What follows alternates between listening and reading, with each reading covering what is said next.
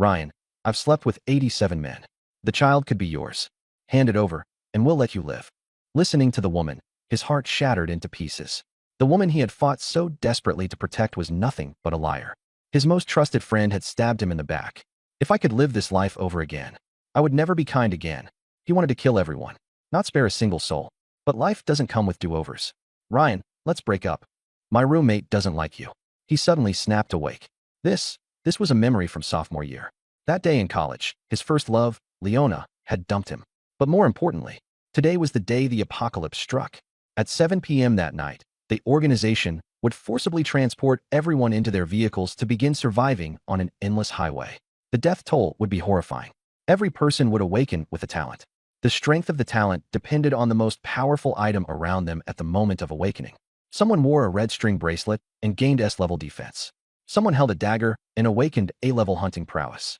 Someone cherished a signed baseball and unlocked psychic impact. And there was also someone who clutched a pen, yet barely scraped by, with a D-level trash talent. The most powerful thing Ryan owned was the key to a bubble tea shop storage room. Through it, he awakened an A-level skill: petty theft. In his last life, he had given all his resources to the debate club, especially to its president, Zhang Zishuan. Reflecting now, he realized believing her when she claimed she was carrying his child was beyond idiotic. Ryan, are you even listening to me? He opened his eyes. He was sitting in a Western restaurant, and across from him, Leona. It's really you? His pupils contracted. The day they broke up, it was in this very restaurant. Wait a minute. Did I just come back to life? He pulled out his phone. June 21st, 2026, 3:10 p.m. The date and time were spot on. Tonight at 7 p.m., the survival game starts. He had returned to right before the end. There were still a few precious hours left to prepare. Are you okay? Leona's face was laced with worry. Ryan's mind raced with thoughts of revenge. Return to campus and wipe out the debate club? No. If I get sent to the detention center, surviving the apocalypse with hardened criminals would be a nightmare. He took a deep breath. He had to stay calm for now. The priority was using his knowledge of the future to get ahead.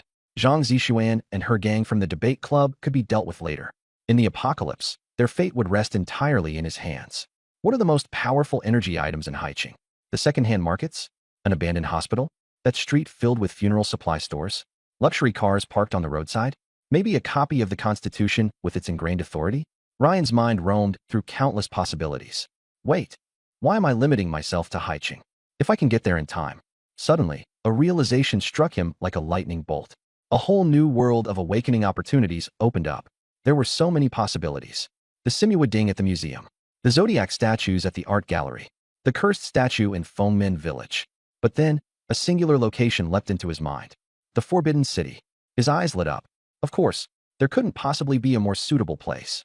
The central hub of over 6 centuries of imperial power. The throne room for 24 emperors. That dragon throne in the Hall of Supreme Harmony had witnessed dynasties rise and fall. That kind of energy. It wasn't mythology, it was history itself. It wasn't folklore, it was the fate of a nation. He clenched his fist. If he awakened while sitting on that dragon throne, how could he not ascend to greatness? Ryan took another deep breath and turned to his phone. From Haiqing to the Forbidden City, the high-speed train ride was just over 2 hours. It was 3:20 p.m. now. He could make it. A smile crept across his face. Ryan. Leona waved her hand in front of his face, worried by his odd demeanor. Why had he suddenly gotten up? And why was he now grinning at his phone like that? Such a sinister smile. She panicked.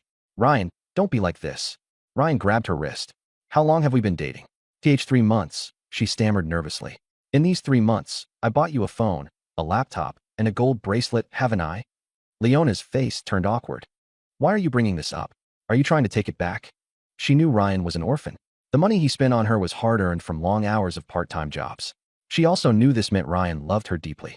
For someone starved of affection, a little sweetness was all it took to lead him around like a dog.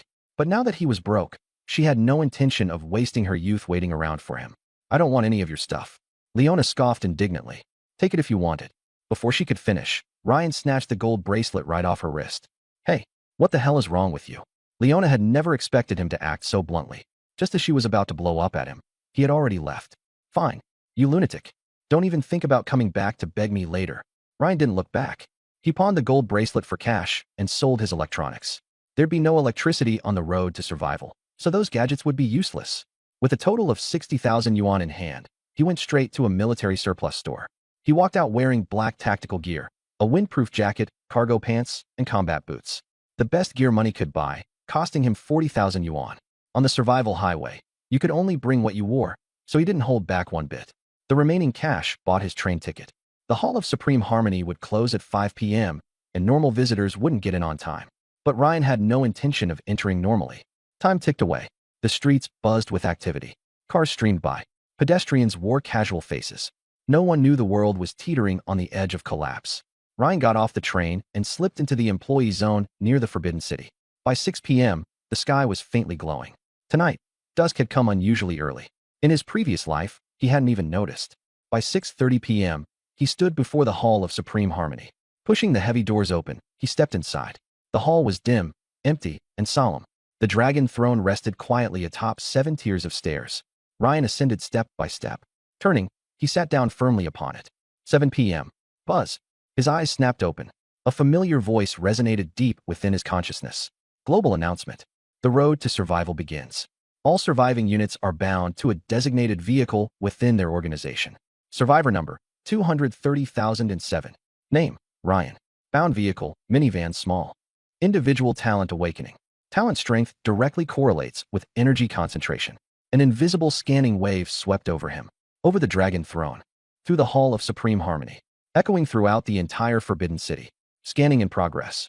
Environment analysis. Imperial core of power, 9 provinces artifact, Emperor's throne, all nations tribute map, residual energy of 24 monarchs, Jinwu deity in Qinan Hall, ancestral spirits in Fengxian Hall. Seeing the garbled text, Ryan's heart began to race. Adaptation failed. What did that mean? Had all his efforts been for nothing even after sitting on the dragon throne? Synchronization in progress. Generating talent. Suddenly, the dragon throne beneath him exploded with golden light. Purple chi surged from every corner of the Hall of Supreme Harmony, rushing toward him. The combined energy of 600 years of imperial tribute shot directly into his body. He didn't feel much physical pain, but the sight itself was mind-blowing.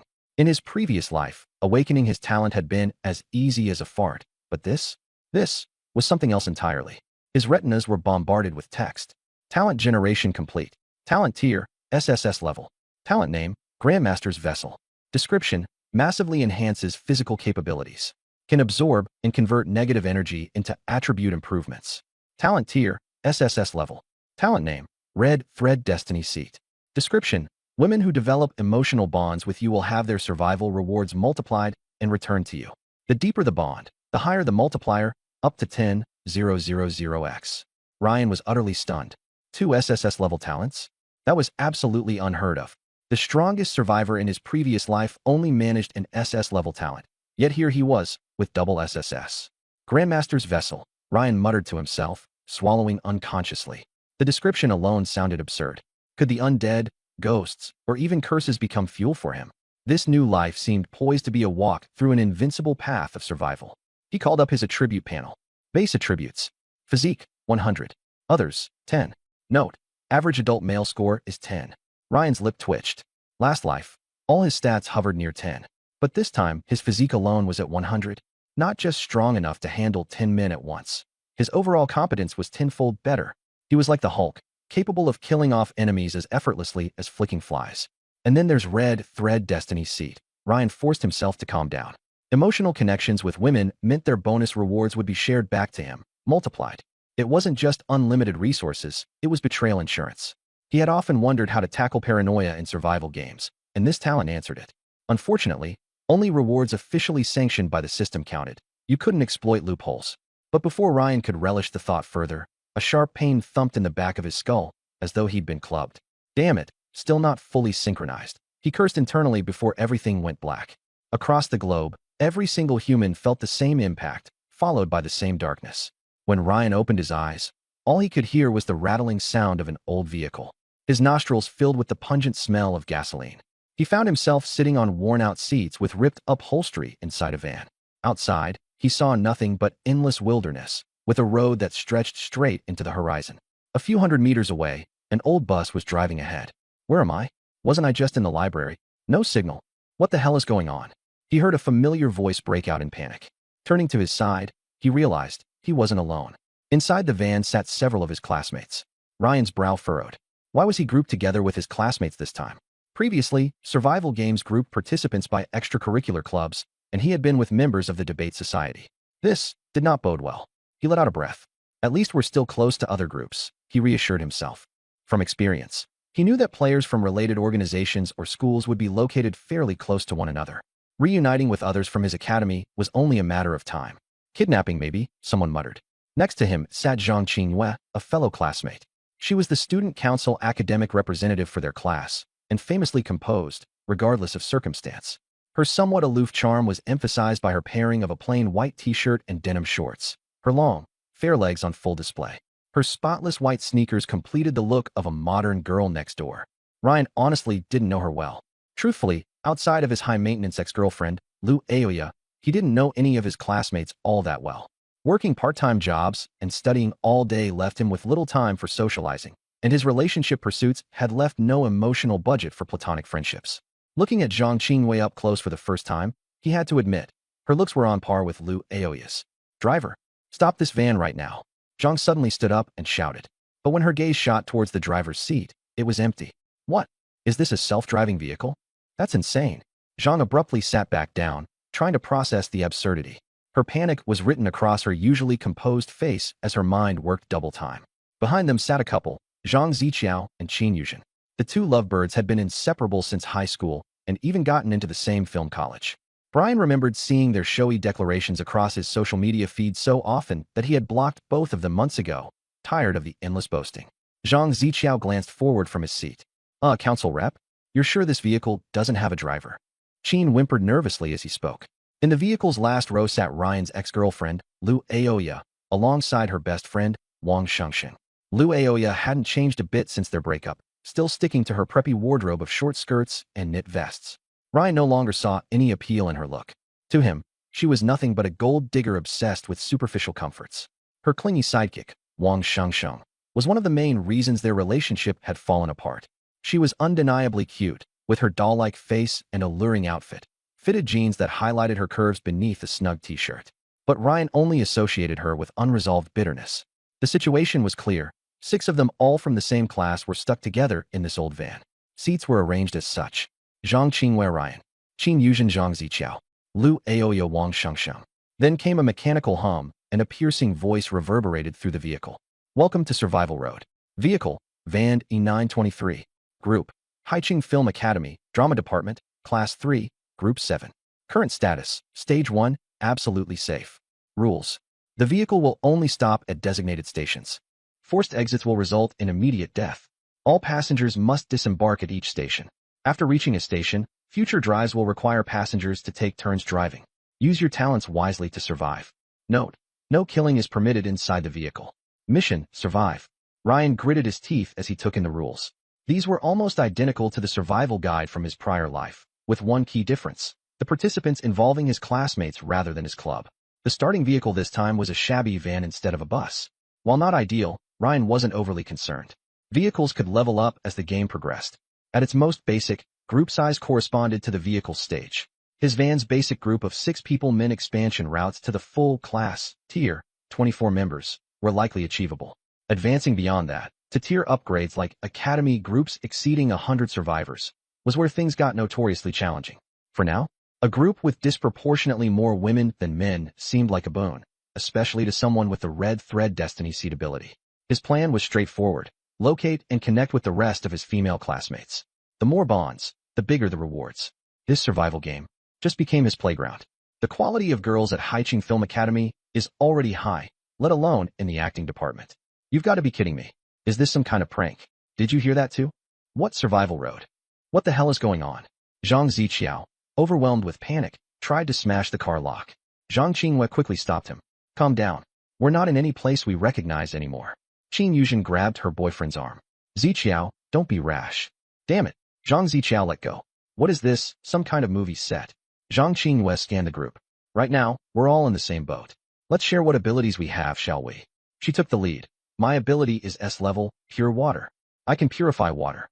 Zhang Qingyue explained her S-level talent, which enabled her to create 60 bottles of pure water each day. Zhang Ziqiao was stunned. "Pure water? How's that even useful?" Ryan, observing quietly, couldn't help but shake his head internally. They didn't realize how valuable this talent was. Resources type abilities were incredibly rare. In his last life, out of the 28 passengers in his vehicle, there had been only one with a resource talent. To be in the same van as her now truly felt like a stroke of luck. And with the class committee leader's S-level water-making ability, having enough to drink wouldn't be an issue for 20 people. Once it became possible to trade passengers, Zhang Qingwei would surely become the centerpiece of competition between factions. Zhang Ziqiao puffed his chest with pride. I'm an S-level too. My ability is called Mighty Grappler. I'm stronger and more powerful. Qin Yuzhen clung to his arm. Wow, you're amazing. His face flushed red. Qin Yuzhen beamed. I've got an S-level ability too. I can summon crawfish, a half-pound at a time. Ryan was stunned. Another S-level resource type? With water to drink and food to eat, this group seemed entirely self-sufficient in the early stages. In his memories, only Zhang Zishuan had an S-level talent in this van, while the rest were B, C, or D level. Why did this van suddenly have 3 S levels? Had being reborn changed something? Ryan, you don't look so good. Are you feeling unwell? Zhang Qingyue asked with concern. Don't worry, we're in this as a group. We'll watch out for each other. Qin Yuzhen chimed in enthusiastically. I'll make you some crawfish. Zhang Ziqiao pulled his girlfriend aside. You don't have that much crawfish to begin with. Ryan suddenly realized they thought he was just frightened. Li Oya spoke softly. I've got a B-level camouflage ability. That time Zhang Tianxian asked me to the movies. Her trailing voice seemed intended to shut down any lingering affections. Qin Yuzhen blinked. Wait, you two weren't. Li Oya quickly cleared things up. We broke up ages ago. Wang Shengxing added fuel to the fire. You guys don't know the half of it. He took back all the gifts he gave Oya. The group fell silent, stunned. Zhang Qingwei interrupted. This isn't the time to talk about that. Wang Shengsheng, Ryan, what are your abilities? Wang Shengsheng looked embarrassed. I'm D-level. My ability is perfect timing. I can count seconds precisely without missing a beat. Suddenly, everyone felt better about their own abilities. Finally, all eyes fell on Ryan. My ability is S-level. Zhang Ziqiao shook his head. No need to pretend. It's normal to feel nervous. Wang Shengsheng joined in. Stop bluffing, Ryan. Li Oya sighed. You don't need to make something up. Ryan said calmly. I wasn't afraid earlier. I was quiet because my ability lets me see the future. The van went dead silent. Li Oya raised an eyebrow. Ryan, I understand that you're upset about the breakup, but there's no need to make stuff up. Zhang Ziqiao rolled his eyes. See the future? Have you been reading too many novels? Qin Yuzhen tugged on her boyfriend's sleeve. All right, let's drop it. Zhang Ziqiao wasn't pleased. What? You're worried he'll crack under the pressure. He's the one making stuff up in the first place. Qin Yuzhen replied gently. We're all classmates. No need to go overboard. Her concern sparked a nerve in Zhang Ziqiao. He was the one with the S-level ability, capable of protecting everyone. Yet here Yuzhen was, standing up for Ryan. Zhang Ziqiao narrowed his eyes and grabbed her by the wrist. Yuzhen, I'm your boyfriend. Think carefully about who you should be relying on. Her face paled at his unfamiliar tone. Zhang Qingwei looked directly at Ryan. What is it you've seen? Ryan had expected this reaction. The idea of predicting the future sounded ludicrous, but this little lie was necessary. In his last life, his abilities were revealed too soon, leading to him being morally exploited. This time around, he was ready to throw those moral constraints away. He spoke up. Our first stop is an abandoned residential neighborhood. Zhang Ziqiao scoffed. Abandoned neighborhood? All I see out the window is an empty field. Wang Shengxing added. The announcement hasn't even sounded. It's so blatant. What a lame lie. Zhang Qingwei cut in. We'll see soon enough. Zhang Ziqiao grinned smugly. With an S-level power like mine, I'll make sure we all survive. He glanced at Wang Shengsheng before locking eyes with Zhang Qingwei. But Zhang Qingwei only tilted her head to the side. Are you sure about that? Ryan looked out the window casually. We're almost there. In every timeline, the first stop was always the same, a rundown residential district. Its level of danger was low, intended to allow time for gathering supplies. That first night, only basic zombies would appear. Qin Yuzhen suddenly cried out. There's something up ahead. The group crowded around the window. At the end of the road, the outline of ruins came into view. Flaking walls and rusted railings loomed on the horizon. A cluster of abandoned low-rise apartment buildings soon dominated their field of vision. All skepticism was obliterated instantly. Wang Shengxing muttered, stunned. He really can see the future. Zhang Ziqiao sat up straight, clearly unsettled. Even as an S-level, I can't do something like this. Zhang Qingyue's voice trembled. Ryan, you really can predict what's going to happen? Ryan nodded, standing up. Let's prepare to head out. Destination reached. Abandoned residential district number 7. Countdown until departure. 43,200 seconds. Objective, gather supplies. Backpack function activated. As the van came to a halt, the doors slid open, letting in a putrid aroma. The 6-story apartment buildings loomed, windows shattered.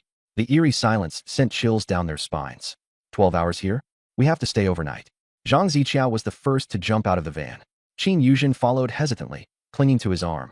Li Oya glanced nervously at Wang Shengsheng, and the two reluctantly began stepping down. Lastly, Zhang Qinghua looked over her shoulder at Ryan. Aren't you coming? Ryan smiled faintly.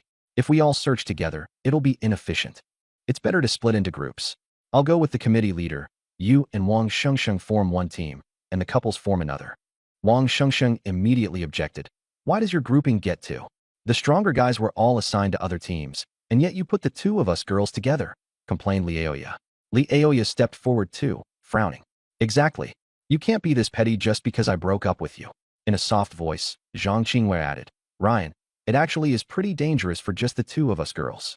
Ryan rubbed his chin in thought. All right then, you two can team up with Zhang Ziqiao. What? Li Aoya and Wang Shengsheng were stunned, completely at a loss. That didn't make sense.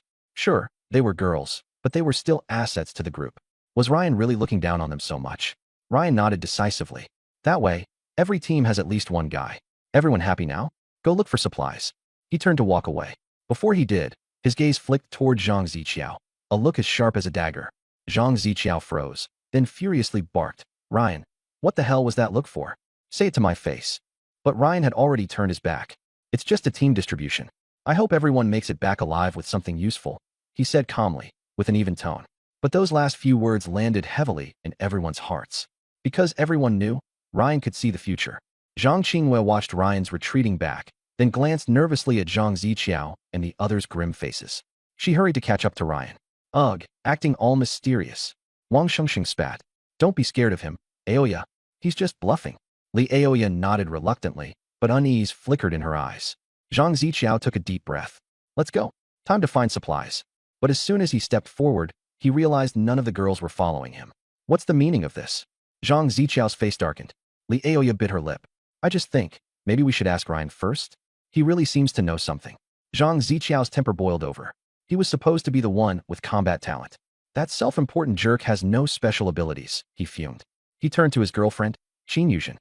Yuzhen, let's go. Forget about them. He reached out to grab her wrist. But Qin Yuzhen took a sudden step back. Zhang Ziqiao froze in his tracks. What's this about, Yuzhen? Don't tell me you believe. Qin Yuzhen clung to his arm nervously. Ziqiao, I think we should find Ryan. Following him is better than stumbling around blind. Zhang Ziqiao shook her hand off angrily. So you think I'm going to die?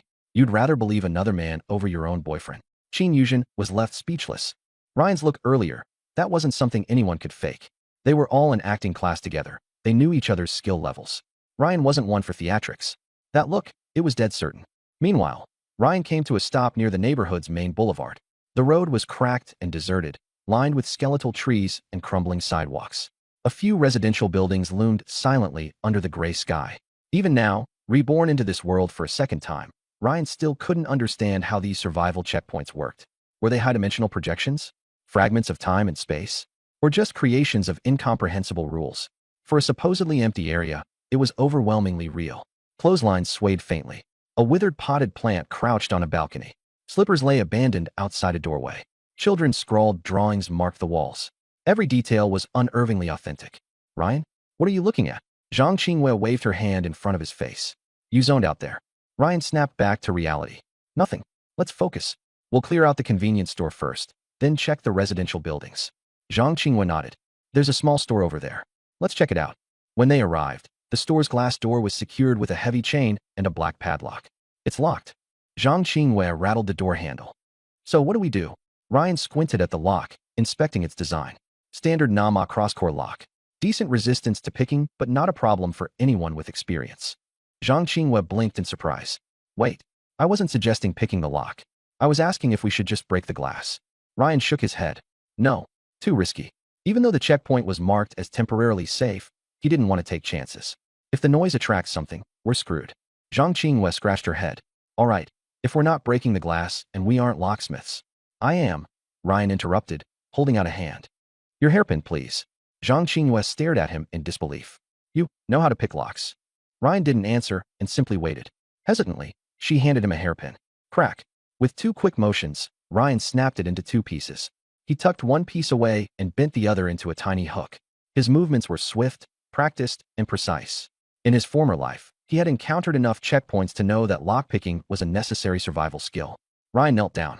10 seconds later, with a soft click, the padlock popped open. Zhang Qinghua stood speechless as he removed the lock with ease. This guy, he could actually pick locks, and with just a basic hairpin. Where did you even learn that? She stammered. Ryan pocketed the hairpin piece. Picked it up somewhere.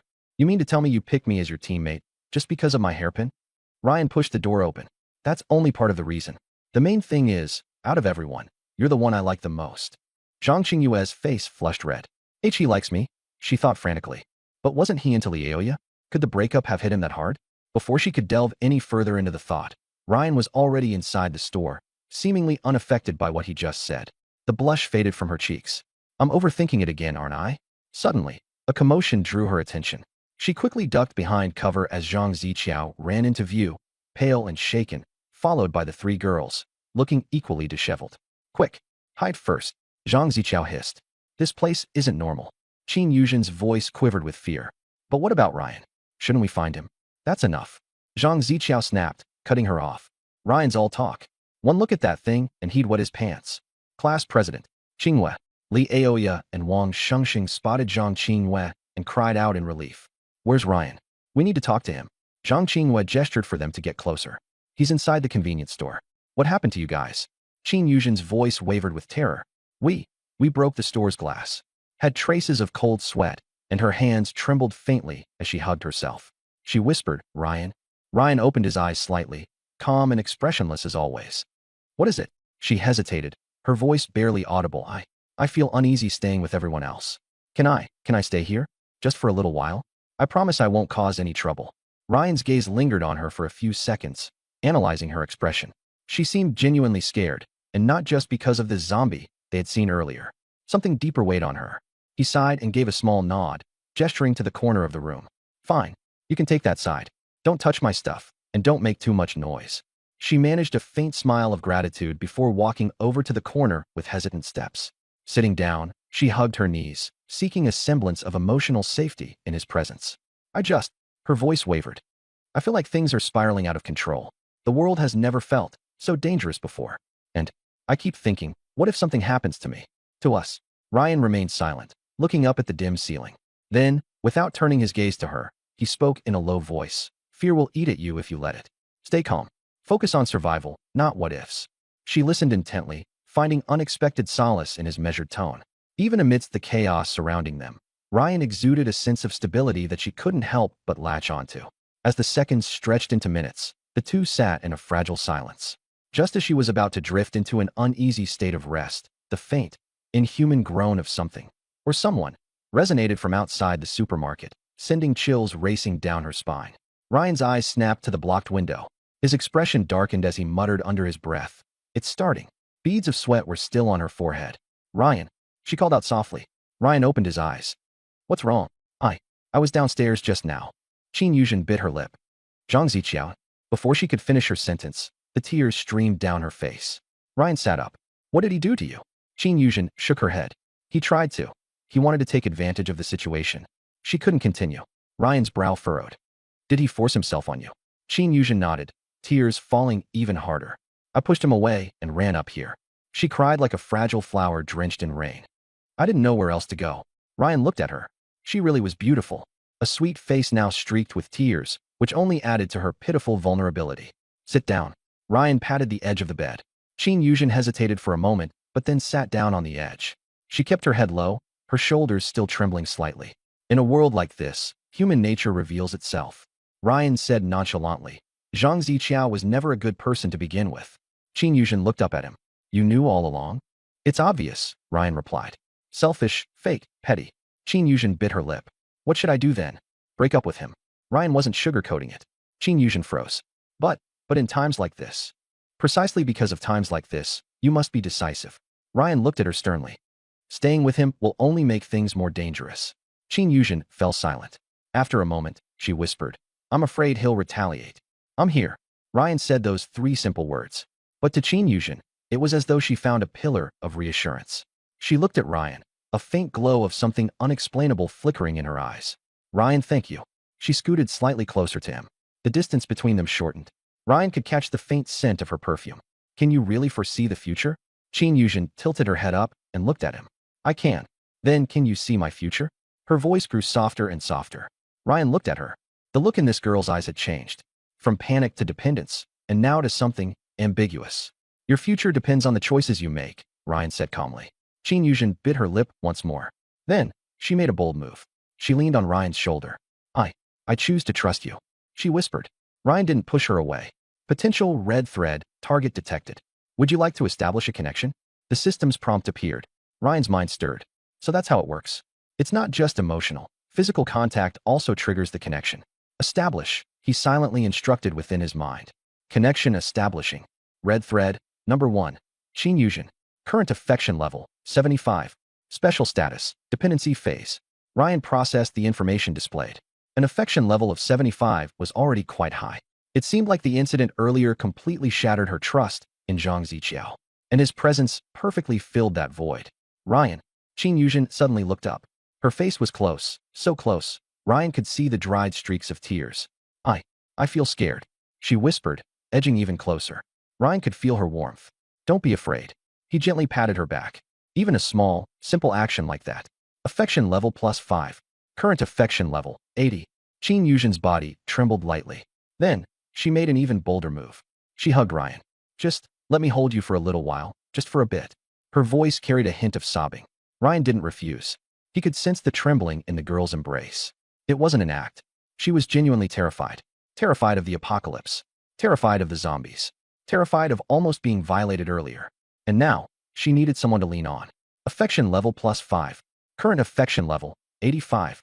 Special skill unlocked. Empathy link. Capable of sensing red thread, emotional states. Ryan's eyes lit up. Now this was a useful skill. He immediately activated it. In an instant, Qin Yuzhen's emotions washed over his mind. Fear, reliance, relief, and a faint trace of budding feelings. How interesting, Ryan thought to himself. This SSS tier ability turned out to be even more powerful than he originally imagined. Just then, heavy footsteps echoed from outside the door. It was Zhang Ziqiao. Upon hearing the noise, Qin Yuzhen instinctively hugged Ryan even tighter. Don't worry. Ryan patted her again. Let me handle this. Ryan watched as Qin Yuzhen staggered up the stairs, her voice lingering in the air. I'll head up first and wait for you in the room. She disappeared into the darkness, leaving behind a heavy silence. Zhang Ziqiao, seated on the floor below, furiously punched the ground in frustration. Upstairs, the dimly lit room was silent. The door creaked open, and Qin Yuzhen kicked off her shoes, wobbling toward the bed in her dazed state. She murmured faintly, Ziqiao. She seemingly forgot there was someone else in the room. Ryan lay quietly under the covers, watching her as she approached in her slightly tipsy state. The dim light highlighted her in a school-inspired JK uniform, her skirt swaying with each shaky step, revealing a sliver of her waist. Without hesitation, she lifted the blanket and slid under, seeking warmth. She unconsciously curled into Ryan's arms, finding comfort in the unfamiliar closeness. The confined space between them seemed to ignite attention. Ryan felt her warm body unconsciously press closer. His thoughts, however, were interrupted by a strange sensation, followed by a sound ringing in his mind. Red thread detected. Qin Yuzhen. ID 1. Bond type. Subconscious safe haven. Intensity. LV.110x multiplier. Talent. A-level petite crayfish summoning. Summons 0.5 kilograms of fresh crayfish daily. Outcome. Gains 5 kilograms fresh crayfish per summon. A flicker of surprise crossed Ryan's otherwise calm expression. Was his first bond so conveniently triggered? And of all people, it was Zhang Ziqiao's girlfriend? Even more absurd, an initial connection with a 10x multiplier? His sense of disbelief was quickly overshadowed by the realization of benefits. With her talent alone, he could gain a surplus of 5 kilograms of fresh crayfish daily, a luxury he couldn't have imagined in his previous life, where mere scraps of meat were once a delicacy. Ryan's analytical side clicked in. The key to unlocking a bond seemed tied to the explicit bond type. In this case, Qin Yuzhen's subconscious trust in him as her safe haven. All he had to do now was reinforce her growing disillusionment with Zhang Ziqiao and cement himself as her sole protector. Psychological dominance was the key to climbing to higher multiplier levels. Physical closeness, like this moment, was merely the initiation point. Ryan's train of thought was broken by Qin Yuzhen whispering his name in her sleep like haze. She shifted slightly, her hazy eyes fluttering open briefly. As his fingers absent-mindedly grazed her back, tracing each vertebra down her spine, she let out a faint, sleepy hum. Ziqiao, stop playing around, she murmured, her body instinctively curling closer. But the next instant, her eyes fully opened, and time seemed to freeze. In the dim room, Qin Yuzhen met Ryan's calm, watchful gaze. Her pupils dilated as her brain registered a reality she hadn't yet prepared for. Her entire body tensed, stiff as a board. She wanted to scream, but she bit her lip, nerves firing as she remembered Zhang Ziqiao was just downstairs. Ryan noticed her panic but remained unflinching, gazing at her with a steady demeanor that betrayed neither malice nor guilt. Ryan, I thought you were. Her voice trembled as she started to push him away. But Ryan's arms were stronger, locking her firmly in place within his embrace. Thought I was Zhang Ziqiao. His voice was calm, neutral, unimpressed. Qin Yuzhen squirmed, her movements restrained. I was just too tired. Please, let me go? If Ziqiao finds out. If I let you go, Ryan interrupted, voice still monotone. Then Zhang Ziqiao won't make it through the night alive. Her struggles paused instantly. What? Qin Yuzhen's breath hitched, fear creeping in. Ryan's tone didn't waver. Earlier today, didn't he get his wrist caught somewhere? It was nothing. Just a scrape from a tin can. That's all. Ryan shook his head, interrupting her once more. He lied to you. That wasn't a scrape. It was a zombie's fingernail, clear as day. What he's hiding from you is evident. The darkened edges, the way he avoids using that hand. He already knows what's coming. Qin Yuzhen froze, her eyes suddenly recalling Ziqiao's odd behavior. The unnecessary caution with his left hand. Ryan continued, pressing his advantage. He's trying to survive one more day by keeping everyone else in the dark. But come sunrise, he'll have a fever. Once that happens, there's no turning back. Her lips quivered as tears welled up uncontrollably. Ryan, if you can foresee all of this, then you must know a way to save him. Please, I'll do anything. Just save Ziqiao. Ryan, unperturbed, met her desperate eyes with a faint, enigmatic smirk. I can help, but it will come with a cost. A cost? Qin Yuzhen clenched her fists, choking back desperation. Whatever it is, I'll pay it. Ryan tilted her chin upwards with a single motion, observing her vulnerability with an unreadable expression. It's not just words, Yuzhen. I need more than your promises. From this moment on, your choices, your actions, they're all mine. Do you understand? Her brows furrowed, sensing the gravity of his intent. I'll listen to you, she whispered, her voice shaky but resolute. She hadn't fully processed what those words meant. Just as the intensity of the air weighed down, a faint tap, tap, tap ruptured the silence. Footsteps approached from the lower floor. It was Zhang Ziqiao. Panic shot through Qin Yuzhen. She began to detach, ready to flee across the room. But Ryan's reflexes outpaced hers. Before Ziqiao could even reach the door, Ryan had her silenced, one hand over her mouth, the other swiftly guiding them into the cramped confines of the adjacent bathroom. The bedroom door slowly creaked open. Yuzhen?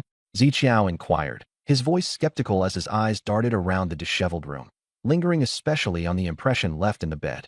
You in here? A muffled response broke the silence. From the bathroom, a faint voice whimpered weakly. I'm here. What the hell are you doing in there? There's no water. What could you possibly? Rustling sounds from inside interrupted him, as though fabric was brushing against itself. I felt sick. Couldn't hold it. Wait outside. I'll be done soon. She called back, her voice a mix of urgency and forced normalcy. Ziqiao's suspicions deepened. His gaze swept across the room once more, until his eyes landed back on that empty, messy bed. His hair was messy, damp with sweat. Cheeks flushed with a hint of tears streaked across his face. Eyes darted in avoidance. The bow tie at the collar was loose. Buttons misaligned, exposing his collarbone. The skirt he wore was creased, one side slumped, exposing more of his thigh. Zhang Ziqiao's expression darkened. A scream echoed from downstairs. Someone help? Wang Xingxing's voice rang out. Bang! A loud crash. The sound of glass shattering followed. The entire building trembled. Bam! The door was violently forced open. Zhang Qingyue burst out of the room, sprinting for the stairs. Li Aoya followed quickly. What's happening? Why are there so many people? Qin Yuzhen grabbed Zhang Ziqiao's arm. Let's go check it out. This doesn't seem good. Before running down the stairs, Zhang Ziqiao glanced briefly at the dark depths of the bathroom. Pitch black. Leaning against the wall, Ryan shook his head and muttered, Tisk, what a bad time. Had it not been for this group barging in, the plan would have been completed already. Still, it didn't matter at this point. Using Zhang Ziqiao as a bargaining chip, he had already gained the upper hand over Qin Yuzhen. Her growing dependency on him was evident, her reliance increasing by the day. Zhang Ziqiao shakily picked up the rope, his hands trembling. Ziqiao, what are you doing? Qin Yuzhen gasped in disbelief. Unable to meet her eyes, his voice quivered. I'm sorry. I just want to stay alive. He crawled toward Zhang Qingyue. Get lost. Zhang Qingwei kicked him aside without hesitation. Gao Jinsong sneered coldly. You won't cooperate? Fine, I'll handle this myself. He took a step forward. Wait. Wang Shengxing interrupted him. We'll cooperate. But you have to promise not to hurt us. Of course, Gao Jinsong replied, his grin widening. Zhang Ziqiao continued crawling, leaving streaks of blood on the floor. He stopped in front of Qin Yuzhen. I'm sorry, Yuzhen. She burst into tears, crying out, I misjudged you. But just at that moment, click, the sound of a door opening came from the second floor. Everyone's gaze shot upward. A figure appeared at the top of the staircase. It was Luo Chun. He held a half-filled bottle of water, casually making his way downstairs. Gao Jinsong narrowed his eyes. Another one? Luo Chun glanced around. Zhang Ziqiao was lying in a pool of blood, rope in hand. Several girls looked pale and terrified. 6 muscular men looked ready to pounce. It's a bit noisy, Luo Chun said nonchalantly. A blonde-haired man snickered. Who do you think you are? Crawl down here and kneel. Luo Chun continued to descend, his pace steady and unhurried. Hey kid, are you deaf? Barked another man furiously. Luo Chun reached the ground floor, eyes locking onto Zhang Ziqiao. What are you doing? Zhang Ziqiao stammered. He's helping us tie people up, Gao Jinsong interjected with a smile. Want to survive, huh? Then come and help us. Luo Chun shook his head. No thanks. Then you'll die. Blondie flung shards of glass toward Luo Chun with a flick of his wrist. Watch out, Qin Yuzhen reflexively screamed. But before anyone could react, Luo Chun raised his hand. He caught the flying shards effortlessly. Then with a flick of his wrist, thwack, the glass shard struck Blondie's neck. Blood gushed out as he collapsed lifelessly to the floor. The room went dead silent. How is that even possible? Gao Jinsong's pupils dilated in disbelief. Luo Chun flexed his hands, as if warming up. Too slow. Strength, 140. Agility, 170. These were his current stats. Several times beyond the limits of an average human. Get him, Gao Jinsong barked, his rage overtaking his fear. The 5 remaining thugs charged simultaneously. Luo Chun remained rooted in place until they drew close. Then he moved. Bam! One punch sent the first man flying backward, his chest caved in. Luo Chun sidestepped, dodging a swinging iron rod.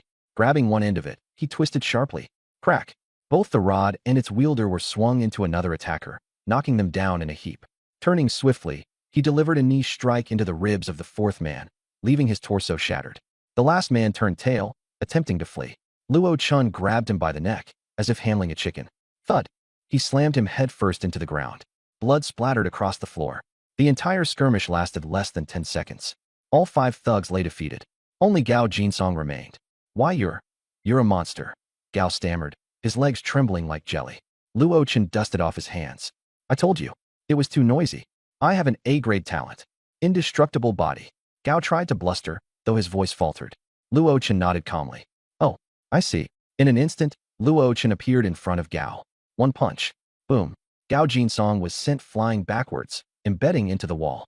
Cracks webbed across the surface, as blood began seeping into the crevices. His lifeless body slumped, unrecognizable. Turning, Luo Chun swept his gaze across the paralyzed crowd. Keep going, he said, pointing to the rope in Zhang Ziqiao's hand. Zhang Ziqiao's entire body trembled. Keep going? What do you mean? Tying people up? Luo Chun said plainly. Weren't you just about to? Go on. And no, it wasn't my idea, I was forced. Zhang Ziqiao stammered in panic. Oh, Luo Chun nodded briefly. Then keep being forced. He strolled over to a clean spot, sitting down casually. Unscrewing the bottle cap, he took a swig of water. Go ahead. I'm watching. Hands shaking uncontrollably, Zhang Ziqiao used his teeth to help secure a knot around Qin Yuzhen's wrists. The rope was twisted poorly, each knot uneven and sloppy. Qin Yuzhen didn't resist. Tears streamed silently down her face. Her gaze fixed on him, complex emotions swirling in her eyes. Once done, Zhang Ziqiao turned to Zhang Qingwei. Class representative, I. Despite her pale complexion, Zhang Qingyue's gaze remained sharp and unwavering. Zhang Ziqiao, listen to me, she whispered coldly. In a few seconds, I'll distract them by bolting toward the door. You take Yuzhen and the others and escape through the window. Zhang Ziqiao froze. Was she seriously planning resistance at this point? A mixture of envy, bitterness, and a pang of guilt overwhelmed him. If her plan succeeded, his act of betrayal would remain a lasting stain. Everyone would remember him as the coward who sold out his friends. Better to silence everyone who knew, forever. Zhang Ziqiao, Zhang Qingwei called, snapping him out of his trance. Breathing erratically, Zhang Ziqiao whirled around. Boss, this woman's trying to escape. She told me to help the others break out. She's plotting something. Tie her up. Stuff a gag in her mouth. A suffocating, deathly silence followed.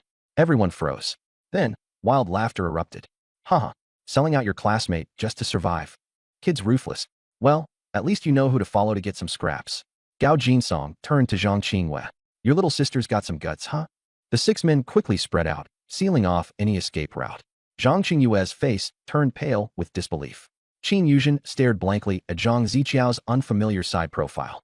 Wang Shengsheng and Li Oya were trembling, not daring to even whimper. Zhang Ziqiao didn't look back. Boss, tie her up. Make it tight. I know how to tie them so they can't move at all. Gao Jinsong waved his hand. Monkey, go help our new friend out. Zhang Ziqiao picked up a rope and approached Zhang Qingwei. Plap, plap, plap. Footsteps echoed from the second floor. Zhang Qingyue's face stiffened. She'd rather Ryan not show up because he wouldn't be able to change a thing. Oh, another one? Don't tell me it's another pretty face. Gao Jinsong smirked. Lucky me, huh? First stop, and I hit the jackpot. A cold voice answered. From the shadows at the top of the stairs, a pair of black combat boots emerged. Black straight-cut pants. A black tactical jacket, its collar half concealing the person's jawline. Ryan descended step by step, gripping a firefighter's axe. Gao Jinsong's smug smile faded. This young man didn't show panic, nor was he driven by rage. Only an eerie calm filled the air around him. It carried an unsettling edge. Zhang Ziqiao trembled. You seriously had the balls to come down here? Zhang Qingwei, Qin Yuzhen, and the others stared, stunned, as Ryan stopped 2 meters away. The axe in his hand tilted diagonally toward the ground. Touch her, and you're dead. Monkey froze mid-motion, his fingers just centimeters away from Zhang Qingyue's cheek. Her eyes flickered with surprise. She never thought Ryan would step up for her so assertively. Gao Jinsong's grin twitched. Kid, who are you trying to scare? Activating his Iron Wall ability, his skin took on a metallic sheen as he raised a hammer and swung it directly at Ryan's head. You're dead meat. Jinsong's an A-rank ability wielder. He trained in hand-to-hand combat, even before the apocalypse. He's the best there is. Those from Baolong Gym Club voiced their confidence without hesitation. To them, Gao Jinsong was invincible. His steel-like body made him unbeatable. Zhang Qingwei and the others held their breaths. Qin Yuzhen shut her eyes. But Ryan merely raised his gaze slightly. He wasn't just equipped with the Red Calamity constellation. He also had the Grandmaster vessel, granting him the strength, endurance, and resilience of 10 full-grown men. In front of such overwhelming force, Gao Jinsong's so-called Iron Wall was no more than flimsy paper. Bang! The hammer collided with the axe. The firefighter's hammer flew out of Gao Jinsong's hand in less than a second. His eyes filled with terror. Splat! With a single strike, Ryan chopped him in half. The entire process took only 2 seconds. Ryan shook off the blood and flesh from his axe, then shifted his gaze to the intruders. 2 options. End yourselves, or I'll do it for you. The stunned silence was deafening. Ryan. Zhang Qingyue's hands clutched her mouth in shock. Li Oya and Wang Shengsheng exchanged glances of disbelief. Their seemingly indomitable gym trainer, just like that, gone in an instant. It was their first encounter with real violence, with life lost in an instant. Blood pooled on the ground as dismembered limbs scattered around them. The metallic tang of iron filled the air. Li Oya regretted their breakup. Ryan was supposed to be hers. Damn Wang Shengsheng. Qin Yuzhen felt conflicted. Her own boyfriend was a glaring contrast to Ryan's decisive dominance. An unknown feeling stewed within her, tightening every nerve in her body. The group from Baolong Gym turned pale, overwhelmed by fear. He beat Jinsong head-on in pure strength. This guy's not normal. Attack all at once. The remaining 5 activated their abilities. B rank, Heavy Strike Proficiency. B rank, Gale Sprint. The other 3 didn't have extraordinary abilities, but their gym training made them significantly stronger than average people. Ryan, I'll fight with you. Zhang Qingwei was the first to charge out. I'm in 2. Qin Yuzhen and the others grabbed iron pipes and stood at Ryan's side. Zhang Ziqiao's face turned livid with rage. Damn it, you ungrateful. Crack. A shadow of the axe flashed. Bone shattered. Crack. Crack. One after another, members of Baolong Gym fell. Blood spread across the floor, dismembered pieces scattered about, painting a gruesome scene of carnage. Ryan stood in the center, nostrils faintly flaring. The Grandmaster vessel silently absorbed the aura of death. Not only did this ability strengthen his physique, but it also transformed negative energy into enhancements. Base attributes. Physique, 100. Agility, 10. Perception, 10. Charm, 10. Spirit, 10. Luck, 10. Available attribute points, 1. A new line appeared at the bottom of his panel. Available attribute points. Killing could boost his stats. What most people could only achieve through completing tasks and loot boxes, Ryan attained effortlessly by taking lives. Each attribute point equaled a 1/10 improvement of an adult human's respective ability. Ryan placed the available point into charm. His abilities needed charm as a foundation. He couldn't afford to let it stagnate at 10. This isn't real. I must be dreaming. Zhang Ziqiao shook his head in disbelief. But reality jolted him awake as Ryan slowly approached, axe still in hand. Your turn to choose, Ryan said coldly, pausing after every word. Zhang Ziqiao. The world seemed to buzz around Zhang Ziqiao. His mind went blank, swallowed by abject fear. Ryan loomed over him like a reaper, holding his life in his hands. Desperation overtook him as he crawled backward, sobbing uncontrollably and banging his head against the ground. Ryan, bro, I was wrong. I'm scum. Spare me. I'll let you have Yuzhen. I'll be your dog. Words tumbled out in an incoherent mess. Qin Yuzhen trembled. Her last shred of sentiment toward Zhang Ziqiao disintegrated at the pathetic sight. Even so, seeing the fresh blood on his forehead stirred a pang of pity within her. Tears welled in her eyes as she looked to Ryan.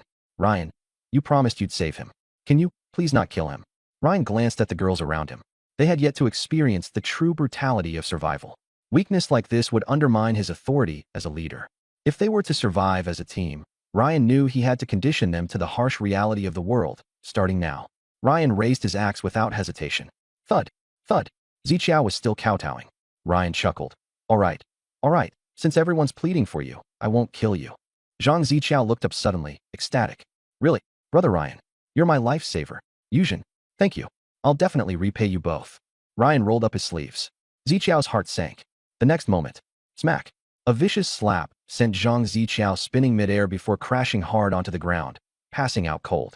Qin Yuzhen and the others looked on, stunned. Ryan flicked the blood off his hand and ordered, tie him up, confiscate all his weapons.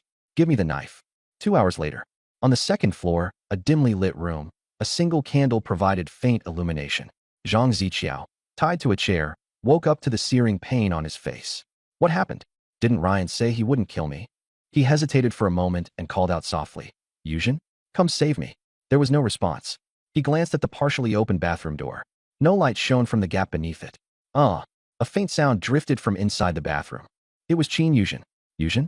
Is that you? Silence followed from the bathroom, save for a subtle sound of fabric brushing against tile.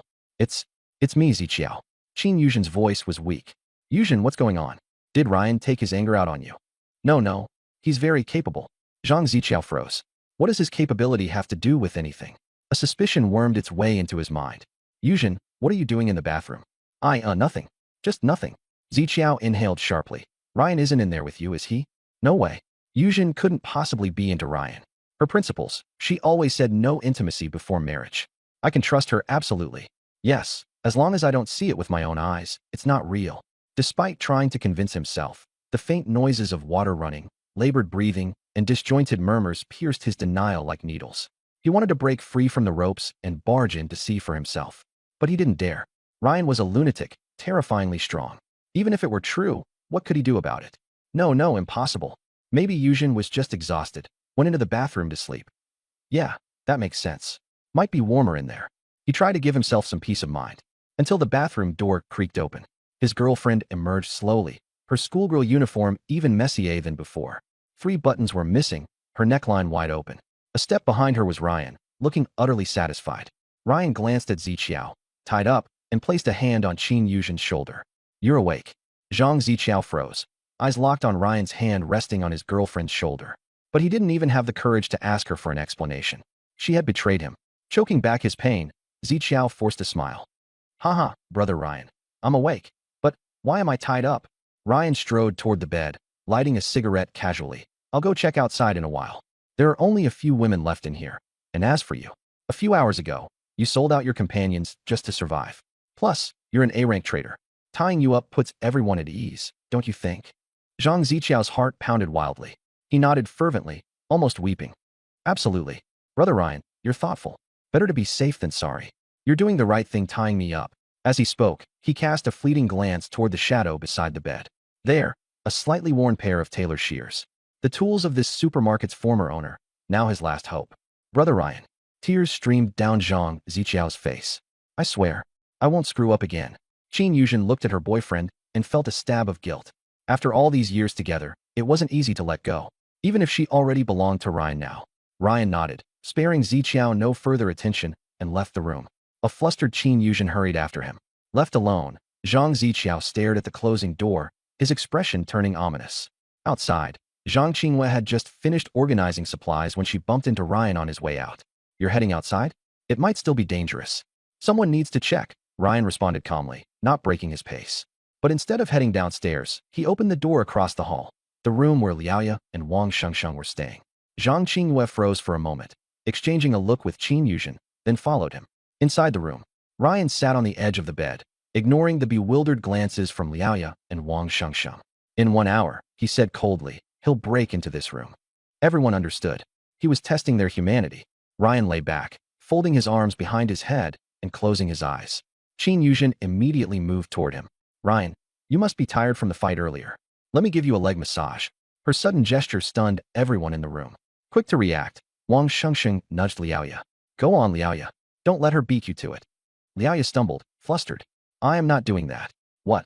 Make her, the goddess-level ex-girlfriend, play servant and massage him? Not a chance. Wang Shengsheng whispered urgently. Are you stupid? He used to treat you so well, buying you a phone, a computer. He's so powerful now. He definitely won't hold your breakup against you. Liaoya wavered, her eyes flickering with hesitation. Memories of Ryan's unwavering devotion clashed with her regret. But seeing Qin Yuzhen sitting so close to him, a flare of jealousy surged within her. As Liaoya wrestled with her emotions, Wang Shengsheng, frustrated by her hesitation, gritted her teeth and decided to act on her own. Taking a deep breath, she forced a bright smile and leaned toward the bed. Ryan. Yuzhen can get one leg. How about I do the other? My massage skills are top-notch. Wang Xingxing's doll-like face, with her big eyes and petite nose, made her look innocent and naive. Her tight jeans hugged her curvaceous legs, emphasizing her curvy, peachy figure. Her combination of a pure face and an alluring body created a lethal charm most men couldn't resist. She knelt beside the bed, her striking body contours on full display. Even Zhang Qinghua, standing silently at the door, couldn't help sighing internally.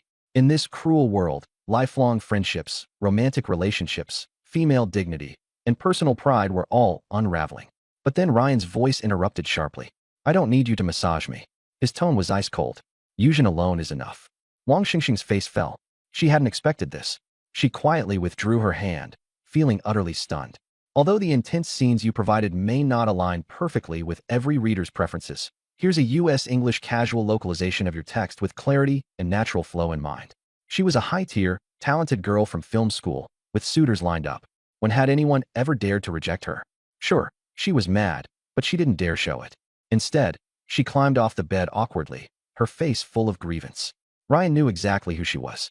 She wasn't some harmless damsel. Before the apocalypse, she was the one sowing discord between him and Liaoya. After the apocalypse, she was just as tactless, targeting him at every opportunity. Ryan never forgot. All her actions, he mentally logged each and every one of them. But he was playing the long game. When the time came, she, Wang Shengsheng, and even Liaoya would get their turn. Time ticked by. 10 minutes later. Knock, knock, knock. Heavy, urgent footsteps thundered down the hall. Bam! The door to the opposite room burst open with a resounding kick.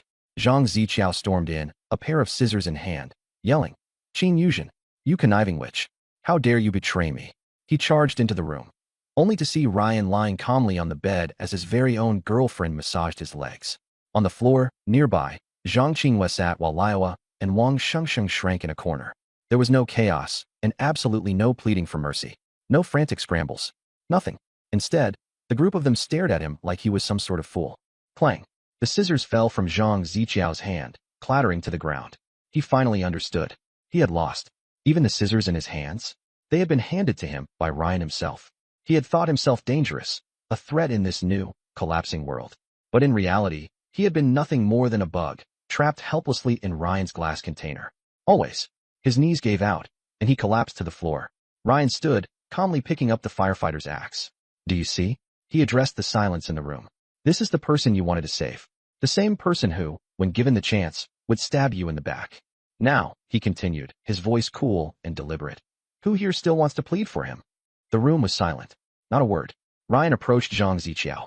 The man cowered, desperately meeting his gaze. But in Ryan's eyes? No rage. No fury. Just apathy. The emptiness one reserves for garbage. He tried to beg, but it was too late. Ryan swung the axe. Thunk.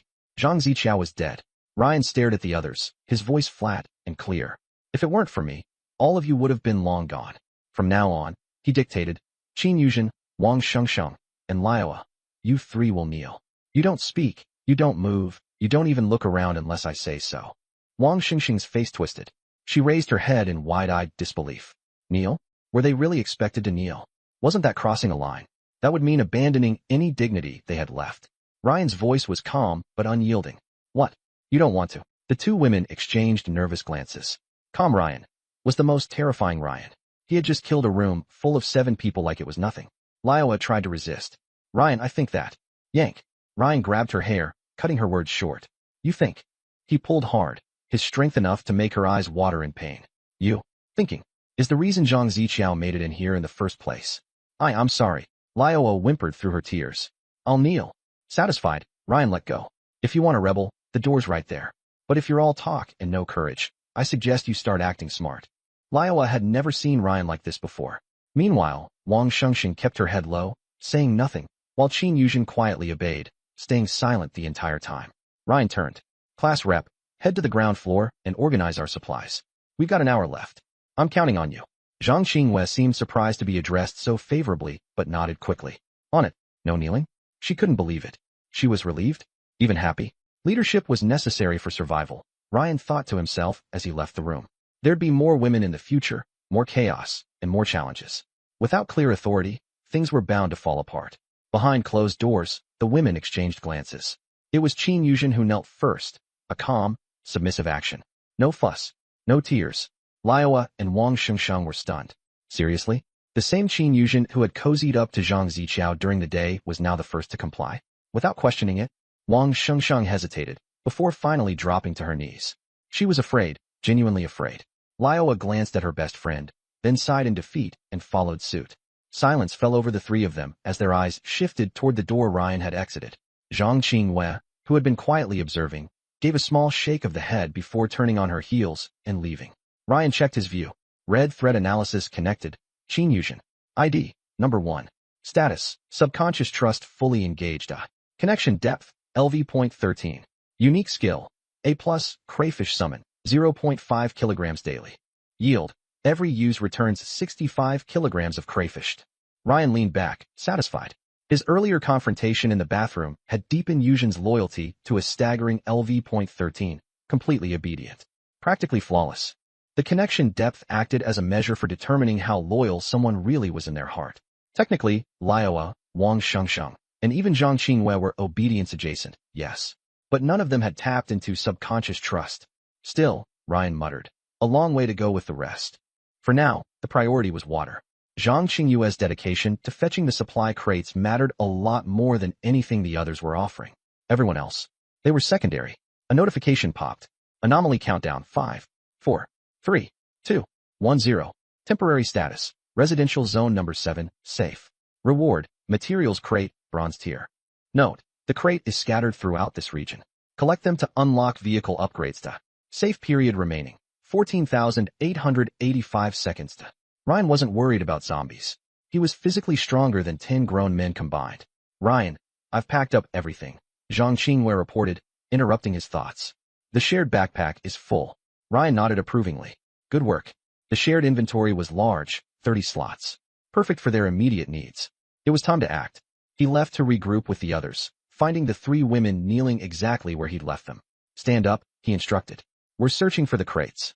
Hesitant but compliant, the women rose, wincing from having been on their knees for so long. Do you even know where the crates are? Zhang Qingwei asked, raising a brow of doubt. Ryan shrugged lightly. Sort of. It's more of a rough idea than a precise location. We'll need to sweep the area. She exhaled thoughtfully. Makes sense. Knowing their exact location from the start would feel kinda overpowered. This neighborhood's massive, so we'll split into groups, Ryan continued. I'll take Qin Yuzhen. The rest of you, group together and head the other way. Wang Shengsheng frowned. Again? We're splitting up again. Her separation anxiety was starting to form. Ryan shot her a harder look. What? You want me to babysit you for the rest of your life now? The women fell quiet and reluctantly accepted the divide.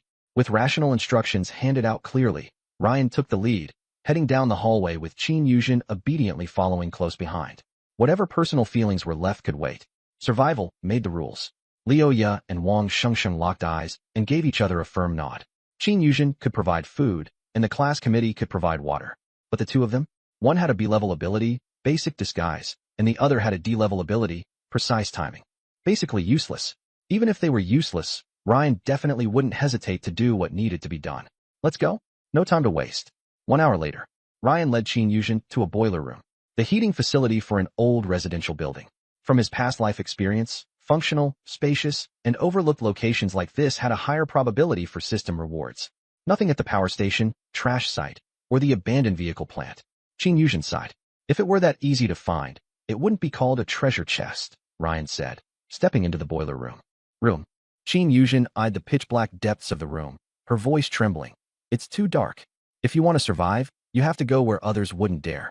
Didn't I tell you all to carry flashlights? Qin Yuzhen gritted her teeth, took a deep breath, and ran to catch up with him. She handed him a flashlight. The boiler room reeked of rust and motor oil. Corroded boilers, piles of discarded parts, and collapsed iron tools filled the space. Suddenly, Ryan's attention was drawn to a shadow behind one of the boilers. A box with a bronze sheen stood silently. Found it, Qin Yuzhen exclaimed.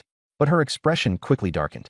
In the shadow near the treasure chest, a gray-white figure slowly turned its head. Its movements were stiff, its murky eyes glowing faintly in the darkness. A zombie, Qin Yuzhen gasped, tugging on Ryan's sleeve. Yeah, I see it. Pretty creepy, Ryan nodded nonchalantly. It was a hardened zombie, immune to being cut by regular blades. Qin Yuzhen was dumbfounded. Ryan didn't take the zombie seriously at all. Hold the light steady. Keep it on him, Ryan said, grabbing a fire axe as he approached. Qin Yuzhen clumsily aimed the beam of the flashlight, the light shaking. Don't shake. He hadn't even finished speaking when the zombie growled and lunged toward the brightest spot of light, right where Qin Yuzhen was standing. Ah, she screamed, nearly dropping the flashlight as she tried to run. Hold it. Don't move, Ryan commanded. Ryan circled to the side, raising the axe. Thud. The zombie's head was severed cleanly with one strike. No matter how tough its skin was, it couldn't withstand brutal force. A physique of 100 points could rival the Hulk. The zombie fell with a crash, kicking up dust, twitched a few times, and then went still. The entire sequence of events lasted only 3 or 4 seconds. Qin Yuzhen was left speechless. When the zombie lunged for her, her mind had gone completely blank. Don't panic next time, or I'll have to punish you, Ryan said with a shake of his head. Qin Yuzhen's face turned red. Punish? Like, make her kneel? Or something else? Ryan stretched out his hand. Grand Teacher's vessel activated. A soothing current of energy coursed through him. The hardened zombie's body quickly shriveled.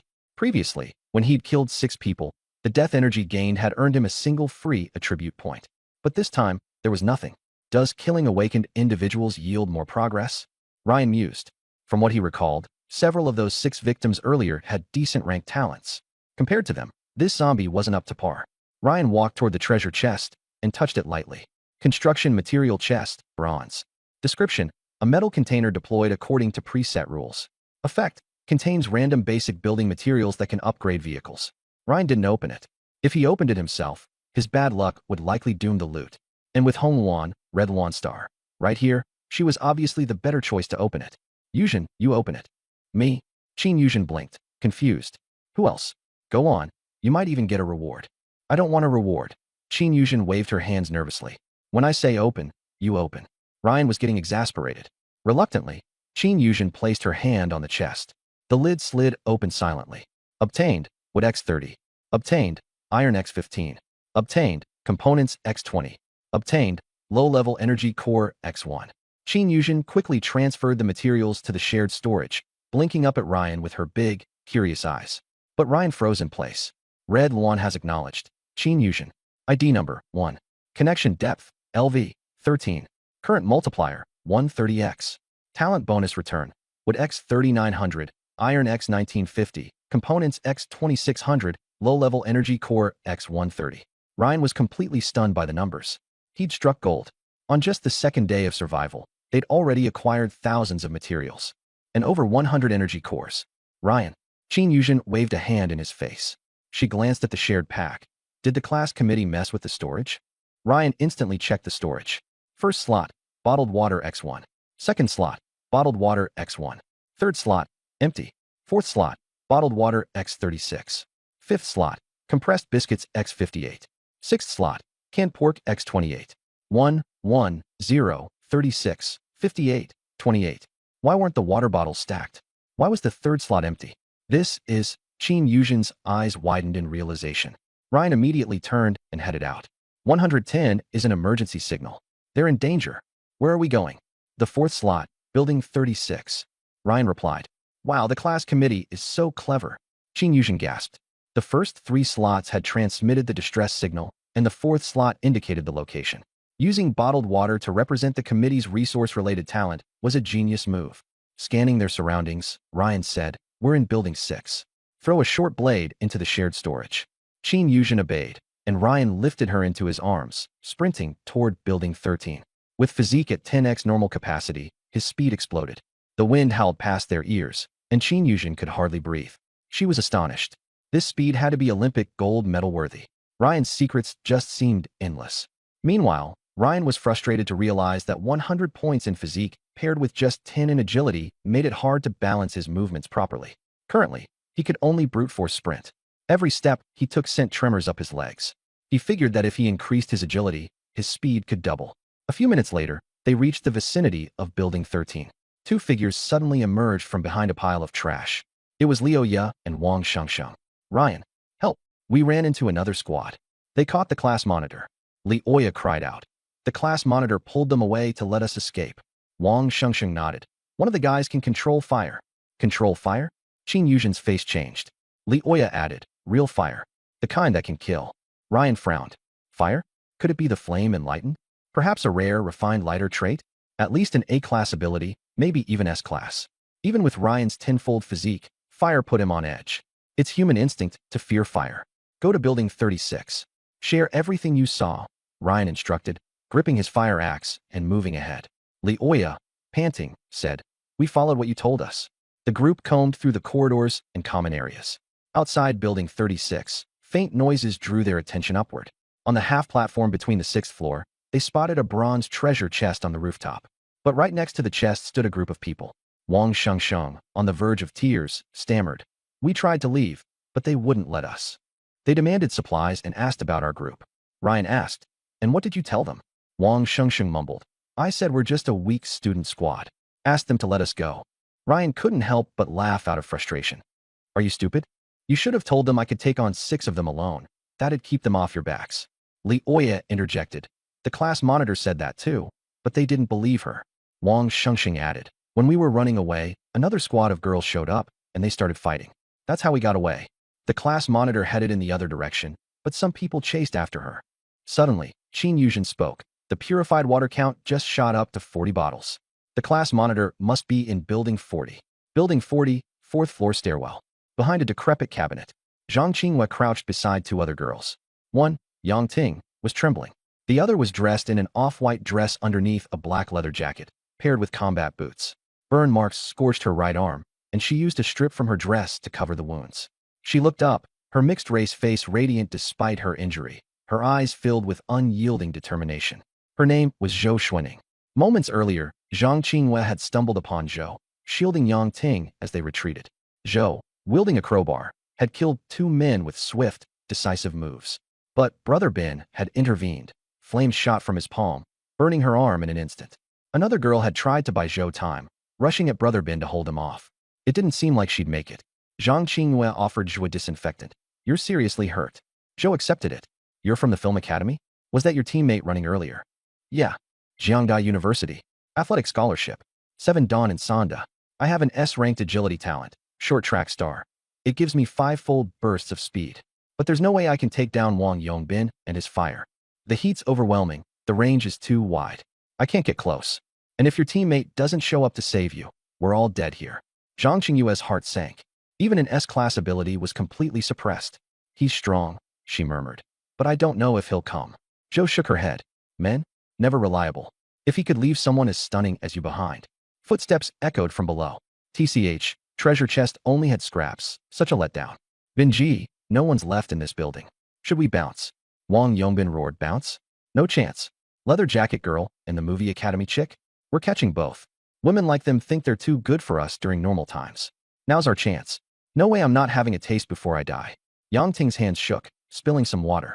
Zhou signaled for quiet. reaching for her crowbar. Zhang Qinghua held her back.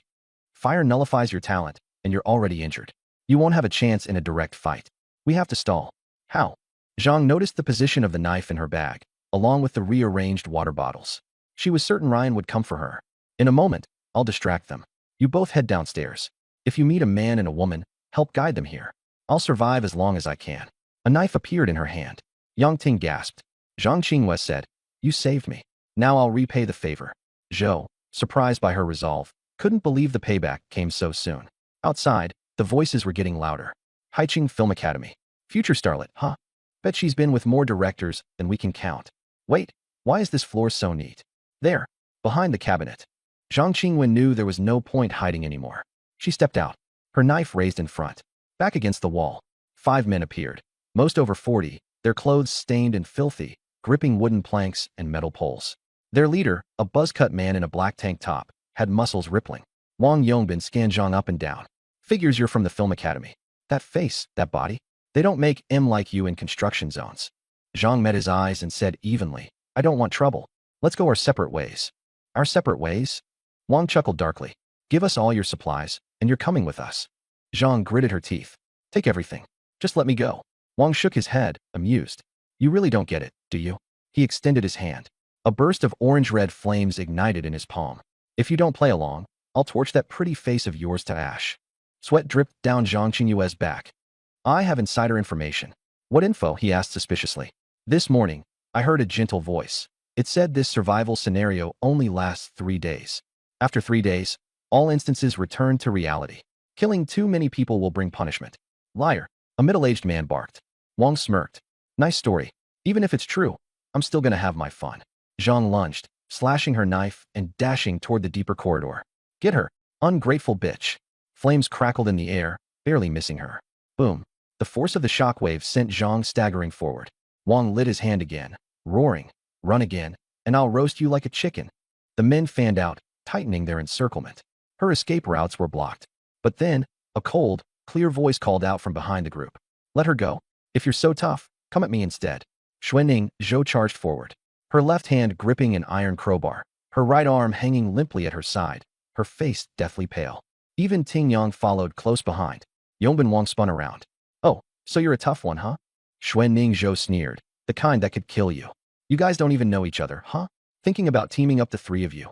Qinghua Zhang cried out anxiously. Xuanning. Ting Yang. Stay back. Too late. Xuanning was already on the move. Her staggered steps remained unbelievably fast. At her peak, she ran 100 meters in 12.5 seconds before the apocalypse. Now, with her post-apocalyptic speed multiplied by 5, she closed the gap in mere seconds. Clang! The bald man beside Wang Yongbin stepped in.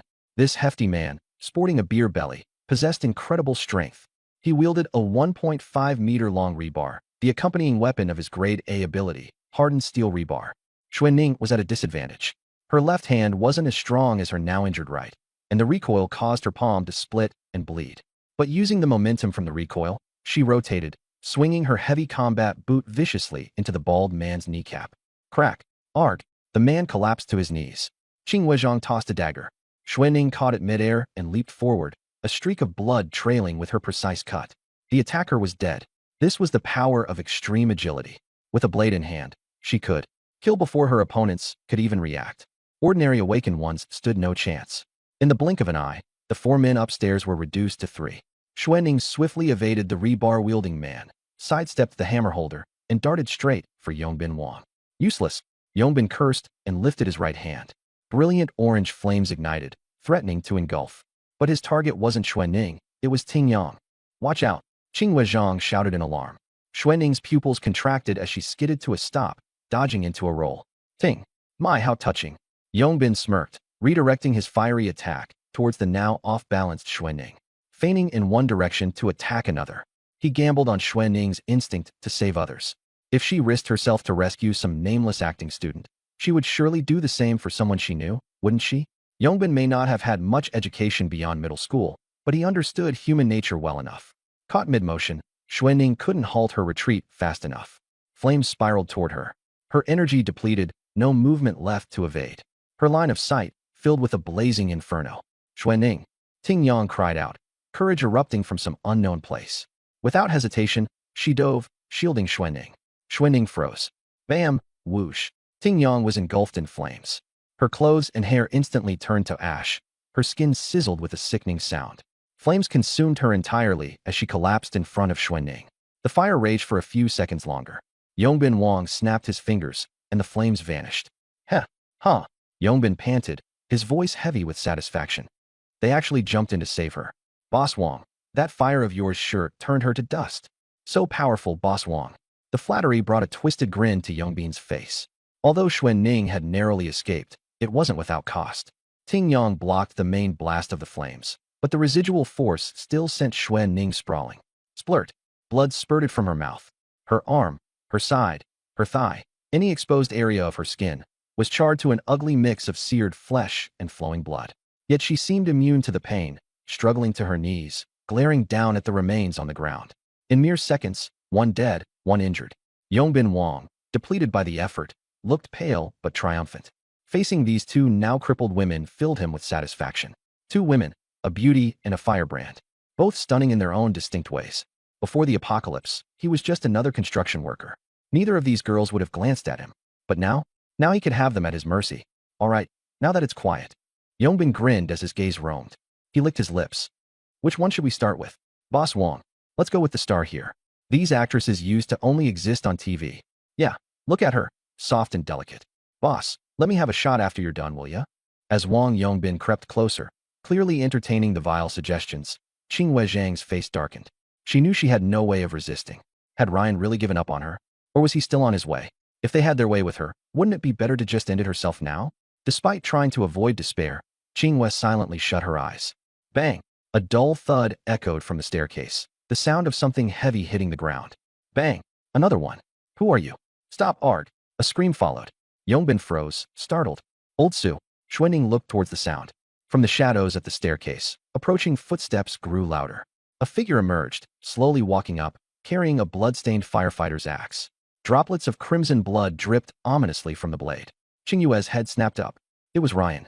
Whether it was reality or the adrenaline filter of the moment, Ryan somehow seemed taller and sharper in her eyes. If you're so torn about who to start with. Ryan stopped a short distance away, his voice steady and chilling. Why don't I suggest starting with you? Xuanning, still half kneeling, glanced at him, thinking, if he's showing up at just this moment, this must be the savior Qing Wei talked about, right? But does it even matter? Even with her S-class ability, she was in such a miserable state now.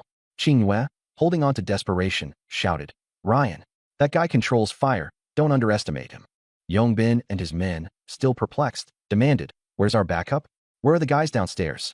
Ryan's steps didn't falter. They're all dead. Yongbin's surprise quickly twisted into laughter. Impressive. Really impressive. You've got guts messing with my men. Guess we'll see if you know how to spell the word death. Their banter was interrupted by hurried steps from behind. Liao, Sheng, and Qinjin rushed up the stairs, panting from exhaustion. Arriving amid the chaos, their blood ran cold at the grisly scene before them. Clearly, they hadn't yet acclimated to such endless violence. Damn, Boss Wang, one of Yongbin's lackeys yelled with wide eyes. 3 more just showed up. And they're stunners, every single one. What kind of day is this? That one in the skirt. Wow, just wow. Those legs. Flames ignited in his palm. Leave the women and supplies, and you can go. Ryan sneered. I'd be happier unscrewing your head. You want to die? Wang Yongbin roared with fury. Channeling energy into his palm, the flames surged. Kid, I gave you a chance. Smack. A slap. Wang Yongbin was sent flying directly into the wall. His 2 underlings were dumbstruck. Binji, that kid ambushed you. Zhou Xuanning stared at Ryan in shock. Knocked someone across the room with a single slap? Ryan picked up a fire axe and began walking toward the remaining 2 men. Suddenly, die. Wang Yongbin rose up from the ground, flames erupting from every pore, his entire body engulfed in orange fire. Ryan, watch out, the women screamed. Ryan stepped forward in one fluid motion. Aimed. Thunk. The fire axe pierced straight through Wang Yongbin's chest. The flames burned through Ryan's jacket, leaving his skin only slightly flushed. His tenfold physical enhancement practically made him immune to fire. Next time, finish them off from a distance, Ryan muttered, looking at his scorched clothing. He turned toward the remaining 2 men. Impossible. You're not human. Binji's flames kill anyone they touch. Turn you to ashes, and you're just fine? Zhou Xuanning was completely thrown off her game. Zhang Qingyue swallowed hard, her eyes sparkling. Ryan defeated a fire-based mutant? Wang Shengsheng and Qin Yuzhen couldn't help but glance at Ryan's physique. Who would have thought he was hiding so much power all along? Why hadn't they noticed before the apocalypse? Liao furrowed her brow. Was he always eating this well in the past? They didn't know Ryan never worked out. It was the apocalypse that gifted him his enhanced genetics. Zhou Xuening was the most shocked. Her old teammates had died due to fire-based abilities. She herself had been burned before. She knew exactly how terrifying Wang Yongbin's flames were. But Ryan? He shrugged them off like nothing before killing him. Your name is Ryan? Zhou Xuening suddenly asked. Without turning his head, Ryan replied, talk later. Let me deal with these two scumbags first. He strode forward. The two men exchanged a look, desperation written on their faces. Trapped, they knew they had no choice but to fight for their lives. Get him! Splurt! Splurt! Splurt! In mere seconds, Ryan severed their legs and left them crawling helplessly on the ground. The one wielding a steel rod didn't even get the chance to swing. Arg! I'll curse you for eternity. Ryan spoke indifferently. Public bags, private bags, empty them. Hand everything over. In your dreams. I won't. Thunk. Ryan's axe chopped into his ankle. Arg! I'll say it again. The supplies. Hand them over. I. Thunk. Each syllable of I met with another chop, cutting off a bit more of his leg. The man nearby pissed himself outright, trembling as he watched. Liao Ye and the others turned away, covering their noses. It was too gruesome. I'll talk. Thunk. I'm friggin' serious. I'll talk. Finally, Ryan paused. The steel rod-wielding man now had his entire leg reduced to chunks, just flesh and blood scattered everywhere. I wanted to talk from the start, you never gave me a damn chance. At this point, he couldn't be more frustrated. The regret hit him with the very first swing. But he wasn't even allowed to explain before the relentless blows rained down. Ryan, quit babbling. Supplies now. If we give them, will you let us go? Thunk. Another swing, and now his thigh was amputated. Aha. Ryan raised the axe again. I'll count to 3. If I don't see every last item, I'll chop you into 18 pieces. 3. Clattering. The pile of supplies grew into a small mountain. That's everything. Don't kill me. I'll give mine too. The cash was impressive. Over 10 packs of bottled water, 16 boxes of instant noodles, compressed biscuits, canned meat, luxury alcohol, knives, batteries, lighters, ropes, and miscellaneous gear. Ryan's gaze landed in the corner. A stack of deep brown blocks. Silvery gray ingots. Semi-transparent packs with a faint glow. He walked over and touched them. Wood X, 30 units. Fabric X, 15 units. Glass X, 20 units. Low-grade energy core X1. They were the same construction materials he'd seen in Qin Yuzhen's treasure cache. Please, don't kill me, boss. We were wrong. We know that now. Ryan nodded. Good job. Here's your reward, a quick death. What? The axe loomed large in their sight. Both men died swiftly. Ryan turned and helped Zhang Qingwei up. You okay, class rep? She shook her head. I'm fine. It's you. We should be asking about your skin. Up close, the damage looked terrifying. He had to be in terrible pain. Ryan waved nonchalantly. I'm fine. You focus on gathering supplies. I'll go have a word over there. All right. Ryan approached the other women. Liao Ye and Wang Shengsheng had already treated Zhou Xuening's wounds. Zhou Xuening was beautiful, no less striking than any acting academy starlet. Cream-colored dress, black leather jacket, combat boots. A sweet but edgy aesthetic, now bearing a disheveled charm with a defiant undertone. Zhou Xuening introduced herself. Jiang University, black belt in kickboxing, rank 7. She flashed a newly won trophy. The apocalypse hit while I was at my desk, so I awakened an S-tier talent. Sprinter's Star, which gives me 5-fold burst speed. What's your talent? Her question was direct. Ryan didn't expect her to get straight to the point. An S-tier ability? Her future was limitless. Ask them. Ryan smiled faintly. Zhou Xuening glanced at the others. Neither Qin Yuzhen, Liao Ye, nor Wang Shengsheng said a word. They won't say. Is your talent some big secret? Ryan's brow twitched. Clearly, those three were tight-lipped when they wanted to be. Guess I'll have to spill it myself. I can see the future. What? Zhou Xuening was dumbfounded. Are you joking? There's no way an ability like that exists. Don't get too curious. Curiosity can be fatal. Zhou Xuening shrugged. Doesn't matter. My team's dead, it's just me now. You're S-tier. You won't die so easily. What's the first stop, and they ran into Wang Yongbin, nearly losing their lives. Ryan thought to himself, just pure bad luck. Once they truly hit the road, they'd realize that even an A-rank fighter was considered elite. Out of the blue, Qin Yuzhen asked, Ryan, there's an empty seat in the car. Could Xuening join us? The rules for the vehicle don't specify if additional passengers can be picked up later. Let's stick to the regulations. Zhang Qingwei approached, saying, Ryan, everything's packed up. Good. Time isn't on our side. Let's prepare to head back to the car. Li Aoya and Wang Shengsheng were the first to agree. After experiencing last night, they both realized nowhere was safer than staying on the vehicle. Zhang Qingyue grabbed Zhou Xuanning's hand and said, "Thank you." "No, I should be the one thanking you. Hopefully, we'll meet again on this path to survival." "Same here." Zhou Xuanning looked at Ryan. "Next time we meet, I'll return the favor. Just don't owe me another favor, and I'll already consider myself lucky," Ryan said as he led the others downstairs. Zhou Xuanning was undeniably attractive and had immense potential. She was talented. But for now, bringing her aboard wasn't an option. Ryan guessed that with her skills, their paths would cross again sooner or later. Zhang Qingyue and Zhou Xuanning hugged tightly before parting ways. As Zhou Xuanning watched the group's backs disappear, she whispered, "Haiching Film Academy." Ryan. Inside the van, Ryan changed into a second-hand windbreaker. It wasn't as comfortable as his previous outfit, but it would do. Seat plan. Zhang Qingyue Ryan. Qin Yuzhen. Li Aoya Wang Shengsheng. With Zhang Ziqiao's spot now vacant, Ryan found he could finally stretch out a bit.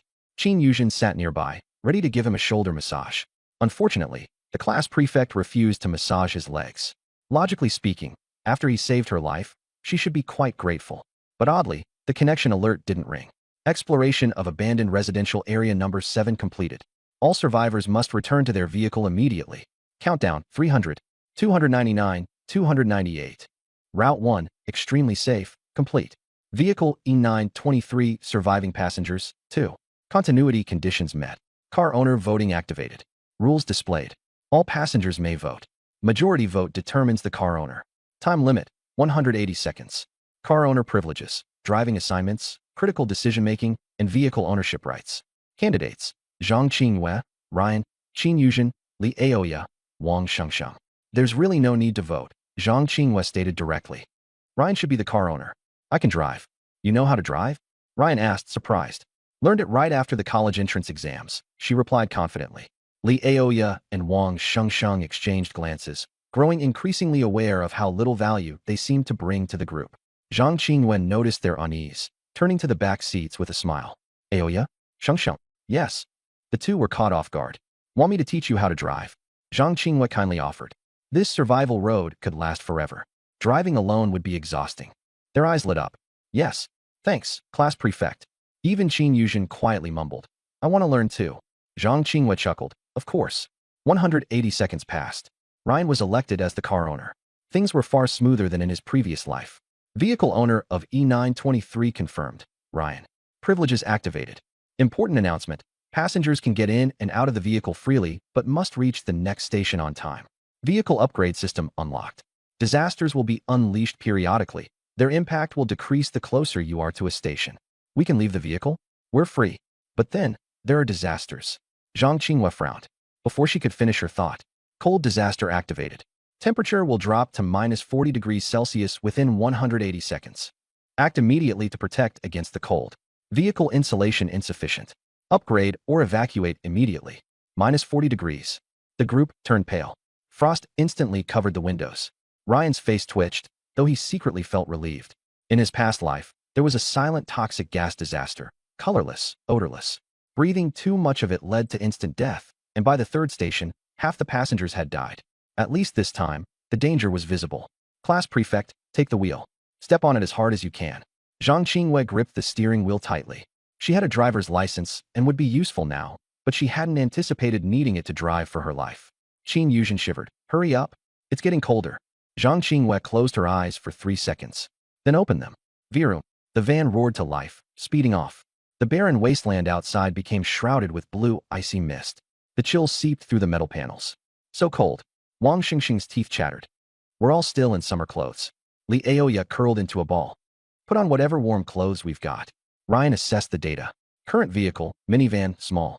Available materials, wood X3990, iron X1980, parts X2640, fabric X15, glass X20, low-level energy core X133. Vehicle upgrade. 1. Space expansion. 2. Structural reinforcement. 3. Environment control. 4. Energy power. 5. Special facilities. Such an abundance of materials. All thanks to the unlock from Red One points. Given how much Qin Yuzhen alone added through Red One, what if the entire vehicle was filled with them? Ryan took a deep breath. The temperature continued to plummet. He needed to transform this tiny minivan into the ultimate fortress.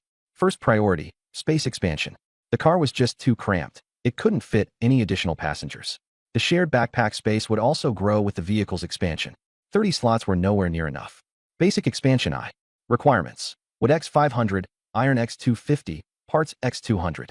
Effect. Moderately expands internal space. Rearrange seating. 3+2+2 format. Comfortably seats 7 people. Enlarges trunk. Adds 5 more slots to shared backpack space. Ryan initiated 2 consecutive upgrades to expand the vehicle's space. I'm about to upgrade the interior space. Everyone, brace yourselves. Class prefect, focus on driving. Got it. Zhang Qingwei replied without hesitation. The vehicle vibrated intensely. Seats, walls, and the ceiling began to shift and reshape. The living space broadened drastically. The sound of metal creaking filled the air. Vehicle updated. Small bus. Interior capacity significantly increased. Standard seating restructured. 12 people. After everything had settled, the group realized they were inside a small bus. 12 seats arranged in a 2+2 configuration, 6 rows total. Did we actually switch vehicles? Wang Shengsheng exclaimed as she quickly got dressed. 12 seats, but there's only 5 of us, Li Oya counted thoughtfully.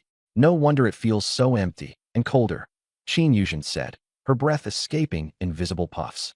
Ryan didn't join the discussion. Instead, he checked the remaining supplies. There's enough space, but we need reinforcement and temperature control. Otherwise, we'll freeze to death sooner or later, he said decisively. He immediately chose structural reinforcement I and structural reinforcement II. Materials used: 1,100 units of wood, 500 units of iron, and 100 parts. The vehicle's structure successfully upgraded twice. He then moved on to environment control. Most cold resistance upgrades were displayed in gray, indicating insufficient materials. However, Ryan settled on 2 options. Interior insulation layer I. Requirement: 400 wood, 10 fabric, 100 parts. Temperature regulation system I. Requirement: 50 low-grade energy cores, 200 iron, 150 parts. The temperature system alone required 50 low-grade energy cores. If Qin Yuzhen hadn't returned with 130 cores, they would have needed to open 50 loot boxes to gather enough. Given that they only got 1 core the last time they opened a box, this upgrade seemed impossible to achieve early on. But Ryan had plenty of building materials left and wasn't interested in simpler, less effective insulation upgrades. Upgrade, he commanded decisively. Buzz. The vehicle's interior walls were suddenly overlaid with a matte, grayish-white material as the biting chill was drastically cut off. Huh. The girls looked surprised. What is this? Ryan raised a finger to his lips, signaling for silence. A deep hum echoed from beneath the vehicle's floor, and soon warm air flowed from newly added vents. Interior temperature: -25 degrees Celsius, -10 degrees Celsius, 0 degrees Celsius, 18 degrees Celsius. Temperature system stable. External temperatures dropping. Interior stabilized at 16 degrees Celsius. The freezing cold air was driven away, replaced by a heavenly 16 degrees Celsius. It feels so much warmer now, Qin Yuzhen exclaimed as she stripped off 2 of her jackets. I felt like my blood was about to freeze a moment ago. With the temperature rising above 0, even Ryan felt more at ease. However, he didn't dare let the driver, Zhang Qingwei, slow down. External temperatures were still dangerously low, and even the temperature system had its limits. Thanks to the bus upgrades, they were spared from the ice-cold death awaiting outside. Feels like I've come back to life. Wang Shengsheng groaned as if she'd just escaped death itself. This is unreal, Ryan. How on earth did you pull this off? The vehicles changed so much. From the driver's seat, Zhang Qingwei turned her head and asked, did the materials in the shared inventory really allow for these major upgrades? She could hardly believe it. If surviving the apocalypse were this easy, eliminating the cold as a threat with such simple solutions, could it even be called survival? The root of the issue most likely lay with Ryan himself. The shared inventory certainly didn't have enough, Ryan admitted bluntly. What really matters is my innate ability. The group paused in surprise.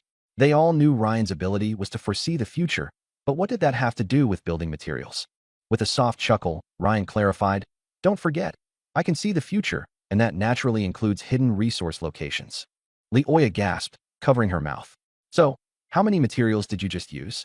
Ryan lazily counted on his fingers. About 3,000 units of wood, 1,000 units of iron, 1,000 parts, and a few dozen energy cores. He wasn't exaggerating. If anything, he was downplaying it. Currently, Ryan's personal inventory contained wood, 790 units, iron, 430 units, parts, 1640 units, fabric, 5 units, glass, 20 units, low-grade energy cores, 83 units. Even this remaining stockpile was enough to drive other survival teams mad with envy and desperation. Inside the bus, the women inhaled sharply when they heard how much was spent. 3,000 units of wood. Qin Yuzhen's eyes widened in disbelief. 1,000 units of iron. Li Oya covered her mouth in shock. 8,000 parts. Wang Shengsheng exclaimed dramatically. Dozens of energy cores. Zhang Qinghua turned her head in disbelief.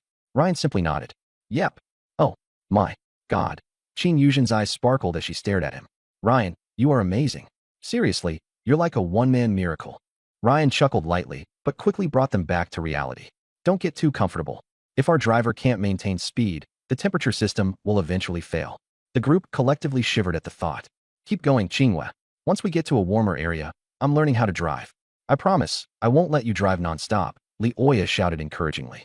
Yeah, me too. We'll help. Wang Shengsheng chimed in. Meanwhile, Ryan lay comfortably on a reclined bus seat, enjoying a massage from Qin Yuzhen. Admittedly, Zhang Ziqiao had a keen eye. Qin Yuzhen was not only beautiful and well-proportioned, but her personality was genuinely caring and attentive. Hey, Ryan, Qin Yuzhen suddenly asked softly. What's next? What's the next place going to look like? Honestly, I'm still a little scared. Without even opening his eyes, Ryan said, I've told you before, you won't die. You've got nothing to be afraid of. Qin Yuzhen's face lit up with a sweet smile. Good. I knew I could count on you to protect me. In the back seats, Li Oya and Wang Shengsheng were watching everything unfold with complicated feelings. Poking Li Oya in the side, Wang Shengsheng whispered, Oya, I don't want to die either. Do you think I should go get closer to Ryan?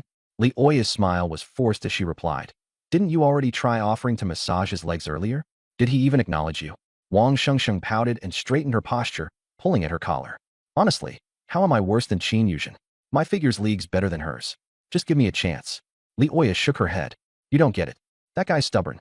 When he was chasing me, he was just like this, she said, her tone a mix of nostalgia and regret. Wang Xingxing's eyes spun mischievously as she leaned closer. Oya, you're just too proud for your own good. This is the apocalypse. Ryan's so strong it's ridiculous. Being with him is the safest option. Pride doesn't mean a thing right now. You're his ex-girlfriend. Use that to your advantage. Who knows? Maybe it'll work wonders. Li Oya froze.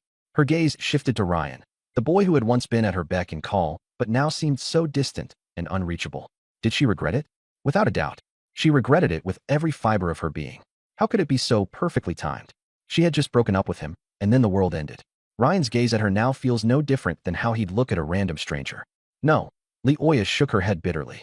If I approach him, it might just make him dislike me even more. Wang Shengsheng, however, wasn't one to give up so easily.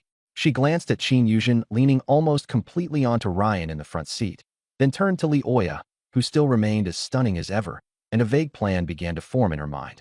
Ryan's a guy, and every guy has their weaknesses, Wang Shengsheng mused while stroking her chin thoughtfully. Just then, Global Information Synchronization Channel activated. Locating. Location found. Connected to Sequence 691, Fractal Branch K7, Theta Observation Point. Channel activated. Haiqing Film Academy Zone Channel. A cold system voice echoed, and a translucent chat interface abruptly popped up before everyone's eyes. What? What the hell is this? Qin Yuzhen instinctively leaned back. A chat box. Does it even do that? Wang Xingxing's eyes were wide in disbelief. Li Oya squinted at the displayed IDs. It even comes with our names? Ryan scanned the quickly populating channel. Lu Wei, crap. Anyone here? Zhao Lin, there's freezing mist everywhere outside. No coats, and we're in for hypothermia. Zhou Qianqian, help. Mr. Wang drove off with the car. Wang Changjun, Qianqian, you're reckless. Do you want to doom us all? The chat was immediately flooded with messages as soon as it became accessible. Ryan noticed a separate small tab labeled Trade. Sun Chong, people can trade here. Wu Haoshuan, I've got cigarettes, willing to trade for food. You can trade with others. Li Oya leaned closer. Ryan, should we trade for something? And for what purpose exactly? Ryan asked. I scored 120 in math for the college entrance exam. Li Oya said, half excited, half serious. I can be the accountant. Ryan raised an eyebrow. Oh, trying to secure yourself a role here, huh? Li Oya. Ryan rubbed his chin thoughtfully. All right, you'll manage the group inventory. First task, buy hot pot ingredients. Buy what? Hot pot ingredients. How else are we going to eat crawfish? Ryan leaned back into his seat.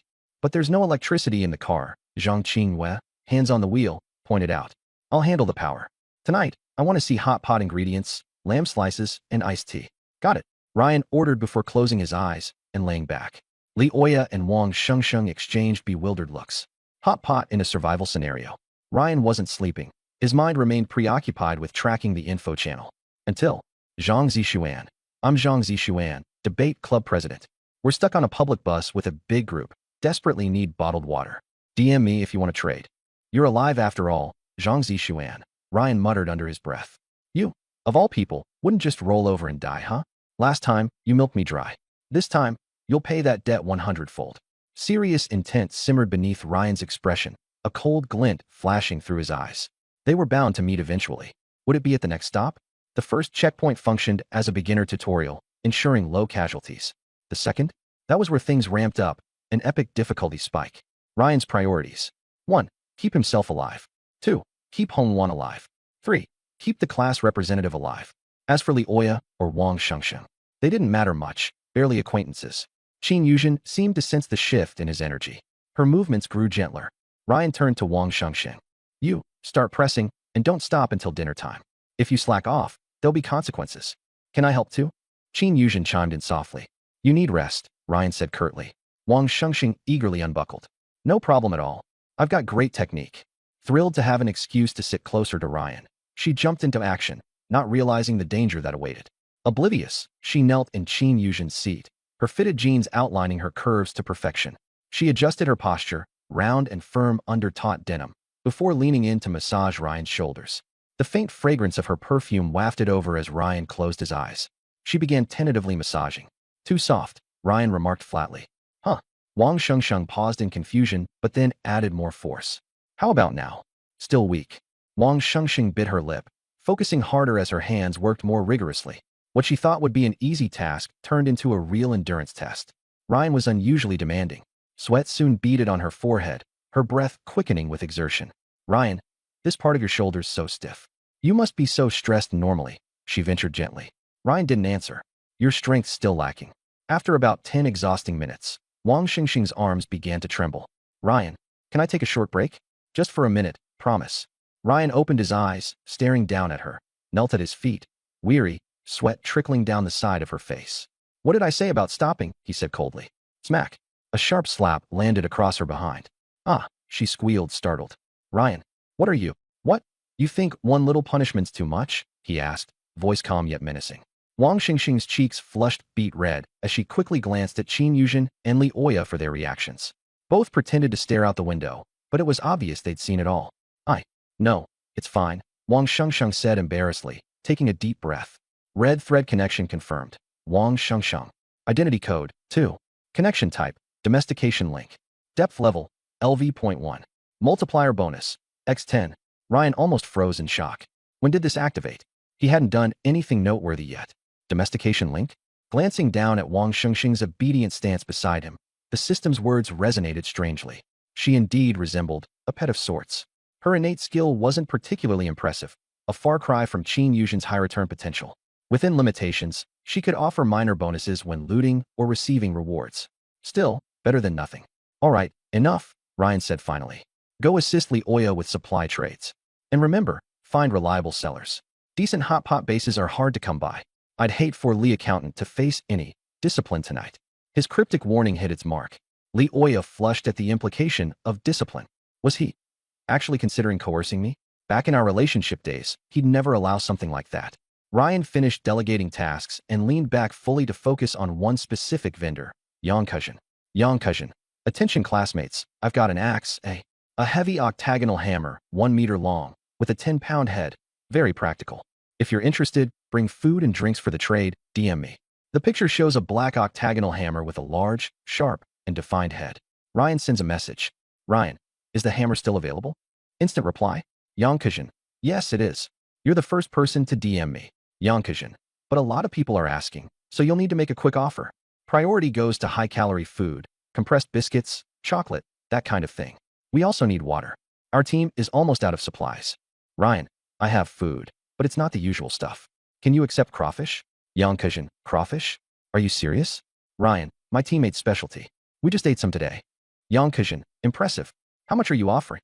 Ryan, 5 pounds in exchange for the hammer. There's a pause. Yang Kuzhin. Sorry, my team thinks crawfish isn't filling enough. Ryan, 10 pounds. Yang Kuzhin. Crawfish is hard to prep and can only be grilled. Not as reliable as biscuits. Ryan, 15 pounds. The pause this time is longer, as if they're having a team discussion. Yang sorry, but after discussing it with the group. Ryan, 20 pounds. Yang you're really going all out. Ryan, so is it a deal? Yang deal? Are you really giving us 20 pounds? Ryan, I need this hammer to break through obstacles. Stop asking, are we trading or not? Yang of course. Only a fool wouldn't trade. Yang thank you. You're such a generous person. Our team was about to start eating bark. Yang oh, by the way, I'm Yang from Dance Department, Year 2, Class B. What about you? Ryan, check the first 2 characters of this message. Yang Ryan? A trade request pops up from Yang 1 heavy octagonal hammer for 10 kilograms of crawfish. Ryan accepts immediately. A black octagonal hammer appears in his inventory. 20 pounds of crawfish disappear. Yang sends a sticker and bolts. Ryan resumes scanning trade deals. He trades another 90 pounds of crawfish for 2 down jackets and 3 pairs of insulated pants. In the freezing, snowy landscape, warm clothing is more valuable than weapons or food. Those without essentials wouldn't even consider a trade. Ryan doesn't strictly need the clothing himself, but anticipates a mission requiring him to disembark. The girls on the bus don't have his tenfold constitution advantage. Qin Yuzhen provides water, and the class rep cooks crawfish with an impressive 130x yield. Ryan cannot let anything happen to them. The night is as dark as ink. The heating system maintains the bus interior at barely 59 degrees Fahrenheit 15 degrees Celsius. Liaoya pulls her coat tightly around her and suddenly shouts, I found hot pot seasoning. They're asking for 2 cases of water in return. Ryan rubs his temples. What about mutton? Wang Shengsheng replies. 1 pound of meat costs 3 cases of water. How much water do we have left? 6 cases. And how long will that last? 6 or 7 days, maybe. When's the next station? No idea. Ryan smirks.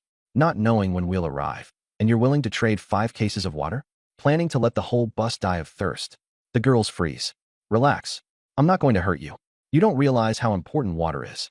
Offer 1 bottle of water for the hot pot seasoning and 1 case for the mutton. Stick to that price. The girls hurriedly renegotiate. In the rearview mirror, Zhang Qingwei observes the entire exchange.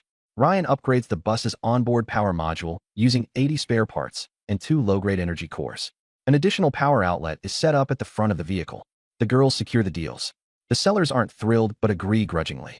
The group begins preparing hot pot and stir-frying crawfish. Suddenly, a sorrowful male voice rings out. So cold. The glacier outpost feels like an iron coffin. The geothermal core prototype. If I could find one, we'd survive. But I can't move anymore. The ice behind me is cracking.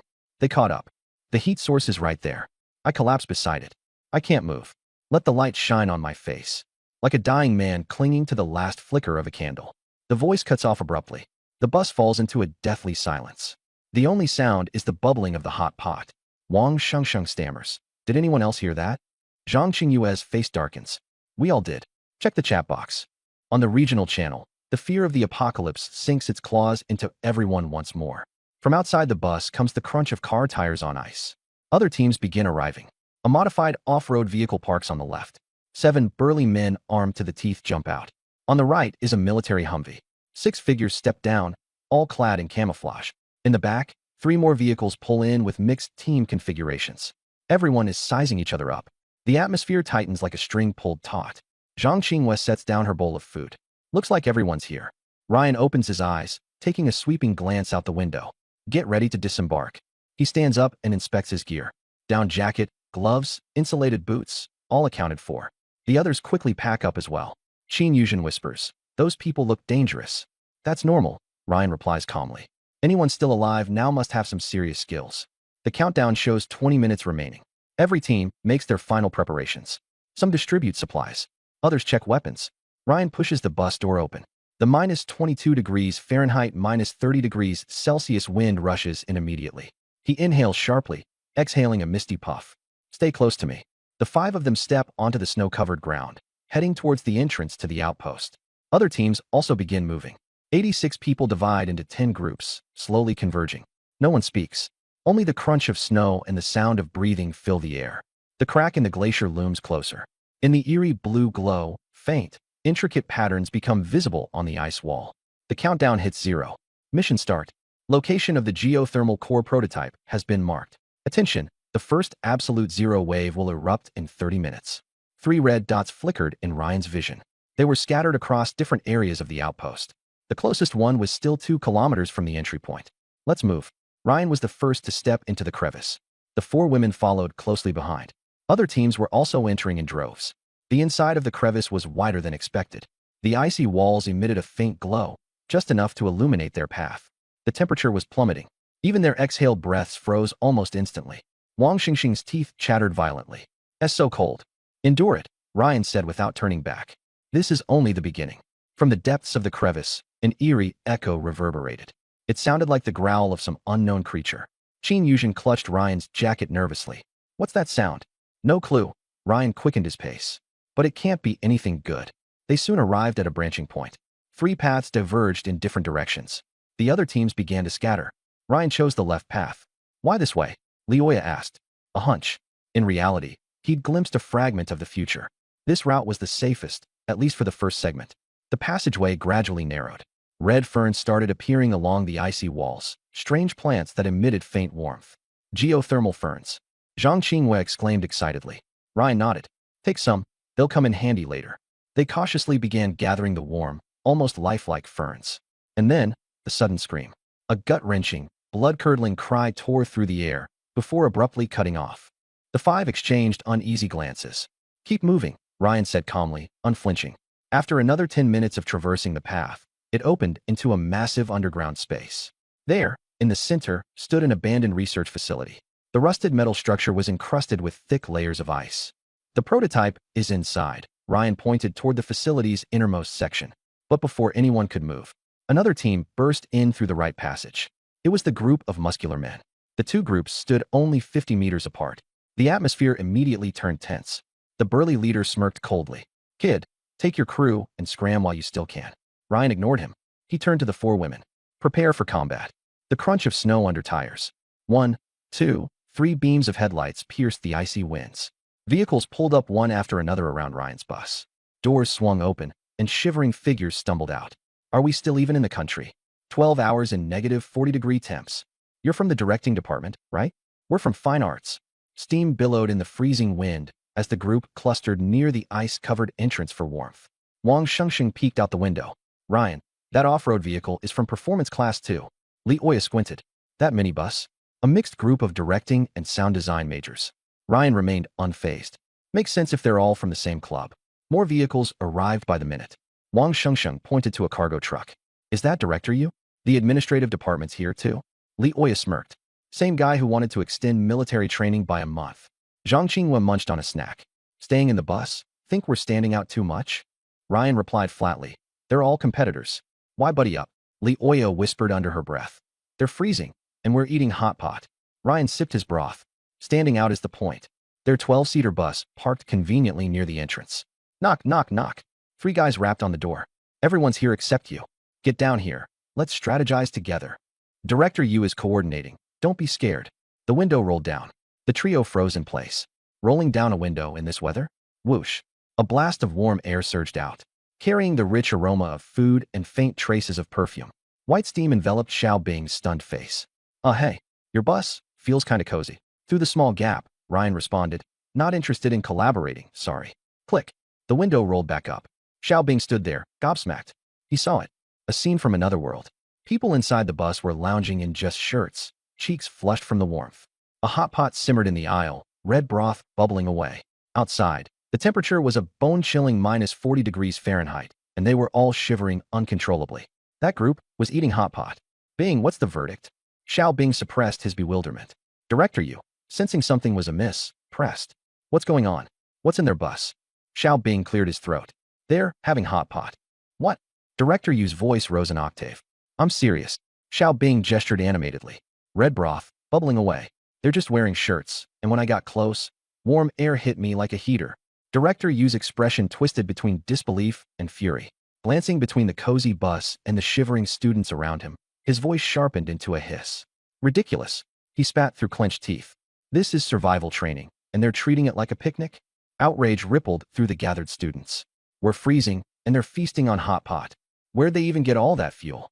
This is so unfair." A glint of cunning lit up Director Yu's eyes. "All right, let's go. Ask them what the hell they think they're doing." A group of 20 or so marched toward the bus in a huff. Director Yu raised his fist, ready to pound on the window, when his eyes caught sight of a note taped to it. Plenty of heating inside. Seats available for rent. Rate: 5 bottles of water or 10 packs of biscuits per minute. Upfront payment only. No credit allowed. This, Director Yu was speechless with rage. 5 bottles of water per minute. That's robbery. 10 packs of biscuits? That's my whole day's ration. Do they even have a conscience? Director Yu pounded on the window. You in there? What's the meaning of this? Do you have any camaraderie yet? A family should help each other out.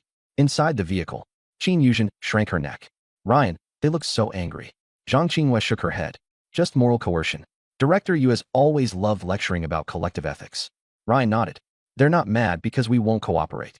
They're mad because we're doing better than they are. Wang Shengxing scoffed coldly. Now they're feeling the cold? Don't open the door. Let them freeze out there. Ryan shook his head. Leaving it empty is a waste. Why not sell them some of the space for supplies? Inside the vehicle was an absolutely safe zone. Ryan had no fear of these people. Zhang Qinghua analyzed. Director Yu wants to establish authority. Ryan, doing this might make us everyone's target. Ryan smiled faintly. That assumes they even have arrows to shoot. Qin Yuzhen looked concerned. Would anyone really be willing to exchange supplies for a seat? Ryan leaned back into his seat, closing his eyes. They will. Soon enough. The group was about 30 minutes away from the outpost. The temperature outside was life-threatening. Trying to endure it would only result in freezing to death. Ryan's price was steep, not many could afford it. But that's exactly why he was expecting something more interesting. I'll trade. A pleading voice came from outside. I'll trade water for a seat. My fingers are numb. Please let me on, just for a minute. A lanky boy clung to the vehicle's door. Director Yu's face was as dark as a burnt pot. This is Ryan, Ryan announced calmly. Send me a private message in the regional channel and initiate a supply transaction. Pay first, then board. A few seconds later, the door opened. Warm air flowed out. The boy didn't hesitate and scrambled inside. The door quickly shut behind him. The people outside shivered visibly in the frigid air. A minute passed, but the boy didn't come out. The crowd grew restless. Why hasn't Xiao Wang come out yet? What's it like inside? Did you see that heat earlier? My toes are going numb. A second person eventually stepped forward. This time, it was a bespectacled girl who gritted her teeth. I'm trading a seat too. She climbed in. And like the boy, she also didn't come back out. Then a third person, and a fourth.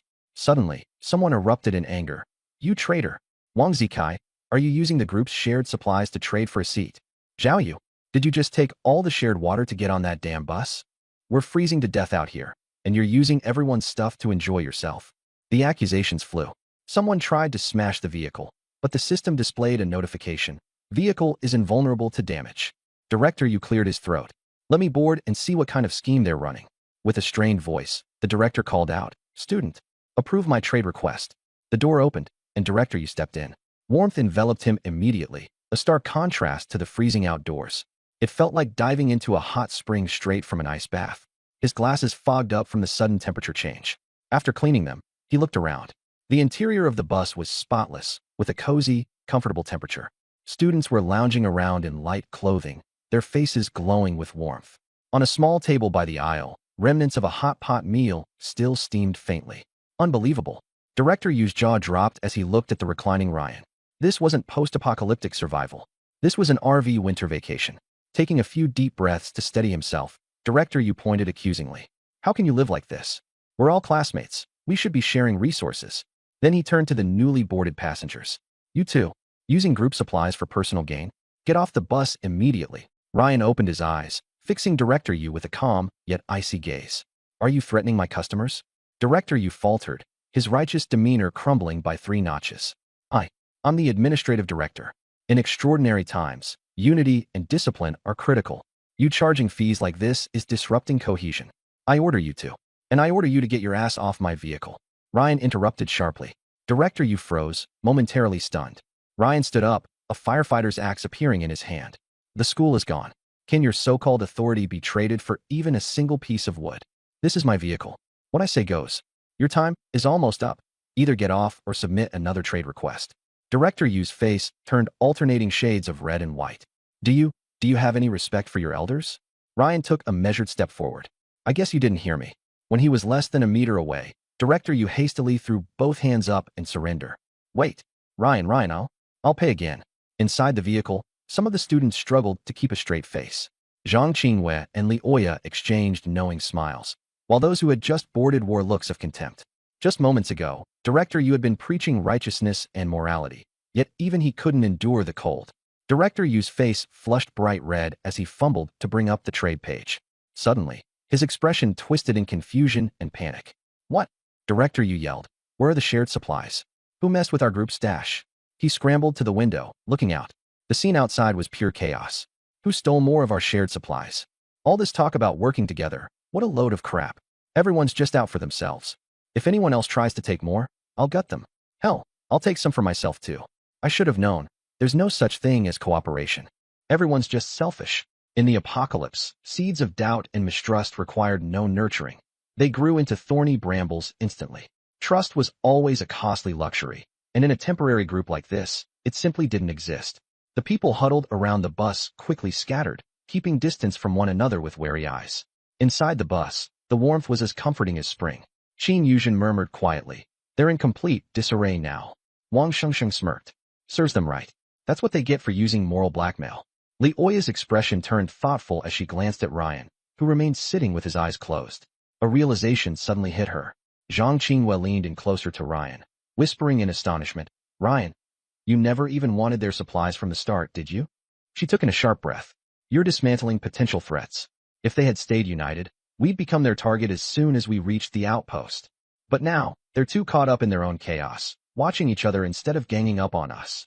Qin Yuzhen clapped a hand over her mouth, the situation dawning on her. Wang Shengsheng looked both enlightened and slightly terrified. Ryan shifted his gaze toward Director Yu, now awkwardly standing by the door. Time's almost up. Why haven't I received your trade request yet? Director Yu's body stiffened, visibly struggling to maintain composure as his face alternated shades of embarrassment and frustration. There were extra supplies, but everyone's personal backpacks were filled with life-saving essentials. The communal bag? Completely looted. Ryan. The teacher stuttered with a forced, awkward smile. I'm the teacher here, looking out for everyone. It's freezing out there, and I'm too old to handle the cold. The mission's starting, we should stick together. I've got experience. Creak. Bam. Ryan slammed his foot into the man's chest, sending him flying out of the bus and into the snow, crashing heavily into the ground and causing a flurry of powder to burst into the air. The teacher, writhing and groaning, struggled to get up from the snow for what felt like an eternity, his glasses having fallen off in the process. Ryan stood at the bus door, ice cold. You agreed to pay with the communal supplies, but you backed out? You must be confused if you think this is some mom and pop store where you can run a tab. Outside the bus, there was an eerie silence. Then, a stifled snicker broke the quiet, quickly followed by waves of laughter and ridicule. No one moved to help him. The former members of the teacher's caravan merely watched on with cold indifference. The new passengers who had boarded the bus hesitated, and then eventually decided to step off one by one. None of them could offer anything in return from their own communal stockpile. Once all the others had filed off, the bus doors shut with an air of finality. Only Ryan's team remained. Ryan settled back into his seat and gazed out the frosted window. Gear up properly for the cold, he said flatly. Zhang Qinghua gave a sharp nod, and then suddenly made a slicing gesture across her throat with her hand. Ryan hadn't expected the class monitor's apocalypse instincts to develop this quickly. Not so fast, he said calmly. The mission hasn't even started yet. Don't make any rash moves. Stirring up trouble now would ruin the groundwork we've just laid. A brief look of understanding flashed across Qingyue's face. Following that unhinged spectacle, the female students sitting aboard gazed at Ryan with a mixture of growing admiration and a hint of fear. That was precisely the reaction Ryan wanted. This was the only way to ensure the safety of the communal bag, preventing the sort of chaos they had just witnessed outside. Countdown, 59, 58, 57. The cold, mechanical sound of the timer shattered whatever fleeting peace lingered in the cabin. Ryan stood up and stretched his neck. Let's go. His eyes swept across the team of girls. Zhang Qinghua was bundled up in a long black down coat, paired with fleece-lined hiking pants shielding her elegant legs. Her hood revealed only part of her sharp, icy expression, her gaze quietly resolute. Qin Yuzhen, on the other hand, was wrapped in a short, plush white puffer coat, looking warm and soft. The fur-lined hood framed her delicate features, and she wore heavy fleece-lined trousers underneath. Both girls wore gear Ryan had traded for, using crawfish as barter, to make sure they wouldn't succumb to frostbite. Meanwhile, Li Aoya and Wang Shengsheng were dressed in what could only be described as a chaotic hodgepodge. Li Aoya had multiple layers on, a sweater dress underneath two knitted cardigans, topped with a shearling coat. Wang Shengsheng sported a thermal base layer under an oversized hoodie, a jacket over that, and finally a cape draped across her shoulders. When they looked at Zhang Qingwei and Qin Yuzhen, their envious looks were written all over their faces. Thanks so much, Ryan, Qin Yuzhen said with a playful smile, her eyes crescenting. Zhang Qingwei subconsciously shifted her body, slightly avoiding Ryan's line of sight. She wasn't like Qin Yuzhen. Ryan's unwavering kindness toward her weighed on her heart heavily, too heavily. Ryan waved dismissively at the duo. Don't get carried away now. I don't even have anything to keep myself warm. You two are core members of the team, so your safety comes first. As for the rest of you, follow orders, and there'll be food and warm clothes. I promise. Countdown 9, 8, 7. After reassuring the others with some hurried words, Ryan stepped off the bus. The rest of the girls quickly followed suit. The second they stepped onto the ground, the bitter cold assaulted any exposed skin like icy needles piercing through. Huh. The steamy breath of Ryan's group caught everyone's attention as it emerged into the frosty air. Geez, it's freezing. And this wind, it's like it's howling. Wang Shengsheng shivered uncontrollably. Li Aoya's teeth were chattering as she clung tightly to Wang Shengsheng's arm. Ryan, we've got to find that prototype quick. There's no way I can survive out here for 12 hours. I'll turn into a popsicle. Look ahead. Ryan pointed toward a tear in the ground. The entrance looked as though it had been forcibly ripped open, its jagged edges descending into a dark, narrow slope. A frigid wind whistled upward from the abyss below, echoing like faint cries. It's pitch black down there. Flashlights ready. Ryan pulled out his high-powered flashlight and stepped forward, leading the way down. Zhang Qingyue, Qin Yuzhen, and the others switched on their flashlights and followed closely, their beams cutting through the shadows. They were the first team to descend. The remaining students above looked at one another, indecision written on their faces. They actually went down there? Are they nuts? Who knows what's lurking below? Just thinking about it makes my legs go weak. So what should we do? We do. I say we wait and see for now. It was only the second evening since the end of the world. Everyone was still struggling to adjust to the harsh reality. But Ryan understood, time was of the essence. Acting fast was the key to survival. Behind his team, another smaller group moved cautiously but steadily. A group from the film department, just 6 of them. Ryan, only 6 people are following behind us. Wang Shengsheng whispered. Even better, Ryan said flatly. With 3 prototypes in hand, the cold disaster will no longer be a threat. After descending for about 10 minutes, the passage widened slightly. However, the temperature plummeted further with every step. Suddenly, Ryan came to a halt. Up ahead on the icy ground, clusters of warm amber light flickered faintly. Thermal fern. Wang Shengsheng blurted out excitedly. The plants had thick, glossy leaves that glowed softly, radiating warmth. The ice around them had melted, leaving slick puddles in their wake. Jackpot already, she exclaimed. At the same moment, the film students also caught sight of the treasure.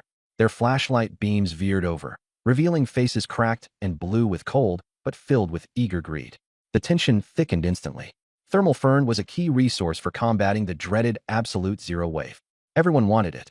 The film students group was 4 men and 2 women. Take it, one of the men shouted, lunging forward.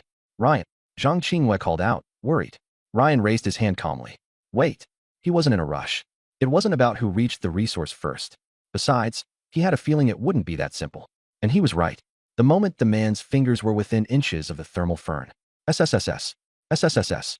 A chilling rustling sound emanated from the crevices of the rocks. Dozens of massive caterpillars, each as thick as an arm, swarmed out in a frenzy. They were long and grotesque, their ends adorned with pulsating suction cups that opened and closed incessantly. These creatures moved terrifyingly fast, surging toward the man like a tidal wave. What the hell are those? The guy tried to pull back, but it was too late. Several of the creatures launched themselves at him, their suction cups clamping onto him with a sickening pop. Frost spread rapidly from the points of contact, crawling up his arm as he fought desperately to fling them off. The larvae clung tightly to the victim. Even more bugs swarmed in from all directions. Get away. Burn them with fire. A teammate pulled out a lighter, but it wouldn't ignite. Help! Help! The filming crew fled in a panic, stumbling and crawling back 7 to 8 meters. Everyone was scared out of their wits. The guy who had moved first was already dead, his body completely drained by the insects, leaving a gruesome corpse. Ryan, are these larvae protecting the geothermal fern? Qin Yuzhen asked. Ryan nodded. Probably. Getting the geothermal fern won't be easy. So what do we do? Just sit and watch. Wang Shengsheng was unwilling to give up. The heat radiating from the geothermal fern was incredibly enticing. If they got it, they wouldn't have to fear the cold. Everyone back up. Turn off your flashlights, except for this one, Zhang Qingwei suddenly ordered, adjusting her flashlight to its dimmest setting. Ryan realized her plan and immediately switched his flashlight off. The others followed suit. Within seconds, they noticed, without the stimulation of the light, the transparent bugs were once again drawn to the geothermal fern. The insects carried the male corpse towards a crevice in the rocks. The crevice was too narrow, and the body was grotesquely mangled as they dragged it in. What kind of monsters are these? Wang Xingxing's voice trembled as she gripped Ryan's sleeve. They were drawn here by the geothermal fern to nest. The warmer the place, the more of these bugs you'll find. Qin Yuzhen gasped. Then the prototype. Zhang Qinghua hushed her. Exactly. The prototype gives off even more heat. We'll have to deal with these things. Do you see the black rock up ahead to the left? Take them over there. Ryan lowered his voice. In 3 seconds, turn your flashlights to their brightest and shine them on this area. Zhang Qinghua immediately understood. You're going to use the strong light to draw the bugs away and create an opening for yourself. Exactly. Ryan turned to Li Oya and Wang Shengxing. Hold the light steady. Don't point it randomly. If I don't tell you to turn it off, no one turns it off. The two nodded firmly. Zhang Qinghua led the 3 girls behind the rock and trained their flashlight on the target zone. Ryan took a deep breath, crouched down, and suddenly darted out. At the same time, the light from behind the rock blazed brightly. The team that had just descended into the area was stunned. They're coordinating. A speed-awakened fighter. A swarm of dense bugs erupted, rushing toward the light source. Holy crap. Bugs. Are they crazy? They're deliberately luring those things. Ryan moved through the bug swarm with ease. He crushed one bug midair in his hand. Another was stomped underfoot. Then, in one swift motion, he grabbed the geothermal fern and sprinted back. The light was promptly extinguished. Only those who were still gawking were left with their flashlights on. SHD. Turn them off. The bugs are coming. A film student shouted, frantically pressing his flashlight's button. The others scrambled to switch theirs off. Turn it off now. Who's still got theirs on? Are you trying to kill us? A 3-person team that recently arrived had a member whose flashlight got stuck. Its beam continued to shine brightly. The bugs swarmed towards them. Lao Zhao, your flashlight. I can't turn it off. The button's jammed. Throw it away. Throw it now. Screams erupted. The flashlight shattered on the ground. Only the sound of sucking and the bug's writhing movement were left in the dark. Those who survived held their breath, frozen, not daring to move. Far away, Ryan had already regrouped with Zhang Qinghua and the others. The girls were still shaken. Leaning against the rock wall, Zhang Qinghua was catching her breath, while Qin Yuzhen had almost collapsed. Li Oya and Wang Shengxing clung to each other for support, trembling with fear. They had nearly been overtaken by the bugs just moments ago. Ryan, holding the geothermal fern, wasted no time retreating. Zhang Qinghua stared at the 3 clusters of geothermal fern in his hand. The leaves, with their fiery orange-red veins, radiated visible warmth, instantly dispelling the surrounding cold. One for the class leader, one for Yuzhen, Ryan said, distributing the ferns. He kept the last one for himself. Li Oya and Wang Shengxing looked enviously but received nothing. Zhang Qinghua subtly leaned over to share some warmth with them. Qin Yuzhen also tilted her fern in their direction, silently offering some heat. Their eyes welled up with emotion. After 10 minutes of walking, they turned a corner, and a breathtaking sight opened up before them. A complex of ice-covered buildings. This was the Glacier Research Outpost. In the center of the outpost stood a 6-story square tower. Over there, Ryan pointed to the tower. Boom, boom, boom. The ground suddenly shook violently. A deep rumbling sound grew closer and closer. What the hell is that? Wang Shengxing screamed. Hide. Ryan dashed toward the nearest stone building. The door was sealed shut with ice. Ryan pulled out a heavy hammer, activating his full strength with his tenfold physique, and smashed a hole in the door. Get in now. Just as everyone squeezed inside, a massive, 3-meter-tall white beast passed by the doorway. It looked like a blown-up version of a polar bear. Li Aoya nearly screamed, but Zhang Qinghua clamped a hand over her mouth. The giant beast ran off into the distance. But the rumbling started to draw nearer again. Put away the geothermal ferns. Ryan shouted urgently. It's searching for a heat source. Our body heat gave us away. As soon as he finished speaking, all 3 clumps of geothermal ferns were stuffed into backpacks. Outside the door, the heavy footsteps stopped. They stopped just outside the building, very close. Silence fell over everything. Everyone held their breath. Li Aoya and Wang Shengxing bit down hard on their lips. Zhang Qinghua pressed her back against the wall, not moving an inch. Qin Yuzhen closed her eyes tightly. Hu ch. A sound of inhalation came from nearby. Seconds passed one by one, and the cold air grew brazen once again. No one knew how much time had passed. Rumble, rumble, rumble. The footsteps moved in another direction. Another minute passed. Wang Shengxing slumped down. That's terrifying. What was that thing? Li Aoya slid down onto the floor. If we get discovered, we're doomed. Qin Yuzhen opened her eyes and grabbed the corner of Ryan's clothes with her little hand. Zhang Qingyue said fearfully, "Geothermal fern can keep us warm, but it's also bait that attracts the Grim Reaper." Wang Shengsheng asked softly, "Can we still take out the geothermal fern?" Ryan said irritably, "You take it, then leave on your own." Wang Shengsheng quickly waved her hands. "No, we're a team." Zhang Qingyue peeked through the crack in the door. "No abnormalities. The footprints are heading east. Keep going." Ryan nodded. "Get to the tower as soon as possible." The 5 of them left the house carefully. Ryan gave the arrangement. "Class rep, I'll lead the way. You bring up the rear." Zhang Qingyue, "No problem."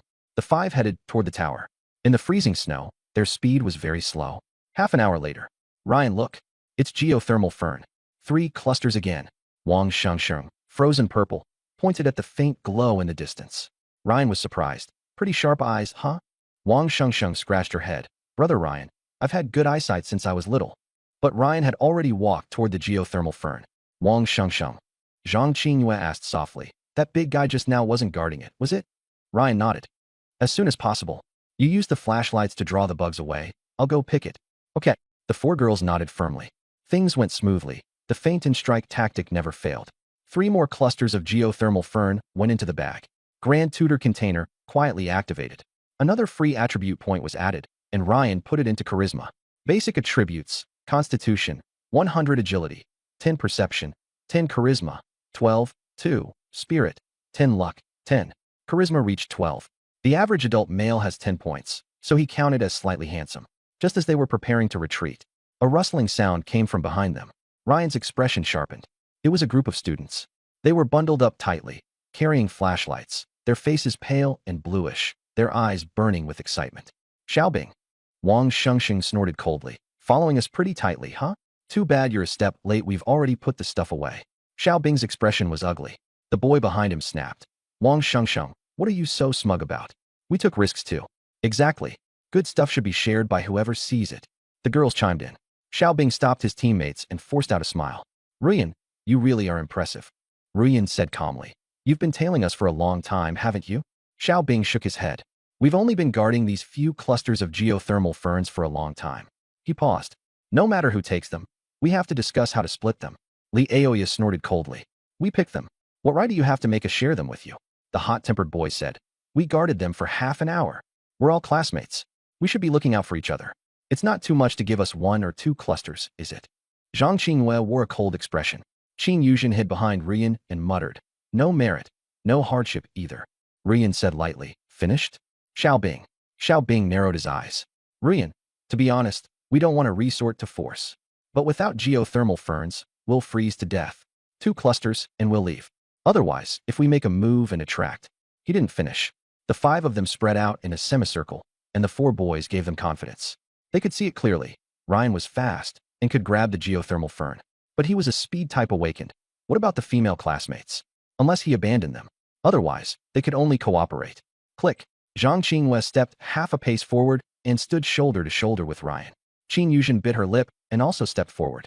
Liao Ye and Wang Shengsheng followed, heads held high and chests out. They knew Ryan's strength. Wang Shengsheng added fuel to the fire. "Want it? Come get it yourself. You were a coward before the end of the world, and you still are now." Xiaobing was dumbfounded. With 3 boys on his side, they theoretically had the better chance of winning. He was an A-rank strength type, and he was confident. But the other 5 all looked certain of victory, and he panicked. "You." Xiaobing was caught between a rock and a hard place. Ryan waved his hand and headed toward the tower. The 4 girls followed. "Stop." The irritable man stood out. "What the hell are you afraid of?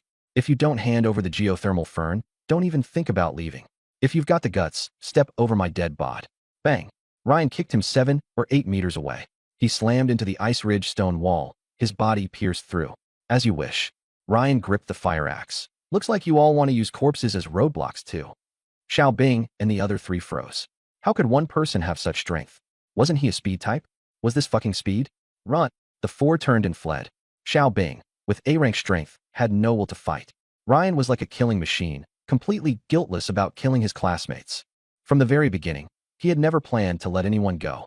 The tenfold physique brought not only strength, but also explosive speed. His first target, the girl who said, "Everyone who sees it gets a share." She turned back in terror and met Ryan's eyes. Poof.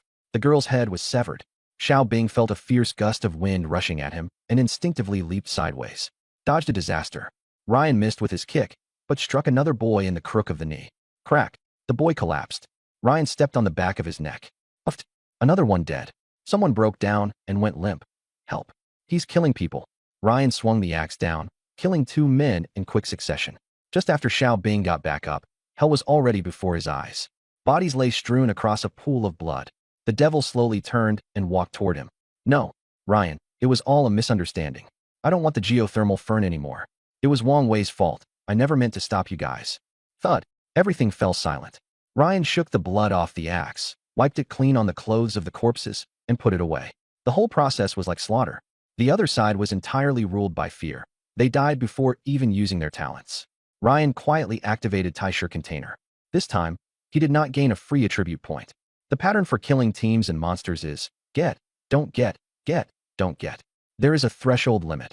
Only after accumulating to a certain extent can attribute points be obtained. Ryan returned to the 4 girls' side. Let's keep going. The 4 girls were somewhat frightened, especially Wang Shengsheng. Although she never held back with her words, she had never actually thought of killing anyone for real. They were all from the same school. Did it really deserve death? But she didn't dare say it out loud. HM, what are you standing there for? Ryan looked back and saw that the 4 girls hadn't followed. Oh, okay. Leoa. After everyone escaped the tower, Zhang Qinghua finally couldn't help asking. Ryan, do you really feel no burden at all when you kill people? Burden? Yeah, I'm afraid they'll get away. Ryan didn't stop walking as his flashlight swept over the fork ahead. The upward sloping path looked more like it led to the tower.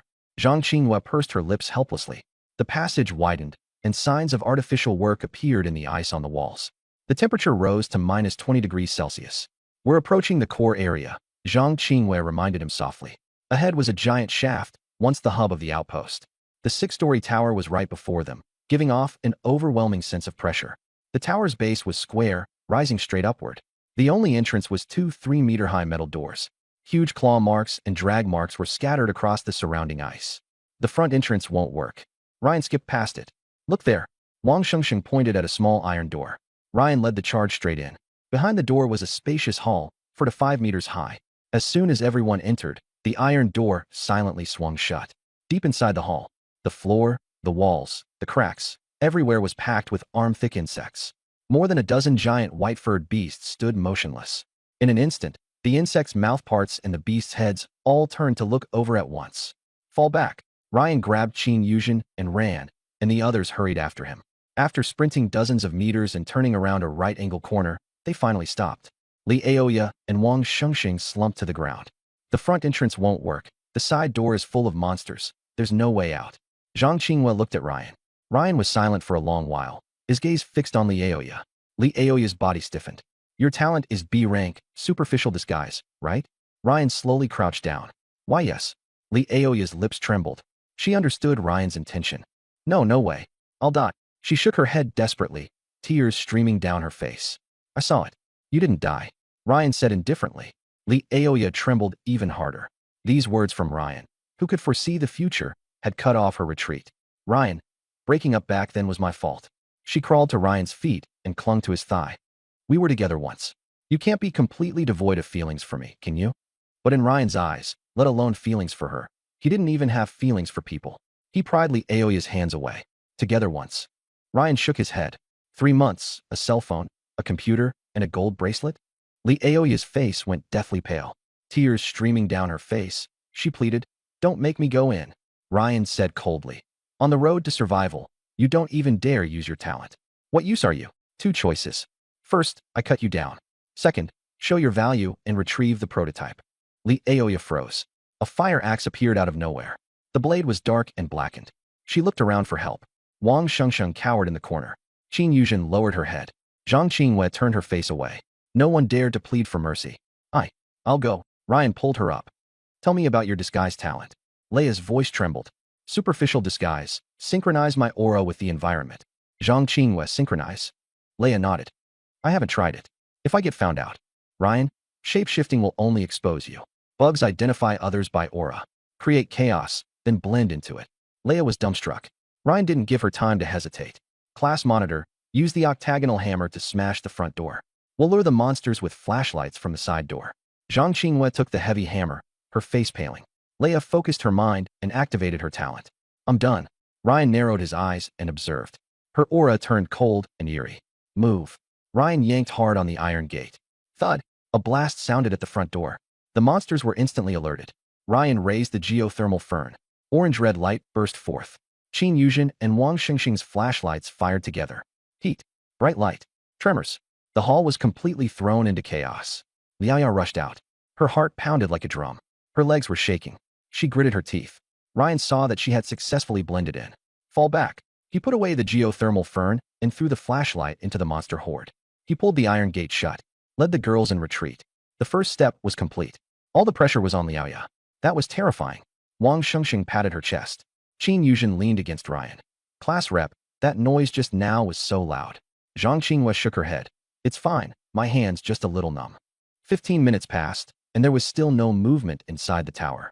Wang Xingxing asked softly, Uya she. Quiet. Ryan interrupted. He pressed himself against the wall and listened. The tower remained deathly silent. Footsteps came closer. Damn it, I'm freezing to death. Director Jia, keep your voice down. Keep it down my ass. Just make sure the geothermal fern is hidden. 2 men and 2 women appeared. The man in front was 1.8 meters tall, with a bulky build. When he saw Ryan and the others, he said, Wang, the chief clerk, you're not with your group of girls. Wang Xingxing shrank behind Ryan. Ryan asked, who are they? Jia Jinghui, head of the arts department. He likes harassing girls, and his uncle is a school board member. Wang Xingxing said quietly. I didn't see them during the assembly. Ryan knew this guy. A typical piece of trash. Did he try to use his power over you? Ryan asked. Wang Xingxing shook her head. He wanted to, but I kicked him in the groin and got him posted on the confession wall. Jia Jinghui walked over with his belly out, staring at Zhang Qinghua with a lewd look in his eyes. What are you waiting for? Falling pie from the sky. He took Ryan for an easy target. Wang Xingxing looked at Ryan. Jia Jinghui threatened. Classmate, Wang doesn't even dare to kick me. Get lost. Ryan said only one word. Jia Jinghui froze. Look at me again, and I'll gouge your eyes out. The tall, skinny boy stepped forward. Are you crazy? Department head Jia has A-rank magic sound talent. Bang. Fire axe to the head. Ryan struck incredibly fast. Jia Jinghui's expression changed drastically. You're asking for death. He took a deep breath, his throat vibrating. Yee. A-rank magic sound erupted. Zhang Qinghua and the other 2 covered their ears and crouched down. Yet Ryan was completely unharmed. Tenfold resistance. Jia Jinghui was stunned. Nothing happened to him. Ryan raised the axe again. Fuck, he's deaf. Jia Jinghui suddenly realized. He hurriedly backed away and fell over. Suddenly, a chill swept over. The temperature dropped sharply. Ryan's pupils contracted as he quickly checked the public backpack. Sure enough, in one empty slot, a dark red metal sphere appeared out of thin air, about the size of a volleyball, with shifting light flowing across its surface. Geothermal core prototype. Oya succeeded. She found it. The mission is complete. The 3 girls erupted in ecstatic joy at once. But the happiness lasted only half a second. Roar. Boom. A thunderous crash came from deep within the tower. The entire tower shook violently, and icy dust fell in showers. Damn it. The prototype was taken, and the tower has lost its only heat source. The monsters have all gone berserk. Zhang Qinghua said anxiously. She could already imagine how the swarming insects would riot. And those giant beasts were definitely going to go mad too. Oya can't possibly get out of a full-scale riot. Qin Yuzhen pressed her lips together. It's over. The monsters are attacking indiscriminately. Oya will be torn apart as soon as she comes down. Wang Xingxing murmured. Jia Jinghui's fat trembled all over from the terrifying commotion. It was over. They were guarding the door not because they couldn't get in, but because they had already gotten the thing. They were waiting for their companions. He had picked the hardest iron plate to kick. We go draw their attention? Create chaos to cover her escape. Zhang Qinghua said anxiously. Rian shook his head. Too late. It's complete chaos inside. Anyone who dares reveal a light source or heat source will only end up with nothing but bones left. Then what about Aoya? Wang Xingxing said through tears. Rian was silent for a moment. Then his gaze fell on Jia Jinghui. Jia Jinghui shuddered, a foreboding feeling engulfing him. What do you want to do? I know you're not deaf. Don't come over. You've already taken the stuff? I was wrong. I'm leaving. Jia Jinghui backed away in panic. Rian stopped in front of him, looking down from above. His eyes were frighteningly cold. He raised the fire axe. Ah! Uft! Uft! With 2 dull thuds, Jia Jinghui let out a shrill, miserable scream. Ah! Both arms were instantly severed.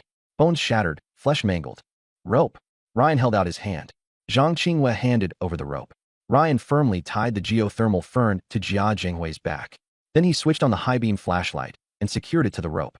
Light and heat radiated from his back. No, don't. Let me go? Demon. Madman. Jia Jinghui was terrified out of his wits and struggled desperately. He kept activating his talent. Woo woo woo woo. Qin Yuzhen endured the eardrum-tearing sound and stuffed a rolled piece of paper for Ryan to put in his ears. No, spare me. Jia Jinghui was utterly desperate. He could tell from the sounds coming from the tower just how terrifying it was inside. The two girls in Jia Jinghui's team had peed themselves in fear and kept retreating. Ryan had no time to deal with them. These two had no fighting ability and were extremely timid. Even if he ignored them, they wouldn't clear the mission. Ryan kept a calm expression and led Jia Jinghui to the iron gate. No, please, bro. Jia Jinghui let out a pig-slaughtering wail, his face covered in snot and tears. He could only twist and struggle. My ability is useful. A-level demon voice. I can help you guys. Don't throw me in there. I'll do anything for you. Ryan looked at Wang Shengsheng and gave her a look. Wang Shengsheng froze for a moment, then instantly understood. She stepped forward. Trash, go die. As soon as the words fell, Ryan yanked open the iron gate, and Wang Shengsheng kicked the big Zhongzi into the hall. No. Bang. The door opened and closed in one smooth motion. The sounds inside became even more frenzied. Rumble, rumble. Clang. Bang. And a piercing. Woo. Don't come over. Get lost. Ah. Help. Help me. Ah. Wang Shengsheng. Bitch. A dozen or so seconds later, the iron gate was pushed open, and Li Aoya walked out. She was drained and collapsed, only to be supported by the two women. Soaked through, gasping hard, she nodded forcefully at Ryan. Where did you hide the prototype? Did you find it smoothly? Ryan asked lightly. Li Aoya's voice was hoarse, her body trembling uncontrollably. It's in the top-floor control room. There were bugs all along the way. I didn't dare stop, so I could only grit my teeth and make my way up. I was scared to death. After I got it, I put it straight into the public backpack. As soon as I stored it, everything below went completely haywire. I almost thought I wouldn't make it out. Listening to Li Aoya's account, everyone became extremely tense. Li Aoya swallowed hard. Luckily, an armless monster appeared in the lobby. It was bright and hot, jumping around and screaming, drawing all the attention. Though he was scary, he helped a lot and gave me a chance to run out. She looked at Wang Shengsheng. That guy actually looks a lot like Department Head Jia. Wang Shengsheng coughed. That was Department Head Jia. Li Aoya froze. That armless, glowing, screaming guy was Department Head Jia? Qin Yuzhen leaned over. Ryan threw him in there just to draw attention. Wang Shengsheng spread her hands. He thought we were easy pickings, and karma bit him in the end. Li Aoya covered her mouth. Oh my god, wasn't he some school-connected VIP? Zhang Qinhue said helplessly. It's the apocalypse. What VIP connections are there left? Li Aoya calmed herself down. True, it just feels unbelievable. Oh right. She took a black card out of her backpack. Ryan, I found this in the room next to the prototype. It seems only the vehicle owner can use it. Ryan took the card. Invitation card, description, a metal card shimmering with dark silver light, resonating in a special way with the vehicle binding rules effect. The vehicle owner may invite any passenger. Once the other party agrees, they will join the vehicle queue. Remaining uses, one warning. If the other party refuses, this card becomes invalid. An invitation card? So early, Ryan murmured. In his past life memories, the invitation card was first mentioned only after the 5th station. He hadn't expected to find one at the 2nd station in this life.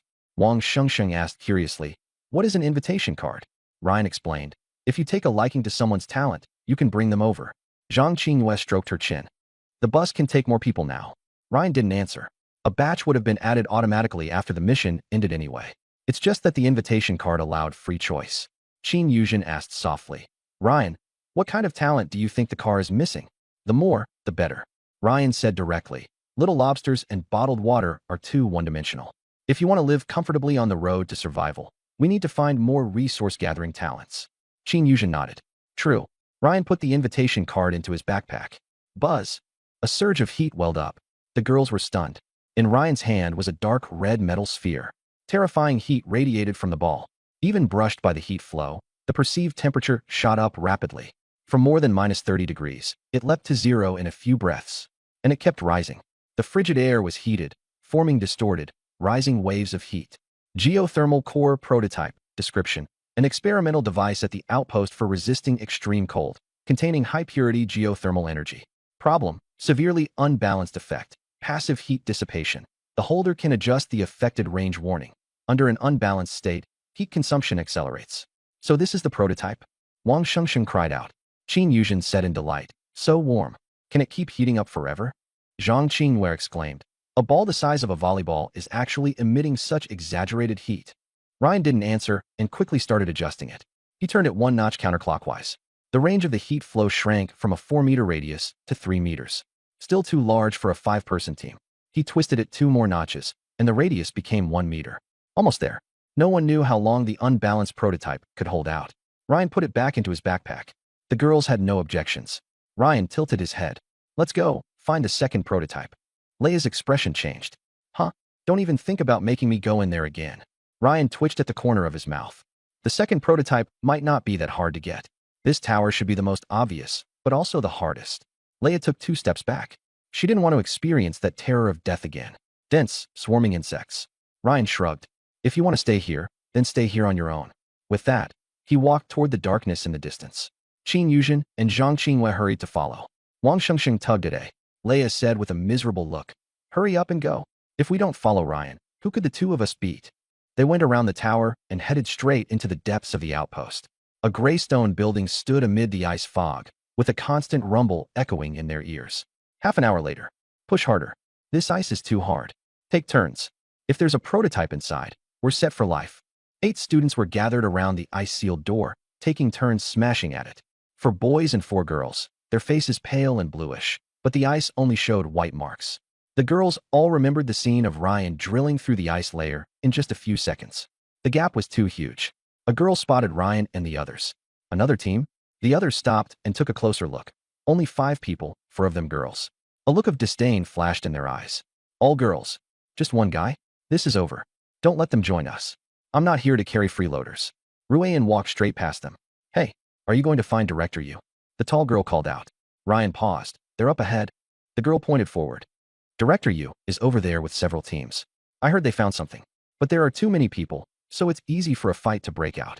The boy beside her cut in. Yang Kuzhin, why are you talking to them? Turning to Ryan, he said, hurry up and leave. We're not working together. Wang Shengsheng shot back immediately, like we'd want to. You can't even break the door open, and you're talking about cooperation? Why you? Ugly, incompetent, and a nasty temper to top it off. Yang Kuzhin hurriedly explained. Sun Tao is just being cautious around strangers. Are you really going to Director Yu's place? It's pretty dangerous. She leaned in and whispered, I don't want you to die. I'm still waiting for the next trade. Qin Yuzhen stepped half a pace forward, pressing close to Ryan's side. Ryan smiled. Thanks for the warning. Before leaving, he tossed out one last line. There won't be a prototype in the place you smashed. The prototype released a tremendous amount of heat, with only a few clusters of geothermal ferns there. Sun Tao snorted coldly. Overestimating yourselves. Yang Kuzhin, what good does reminding them do? Yang Kuzhin, long-term investment. Suddenly, warning, ultra-high-intensity, absolute zero wave is about to erupt. Source point. Deep within the glacial rift, surging upward. Arrival time, 300, 299, 298. Immediately seek shelter or evacuate. The countdown flashed wildly across their retinas. Yang Kuzhin's expression changed drastically. Damn it, Sun Tao said with a dark face. It's only been a few hours, and it's already here? We've only got 5 minutes. Behind them, the others hammered at the door even harder. It's too late. Keep chiseling. If there's no cover, we're all done for. Bang, bang, bang. But there was no progress at all. The countdown passed mercilessly. Countdown, 280 seconds. The temperature dropped sharply. Bang, bang, rumble. The sound of ice cracking shook the heavens. Yang Kuzhin and the others stared at the intact door, stunned. The sound came from next door. The 4 women and 1 man had already entered another building. Sun Tao frowned. Nonsense. The small building was pitch black and cold, with only a bed, chairs, and a wardrobe. Ryan sat down and stretched. Leoa asked, who's that pretty girl? Ryan shot back. Do I have to report to you every person I know? Leoa snorted. Ryan of course knew Yang Kuzhin. The octagonal hammer was traded with her. Zhang Qinghua sighed. The absolute zero wave is coming early. The other teams are in for it. Ryan took out the geothermal core. There were still more than 200 seconds left. The temperature had already dropped to nearly minus 40 degrees. Heat enveloped a 1.5-meter radius, perfectly covering the room. Wang Shengsheng rubbed her hands together. Wow, it's warm. Qin Yuzhen, like sleeping under a thick quilt in summer with the AC on. Noisy voices came from outside. Warm over here. Quick. 200-second countdown. Move aside. The 8-man group rushed to the door. Sun Tao was in front. Prototype. A girl screamed. pointing at the metal sphere. Sun Tao panted. It really is the prototype. Everyone stared at the ground beneath Ryan's feet. Their eyes were full of greed. Yang Kajin pushed her way over. Weren't you guys refusing to cooperate? Now you're the fastest runners. Sun Tao put on a flattering smile. Classmate, we were blind to Mount Tai just now. The absolute zero wave is coming. Let us in to take shelter. Right?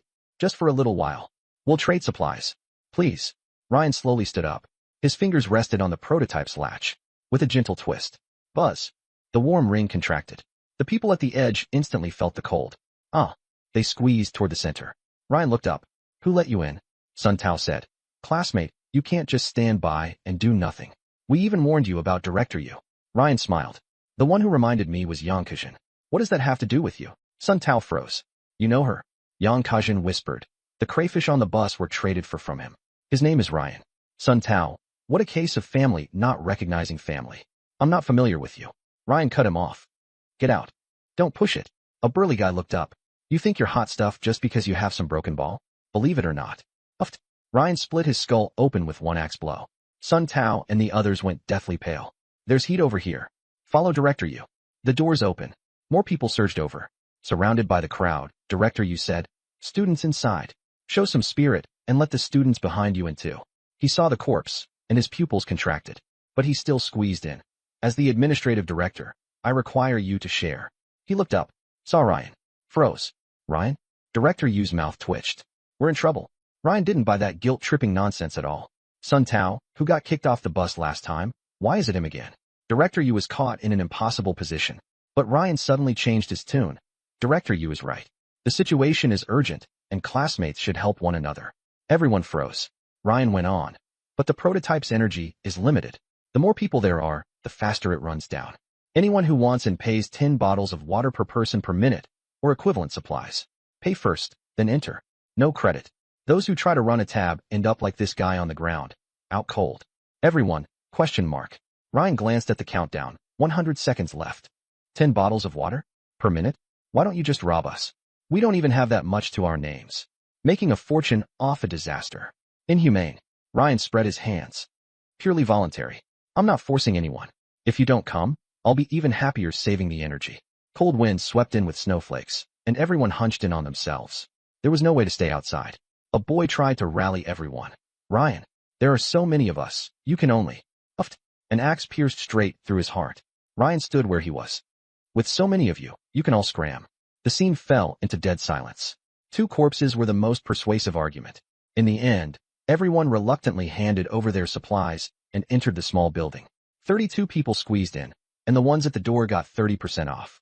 Ryan gained over 600 bags of packaged biscuits, over 500 bottles of water, over 100 tubs of instant noodles, 3 sets of padded clothes, and various essential supplies. Much better than killing them outright. His backpack was stuffed full, so he could only put things in the public backpack. Sometimes, doing business was more profitable than killing. Can you make weapons? Ryan asked. The absolute zero wave had passed for a minute. A cold wave raged outside, and blue crystal dust floated in the air. Ryan and the other 4 occupied the core area, surrounding the prototype machine. Yang Kajin was pulled to his side. The others were angry but dared not speak, crowding around the perimeter. Leaning her chin on her hand, Yang Kajin looked at the prototype machine. Yeah, there are quite a few limitations. My talent is called Craftsman's Vision, an A-rank one. I can think of a cold weapon in my head. If I expend mental energy and time, it will become real. She gestured. For example, an iron rod. How long and thick it should be, what the grip should look like. It won't work if it's too complicated. My mental energy is only 11. Ryan nodded. Being able to imagine whatever you want. Pretty impressive. Yang Kajin smiled. Impressive? My teammates all think it's useless. You can't even eat it. Ryan narrowed his eyes. This talent is severely underestimated. It can be customized into tools, climbing hooks, ice-breaking axes, stealth short spikes. It also has extremely high strategic value and can improve a team's equipment level. More importantly, Ryan has a physique of 100, and ordinary weapons are easily bent or broken. Only the 10-gene octagonal hammer made by Yang Kajin is barely usable, but it already shows signs of cracking. The blade of his fire axe has long since gone dull. He has been relying on sheer strength to mask the weapon's flaws. Ryan slowly said, not necessarily useless. More often than not, it's not that a talent isn't strong enough. It's that the right method hasn't been found. And what about your talent? Yang Kajin suddenly turned and asked. The corners of Ryan's mouth lifted slightly. This was the question he had been waiting for. He leaned in slightly. I can see the future. When he said this, his tone was full of conviction. Qin Yuzhen silently hugged her knees and buried her face in them. She sensed danger. Ryan was very interested in this girl beside him, and they kept chatting happily. Yang Kajin's teammates watched the two of them talking merrily, their feelings complicated. Yang Kajin covered her mouth, her pupils shaking in shock. Why, you're serious? Ryan nodded. Otherwise, where do you think my prototype came from? Yang Kajin looked at the prototype radiating terrifying heat. That was true. Without that heaven-defying ability, how could the prototype have been obtained so easily? Warning lifted. The absolute zero wave has passed. Current area temperature will rise back to baseline. All passengers, please seize the time and continue completing the mission. The voice was still cold, but to everyone it sounded like heavenly music. Is it over? Over? Really? It was over in just 2 minutes. Awesome. It probably wasn't even 2 minutes. If it had lasted any longer, there would have been no way to survive outside. Ryan didn't dwell on his emotions and gently put the prototype into his backpack. In an instant, a chill swept through the entire house again. All eyes turned to Ryan at once. There was gratitude, relief, confusion, and greed. With such a divine artifact, who wouldn't want to claim it for themselves? With it, no matter how terrifying the icy disaster was, one could still remain unharmed. Several boys in Yang Kajin's group had flickering eyes, as if some impulse were beginning to grow. Zhang Qinghua silently took half a step and stood in front of Ryan at an angle. Qin Yuzhen grabbed Ryan's sleeve tightly. Ryan, be careful. Li Aoya and Wang Shengsheng also moved closer nervously. There was a slight commotion in the group behind Director Yu. Several sturdy boys exchanged glances. Director, that thing. A buzzcut boy lowered his voice. Director Yu's expression changed. Shut up, they're all classmates. What are you thinking? As he spoke, his gaze fell on the 2 corpses on the floor. He was the kind of person who was good at protecting himself. Before figuring out Ryan's background, he would never make a move. Immediately, a smile spread across his face. Classmate Ryan, thanks for taking us in just now. I can't thank you enough for your great kindness. We won't trouble you any longer. The mission is the priority. Let's go. With that, he urged the team to leave. Director Yu. Wait. Sun Tao suddenly squeezed out and rushed to Director Yu's side. He lowered his voice. Director Yu, we're just leaving like this? You saw the prototype too. If we had that, we'd be able to walk all over this ice cave. No matter how strong Ryan is, he's just one person, with 4 dead weights dragging him down. We've got 30 people. If you give the word, we all rush him and take it. Though his voice wasn't loud, everyone in the room could hear clearly. The boys behind him stared at Ryan with unfriendly looks. Even the girls, seeing how many people there were, felt a surge of security, and envy began to well up in their eyes. The atmosphere instantly tense. Yang Kajin hadn't expected Sun Tao to pull something like this out of nowhere. She looked at the others in the team. Have you all gone crazy? We were just saved. Sun Tao shook his head. Kajin, and now you're still taking the outsider's side? I really don't know whether to say you can't tell what's going on, or that you're stupid. You. Yang Kajin's face darkened. Ryan smiled faintly. Director Yu's expression quickly darkened. 3 seconds later, he snapped at Sun Tao. Nonsense. Sun Tao, I think you've gotten confused from the cold. What kind of ridiculous idea is that? As the director, I order you. Immediately drop these dangerous thoughts. As he spoke, he shoved the group and quickly withdrew. Only Sun Tao was left behind, his face grim. His eyes were bloodshot. Fine, fine, fine. He said fine 3 times. Yang Kajin, what are you still doing over there? Get over here already. Sun Tao said viciously. Do you think you can still change vehicles? Wake up. When the mission ends, you're on the same side as us. Yang Kajin pressed her lips together. Indeed, no matter how different her thoughts were from Sun Tao and the others, in the end, they were still on the same team. They would still have to face the road to survival together in the future. Getting close to Ryan and the others now might mean being isolated in the future, or even facing retaliation. Seeing Yang Kajin hesitate, Sun Tao got angrier and angrier. Yang Kajin, think about it yourself. Sure, they're impressive, and they have a prototype, but how long can that thing protect you? When we get back to the vehicle, what are you going to do? If anything happens to you, do you think they can save you? Don't forget, the ones tied together are us. Half threat, half fact. The other 5 people in the vehicle all condemned her. Kajin, you've gone too far, clinging to a strong backer and ignoring your teammates. Just wait until we get back to the vehicle and see what happens. You really think those people are the good guys? You're siding with outsiders. Yang Kajin looked grim. Zhang Qinghua took her hand to comfort her. Wang Shengsheng crossed her arms. You're just jealous. Green-eyed monsters. Sun Tao glared at Wang Shengsheng and snorted coldly. Let's go. Yang Kajin was just about to speak. A hand patted her on the shoulder. It was Ruan. Can you drive? Everyone froze. Yang Kajin looked up. A little. Ruian nodded. Then once the mission's over, wouldn't you have a car of your own? Sun Tao stopped in his tracks. What did you say? Ruian pulled out a heavy octagonal sledgehammer. It was the same one he had exchanged with Yang Kejin earlier. He pressed forward step by step. To prevent you from taking revenge on Yang Kejin, I've decided to kill all of you. Ruian suddenly closed the distance. Old Zhao? Do it. Sun Tao dodged. Old Zhao swung the iron rod. Ruian grabbed it with one hand. Bang! A single kick sent Old Zhao flying 5 or 6 meters, smashing him into the stone wall. No one knew whether he was alive or dead. Run! Sun Tao and another boy turned and ran. They shoved the girls forward and sprinted toward the door. Just as they turned, squelch! The short blade stabbed in through his back and into his heart. Crack! The heavy hammer smashed his head to pieces. The ones who struck were Ryan and Zhang Qinghua. She had been guarding Ryan's flank the whole time. The instant Sun Tao pushed the others, she moved. Qin Yuzhen, Wang Shengsheng, and Li Aoya were all stunned. The usually silent class monitor was this ruthless when she made a move? The small building fell dead silent. Ryan swept his gaze over the remaining 3 girls.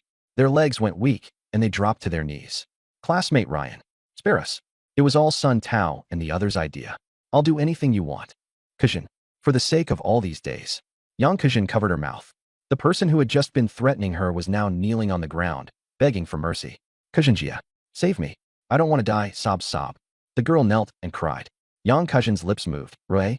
Rian nodded. Go on. They don't deserve to die. Uft. One of the girls died at her feet. Yang Kejin was so frightened she covered her mouth. The other 2 girls trembled. I'm useful. My talent is rapid drying. I can help dry clothes. Rian shook his head. Aren't you supposed to go back to your own vehicle? What use do I have for you? Uft. Another one died. Uft. 3 corpses fell to the ground, blood pooling everywhere. Rian put away the hammer. Yang Kejin, being soft-hearted can get people killed. Yang Kejin froze, lost in thought. She really had softened her heart. She was the only living person left in the entire vehicle. Ryan patted her on the shoulder. It's fine. Anyway, the one who got killed wasn't me. After speaking, he led the 4 women toward the doorway. Yang Kejin panicked. Ryan, see, can you take me to the prototype? I'm all alone now. As soon as the words left her mouth, she regretted them. Why would Ryan take her along? A faint smile curved at the corner of Ryan's lips. The goal had been achieved. He stroked his chin. Taking you to the prototype isn't impossible. Yang Kejin's eyes lit up. Really? Ryan nodded. We do have a prototype, but why should I help you? Yang Kejin's expression froze. As expected, it wouldn't work. She bit her lip. Thank you for sharing the heat. I'll go find it myself. Ryan waved it off. There's an easier way. What way? Ryan didn't explain. He waved to Zhang Qinghua and the others. Go guard the door. No one comes in without my permission. The 4 women nodded and left. They leaned against the stone wall, guarding both sides of the cave entrance. Wang Shengsheng couldn't help asking. Class rep, what is Brother Ryan doing inside with Yang Kejin after sending us out? Zhang Qinghua fell into thought. Ryan seemed brutal, but everything he did had a purpose. Qin Yuzhen asked in a low voice. Could it be that he wants to use the invitation card? He's very interested in her talent. Li Aoya felt conflicted. Ryan valued Yang Kejin especially highly, even going so far as to clear out her team. That bitter feeling surged up again. Li Aoya said unhappily. What else could he be doing? Seeing that she looks pretty, he's pulling her into the group. Aoya. Wang Shengxing tugged at her sleeve. Zhang Qinghua reminded her. Ryan has his own considerations. Yang Kejin can make tools and weapons, so she's very valuable. Li Aoya snorted. Can she be better than my disguise? The prototype was something I risked my life to get. The girls fell silent. Li Aoya's sense of imbalance grew stronger and stronger. Inside the small building, the prototype was set back in place, still giving off heat. The temperature rose to 4 or 5 degrees above zero. At this temperature, you won't even feel cold if you strip naked, Ryan said indifferently. Yang Kejin blushed and stammered. The prototype really is amazing. She didn't understand Ryan's intention in keeping her. Ryan smiled. Then get started. Start what? Yang Kejin was dumbfounded. Ryan took out a black marker and twisted off the cap. Everyone on my team has to leave my mark. What? Yang Kejin's face turned pale. Ryan handed over the invitation card. I'll say this only once. My people must obey unconditionally, just like those girls outside. There was only one invitation card. He gave it only to Hongwan. On the surface, Yang Kejin was friendly, but inside she was hard to read. For someone with ulterior motives, he would rather tear up the card. Yang Kejin took the black card, and the information entered her mind. This card could let her join Ryan's team. Ryan shouted, Wang Shengsheng. How much time has passed? 41 seconds. Ryan looked at Yang Kejin. You have 1 minute to think it over. Join me, and you'll never have to worry about food or clothing. Or go find the prototype yourself. If you do find it, I'll just take it from you. Yang Kejin's emotions surged. On one side was cold death. On the other was warmth and reliability. But Ryan's demand was too humiliating. Unconditional obedience, like a slave. She thought of the girls on Ryan's team. Some were calm and reliable, always able to guess what Ryan was thinking. Some were extremely dependent, their gazes on Ryan practically gooey. And there were two others who, though afraid, stayed right on Ryan's heels. They were surviving in danger and living better than most people. Time passed. Ryan watched her quietly. A minute later, Yang Kajin suddenly looked up. Ryan, wait, why should they be the ones finding it for us? Ryan gave her a sidelong glance. What do you think? Wang Shengsheng understood instantly. Food. If Director Yu and the others wanted to stay alive, they had to find the prototype. Once they found the prototype, they'd have to come trade it for food. Brilliant. Wang Shengsheng jumped up excitedly. Li Aoya curled her lip. Shameless profiteer. Ryan paid no heed and led everyone back to the vehicle. He pushed open the car door. Warmth washed over them. 6 people were packed into the cabin, making it feel much livelier. This was Yang Kajin's first time entering the modified vehicle, and her eyes widened in amazement. This is way too fancy. She looked around the interior in disbelief. A constant temperature system, plenty of food, clean water. Was this really the apocalypse? This was practically a vacation. Qin Yuzhen introduced. Ryan did all this modification. Yang Kajin looked at Ryan with even more admiration. Ryan returned to the driver's seat. Everyone sit tight. We're leaving here first. The vehicle slowly started up. It left Nanjing University and headed toward the outskirts. Ryan found a hidden spot and stopped. We'll rest here tonight and see how things go tomorrow. He turned back to look at the others. You've all been tired all day, so get some rest early. Wang Shengsheng was the first to respond. Okay. She pulled Li Uya along toward the rest area. Zhang Qinghua followed as well. After hesitating for a moment, Qin Yuzhen went over too. Only Yang Kejin was left standing in place. What's wrong? Ryan asked. Yang Kejin bit her lip. Where am I supposed to sleep? Ryan pointed to the rest area. With them, Yang Kejin nodded and turned to leave. Wait. Ryan called her back. Yang Kejin turned around, her eyes filled with anticipation. Ryan handed her a bottle of water. Stay hydrated. Thank you. Yang Kejin took the water and walked away a little disappointed.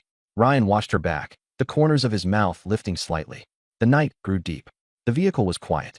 Ryan lay in the driver's seat, eyes closed, resting. Suddenly, faint footsteps sounded. He opened his eyes. In the moonlight, a slender figure stood before him. It was Yang Kejin. Can't sleep? Ryan asked. Yang Kejin nodded. I'm not used to unfamiliar beds. Ruian sat up. Then let's chat. Yang Kejin sat down in the passenger seat. The two of them chatted idly, one sentence at a time. From life before the apocalypse to their current situation. Yang Kejin suddenly asked, why did you save me? Ruian thought for a moment. Because you're beautiful. Yang Kejin froze, then burst out laughing. You really are straightforward. Ruian shrugged. It's the apocalypse. No need to put on an act. Yang Kejin fell silent for a moment. That mark. What about it? Does it hurt? Ruian shook his head. No, it doesn't hurt. It's just a little itchy. Yang Kejin's face turned red again. She remembered what had happened in the little building just now. That sense of shame still lingered in her heart. Go to sleep early, Ruian said. Yang Kejin nodded and stood up to leave. After taking 2 steps, she looked back again. Ruian. Thank you. After saying that, she quickly left. Ryan looked at her retreating figure, deep in thought. The next morning, there was gradually some movement inside the vehicle. The girls got up one after another. Ryan had already woken up and was checking the vehicle's condition. Morning. Qin Yuzhen was the first to come out. Morning. Ryan didn't turn around. The others also came out one after another. After a simple breakfast, Ryan gathered everyone together. Today's plan is very simple. Wait. Wait for what? Wang Shengsheng asked. Wait for Director Yu and the others to deliver themselves right to us. Everyone suddenly understood. And sure enough, by noon, the sound of engines came from afar. A battered minivan slowly approached. Wait, why hasn't that group from Kajin's team been released? There's strength in numbers. Maybe they could find it. Ryan twitched at the corner of his mouth, but said nothing. He just kept walking back, saying, cough, cough. If we spot anything along the way, don't miss it. Stay alert. Of course, he wouldn't tell Wang Shengsheng. Wiping out Yang Kejin's team was precisely to create an opportunity for her to get on the vehicle. That Wang Shengsheng was faster with her mouth than her brain. She'd need to be properly educated after getting back in the car. There were still 7 hours left until the mission ended. Ryan and his group had already returned early, crossing the edge of the glacier fissure. Flashlights illuminated the perimeter of the outpost. The vehicles were still in place, though some of them had come to a permanent stop. A cold system prompt descended. Hint, it has been detected that passengers have left the limited-time mission area. Global Information Synchronization channel has been restored. Number of geothermal core prototypes held by the team. 1. Main quest. Completed. Mission rating. Excellent. 25,003 seconds early. Rewards are being settled. Base rewards. Timber X 200, Iron Blocks X 100, Parts X 100, Cloth X 100, Electronic Components X 30, Low-Level Energy Cores X 5. Deposited into the vehicle owner's personal backpack. Ryan's expression stiffened. Building materials? Sent directly into the vehicle owner's personal backpack? He glanced at the backpack. The building materials slot had indeed increased. But that was a huge loss for Ryan. For anyone else, whether Qin Yuzhen or Wang Shengsheng, at the very least, it would have doubled. That's right, Yang Kuzhen hadn't become a Hongwan. Ryan's attempt to copy Wang Xingxing's path had failed. But Ryan could tell that Yang Kuzhen was very obedient and not resistant. There would be plenty of time to teach her later. Becoming a Hongwan was only a matter of time. That's it. We're out.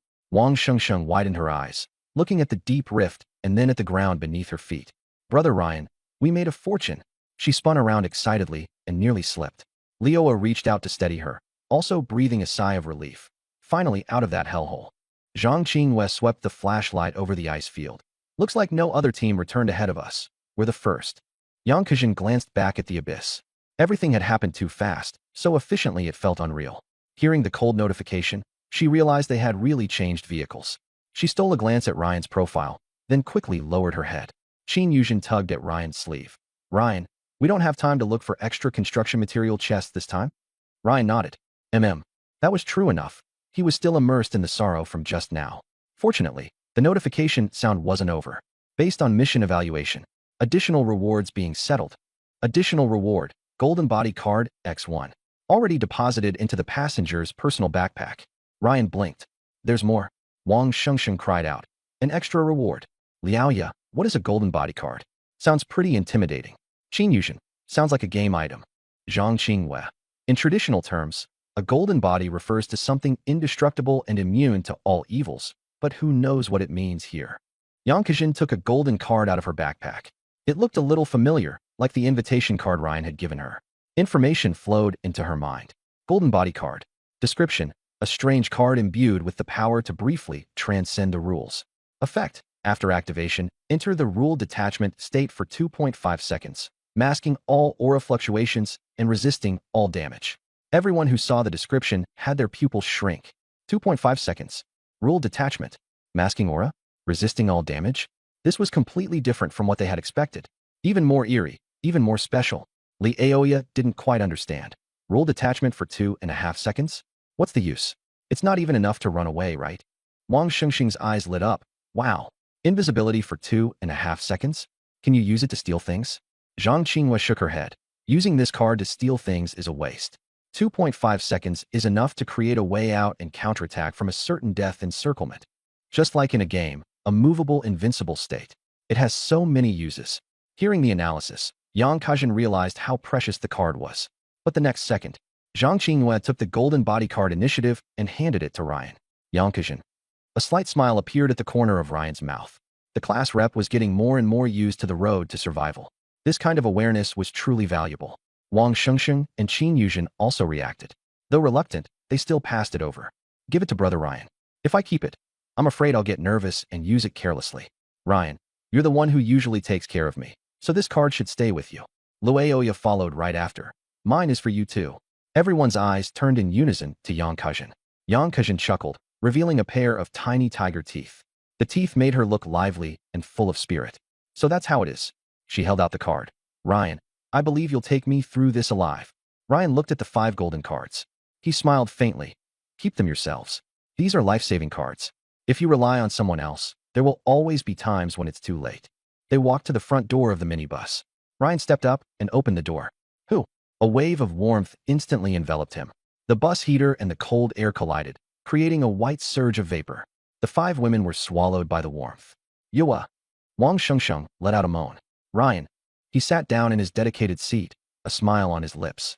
The Golden Body Card was powerful, but he didn't want it because Hongwan identified. Qin Yuzhen Hongwan ID.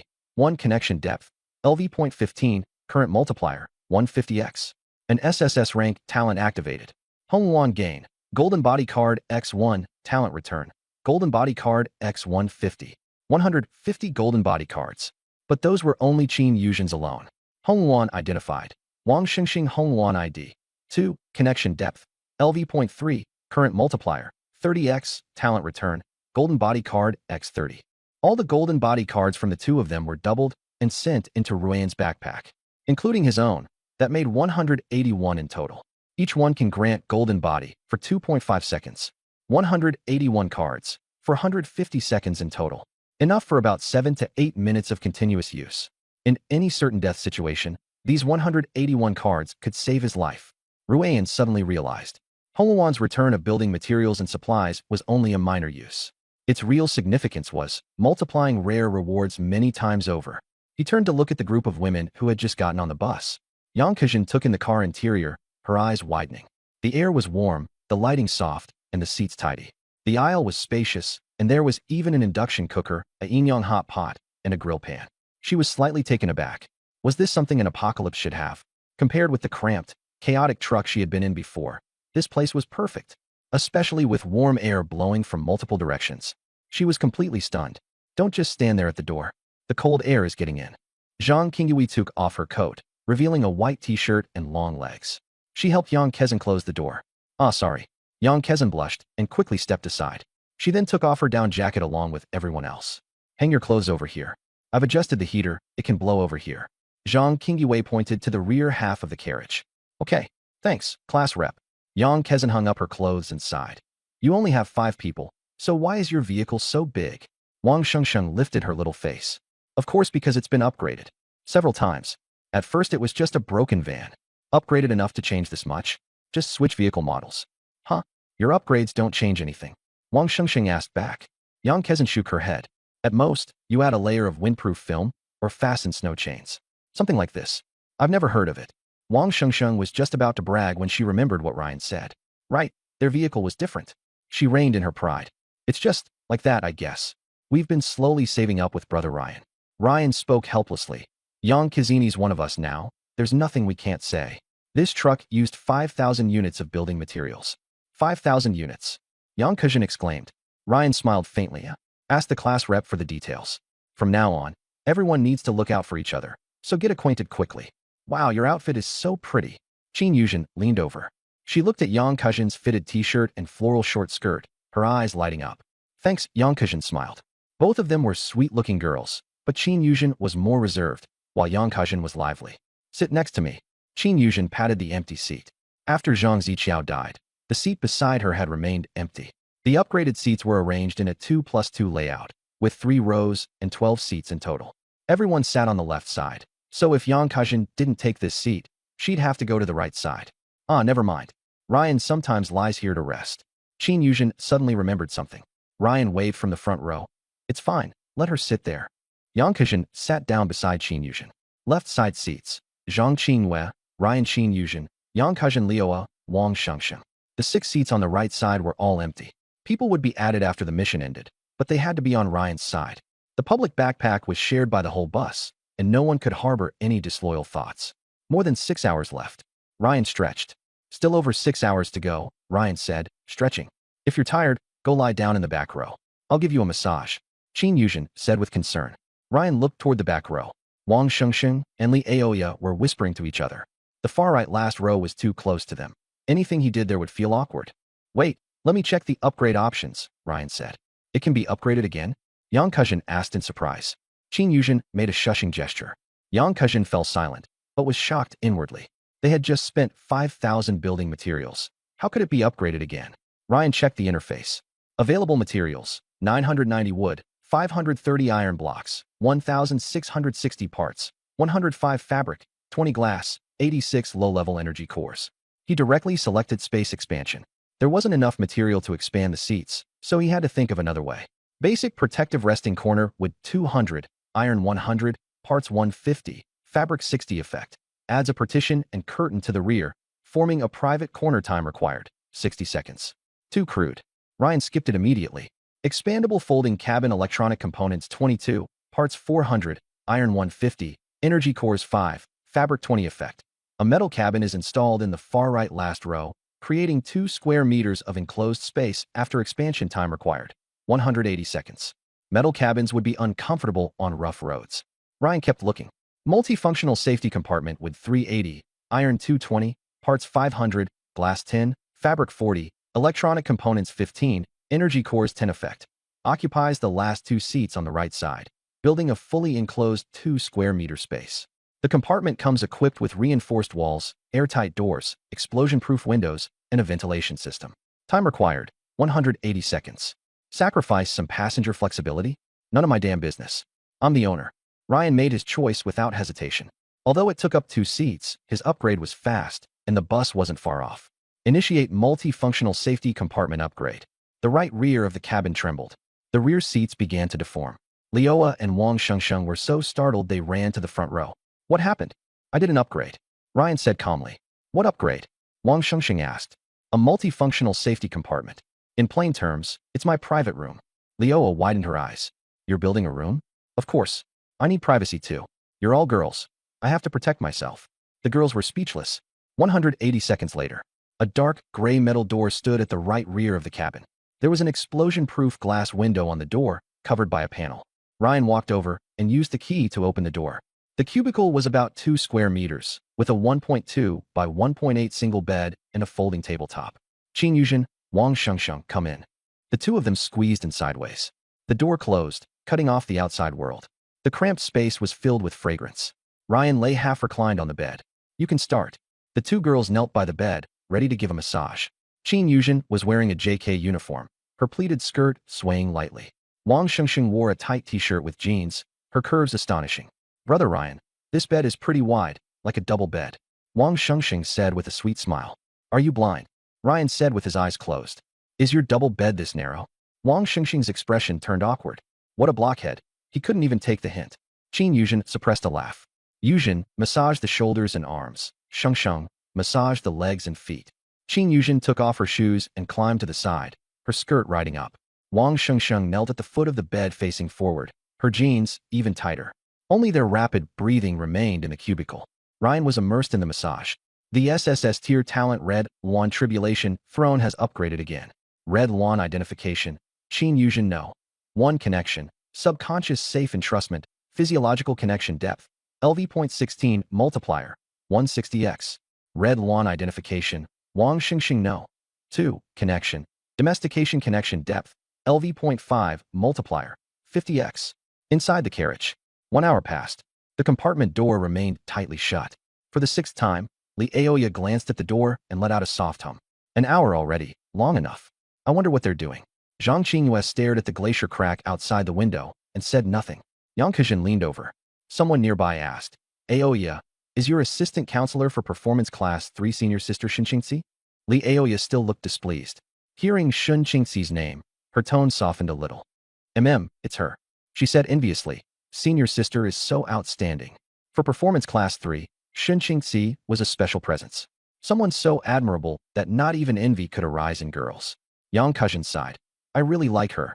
She was the top beauty in her junior year, and before even graduating, she played the heroine Ling Shuang in Qing Yunjie, becoming an instant hit. So many people in the dance department followed that drama. Her fight scenes were especially amazing. At a glance, you could tell she had a solid foundation. She rested her chin on her hand. I never expected someone of her stature to still be willing to serve as an assistant counselor. I'm so jealous that you get to be close to her. Li Aoya nodded. She has good resources, but she never puts on airs with juniors and freshmen. She's like a reliable older sister, both a mentor and a friend. Yang Kejin smiled. Having a celebrity senior sister is great. Hey, I heard. The two girls huddled together gossiping. Their friendship was in the making. Zhang Qingyue was still staring at the glacier crack. 2 hours passed. The door to the safe compartment opened. Qin Yuzhen came out with a flushed face. Li Aoya immediately asked, Yuzhen? Just you? Where's Shengsheng? Qin Yuzhen closed the door. Ryan said he'd give her one-on-one tutoring and told me to come out first. One-on-one tutoring. Li Aoya shot to her feet. What kind of tutoring can they be doing in there? Qin Yuzhen shook her head. I don't know. Li Aoya's face went red, then pale. Wang Shengsheng was her best friend. They'd been inseparable since freshman year. They complained about classmates together, celebrated performances together, drank together. Wang Shengsheng had once held her and cursed Ryan out for 3 hours. Ryan was her ex-boyfriend. She had still been fantasizing that he would come begging for forgiveness. By then, she would graciously forgive him. But now, Ryan and Qin Yuzhen had been flirting with each other, fine. How could Wang Shengsheng do this too? What's wrong, Aoya? Yang Kejin asked carefully. Li Aoya pressed her lips together. It's nothing. I'm just a little unwell. Zhang Qinghua suddenly spoke up. Someone's coming out. Yang Kejin leaned against the car window. She wiped away the thin frost and looked outside. A group of people emerged from the glacier crevasse. Leading them was Director Yu, beaming and full of energy. Go tell Ryan. Li Aoya hurried to the metal door. Knock knock. The door isn't locked. Come in. Ryan's voice came from inside. Leoa pushed the door open. Her mind went blank. Wang Shengsheng was kneeling on the ground, sitting back on her heels, her hair stuck to her cheeks. Her chest rose and fell. One hand braced on the floor, the other wiping her mouth. Ryan stood in front of her, buckling his belt. What is it? Leoa looked away. Director Yu and the others are out. They should have gotten the prototype. Ryan nodded. Got it. You wait in the car. I'll go get the goods. After speaking, he walked out of the compartment. I'll go with you. Zhang Qinghua volunteered. Ryan. Okay. Yang Kejin. I'm going too. Qin Yuzhen also stepped forward. Ryan waved a hand. Not needed. I'm just picking up some cargo. Having the class rep with me is enough. He got off the vehicle, and Zhang Qinghua put on her padded jacket and followed. Inside the safety compartment, Leoa took a deep breath and closed the door. Only she and Wang Shengsheng were left. The flush on Wang Shengsheng's face had faded, but her lips were still red. What's wrong? Why shut the door? Leoa's expression was grim. Wang Shengsheng, do you still have any shame? You know full well about my relationship with Ryan, and you still. Wang Shengsheng's eyes darted away. Let me explain. Explain what?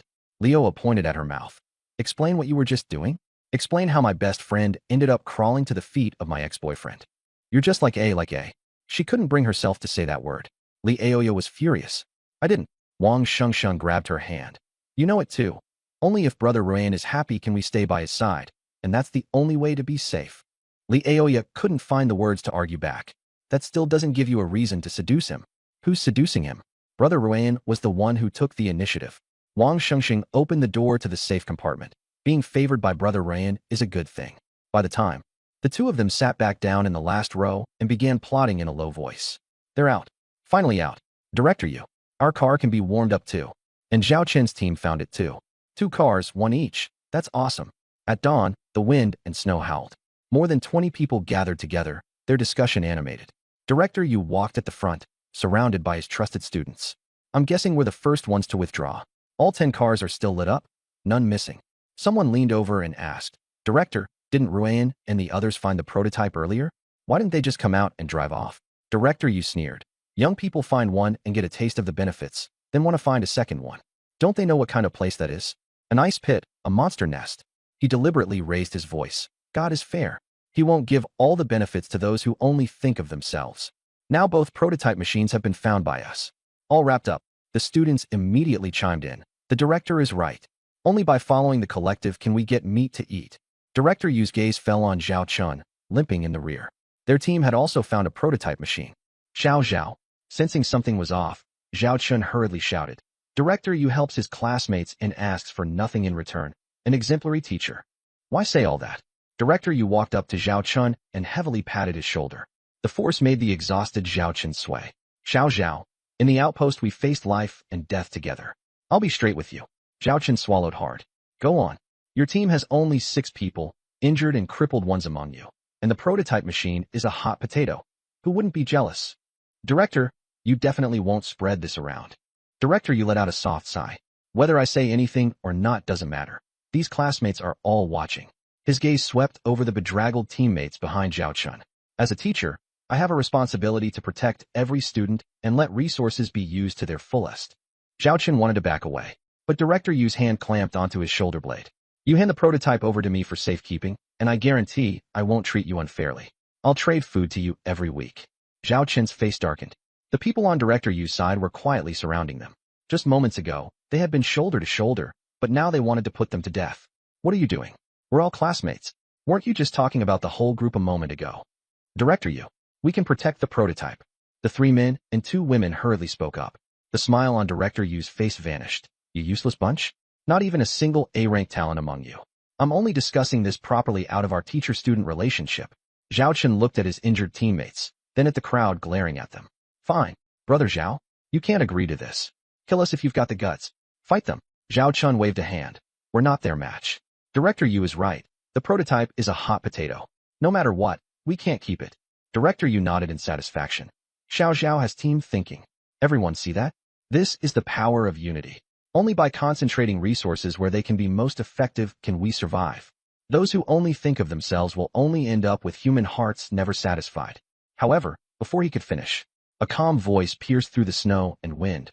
Director Yu is right. I'm just wondering, can your snake swallow 2 elephants? Director Yu's smile froze. Who dared to talk like that? In the snowstorm, 2 figures stood there. Ryan and Zhang Qinghua. Ryan had both hands in his pockets, expressionless. Zhang Qinghua stood behind him, her gaze sharp. Ryan, why is he here? Didn't they say he hadn't come out yet? This guy came out long ago and was resting in the car. Everyone was buzzing with discussion, their expressions turning hostile. Zhao Chen wanted to back away in the confusion. Director, you didn't even turn his head. Keep an eye on Xiao Zhao. Zhao Chun was blocked by the 2 men. Director, you put on a smiling face, rubbing his hands as he walked toward Ryan. Student Ryan, we were just saying that with your ability, you must have come out early. He stopped 5 steps away, not daring to get any closer. Ryan looked at him. Director, you swallowed. We're preparing to withdraw. There'll be plenty of time in the future, huh? Who said there'll be plenty of time in the future? Ryan spoke. You know why I'm blocking you here. I don't understand. Director, you played dumb. Ryan smiled. What were you doing? Bringing over 20 people to surround those few students. Friendly exchange. I think it's coercion and inducement, making them hand over the prototype. Director, you forced a smile. That's teamwork and cooperation. Pool resources and achieve maximum effectiveness. Oh, Ryan stepped forward half a step. If it's about achieving maximum effectiveness, Director, you bring out your prototype first. Director, you backed away, narrowing his eyes. Ryan, don't push it too far. I wasn't backing down because I'm afraid of you. It was for the collective enter. He didn't finish speaking. For meters. Ryan crossed the distance in a single stride. Director, you let out an ow and tried to run. His collar tightened, and his feet left the ground. The world spun. Ryan lifted him by the throat with one hand, and his legs kicked wildly. Let go of Director you. Ryan, stop. Everyone gasped, but no one stepped forward. He put me down. I'm the director. Director, you said haltingly. Ryan was like he was carrying a chick. Director, you struggled desperately, but he couldn't pry Ryan's hand open. He completely broke down. His strength stat was 20 points. With the massive boost from the B-rank talent, lifting heavy as light. He still couldn't pry it open? This guy's strength had to be 30 plus? Thud. Ryan let go, and Director, you crashed onto the ice. Before he could even cry out, Ryan stomped on his chest. Uft. Director, you was in so much pain, he was close to passing out. Where's the prototype? Ryan's voice was ice cold. The area fell silent. The students' faces turned pale, and they instinctively stepped back. Everyone knew how strong Director you was. Now he was being stepped on like a dead dog. The gap was too obvious. The few who had just been surrounding Director Yu and shouting unity had already retreated farther away. Director Yu's face turned the color of pig liver. First, take your foot off. Ryan pressed down harder with his foot. Where's the prototype? Zhao Chen suddenly shouted. Ryan, I want to hand over the prototype. The one from our team. Voluntarily, he pushed aside the 2 people in front of him. The 2 students who were supposed to be guarding him didn't dare stop him now. Zhao Chen staggered over and rushed up to Ryan. Ding. Trade invitation received. Trade item. Geothermal core prototype X1. Required item. None. Ryan lifted his foot, and Director Yu coughed violently. Ryan clicked accept. The dark red metal sphere went into the bag. Take them and go. Ryan nodded. As if granted a pardon, Zhao Chen called to his teammates. Go. Several of them helped each other onto the vehicle, not even glancing at Director Yu. They had lost the prototype. If they fell behind, they could freeze to death. Watching Zhao Chen leave, Director Yu suddenly thought of something. Ryan, campus chat has been enabled, and I'm going to post your wicked deeds from today. Bang! A vicious kick. Director Yu's chest caved in, and he screamed, spewing blood. He scrambled backward across the ice. Save me. Dajuan. Xiao Chao. Save me. I'm the director. You can't do without me in the vehicle. The students avoided his gaze. Some lowered their heads, some recoiled, and more watched apathetically. A tall boy spoke up. Director, the earth still turns without anyone. Director, you froze. You animal. I'm guarding the prototype for your sake. For the collective. Another boy leaned in. Don't act anymore, Director. You're just keeping it for your own comfort. The prototype has always been in your backpack, and you wouldn't even let anyone touch it. Centralized custody? So you can keep it in your pocket and stay warm all by yourself. Director, you trembled with anger. Rebellion. You've all rebelled. Zhang Qinghua raised a hand to cover her mouth, stifling a laugh. Ryan crouched down. Director, you. Remember next time what it means to set an example as a teacher. Next time. Director, you trembled. You're going to let me off? The crowd exploded. We can't let him go. He just snatched Zhao Chen's prototype machine. Hypocrite. All talk about the collective, but he keeps all the benefits for himself. And he even used his identity as a teacher to pressure people. Ryan remained crouched. Hand over the prototype machine, and I'll give you another chance next time. Director Yu's expression changed repeatedly. He had thought he was doomed, so he refused to hand it over even at the risk of death. Now that he handed it over, would he survive? The young man was too naive. I'll give it. I'll give it.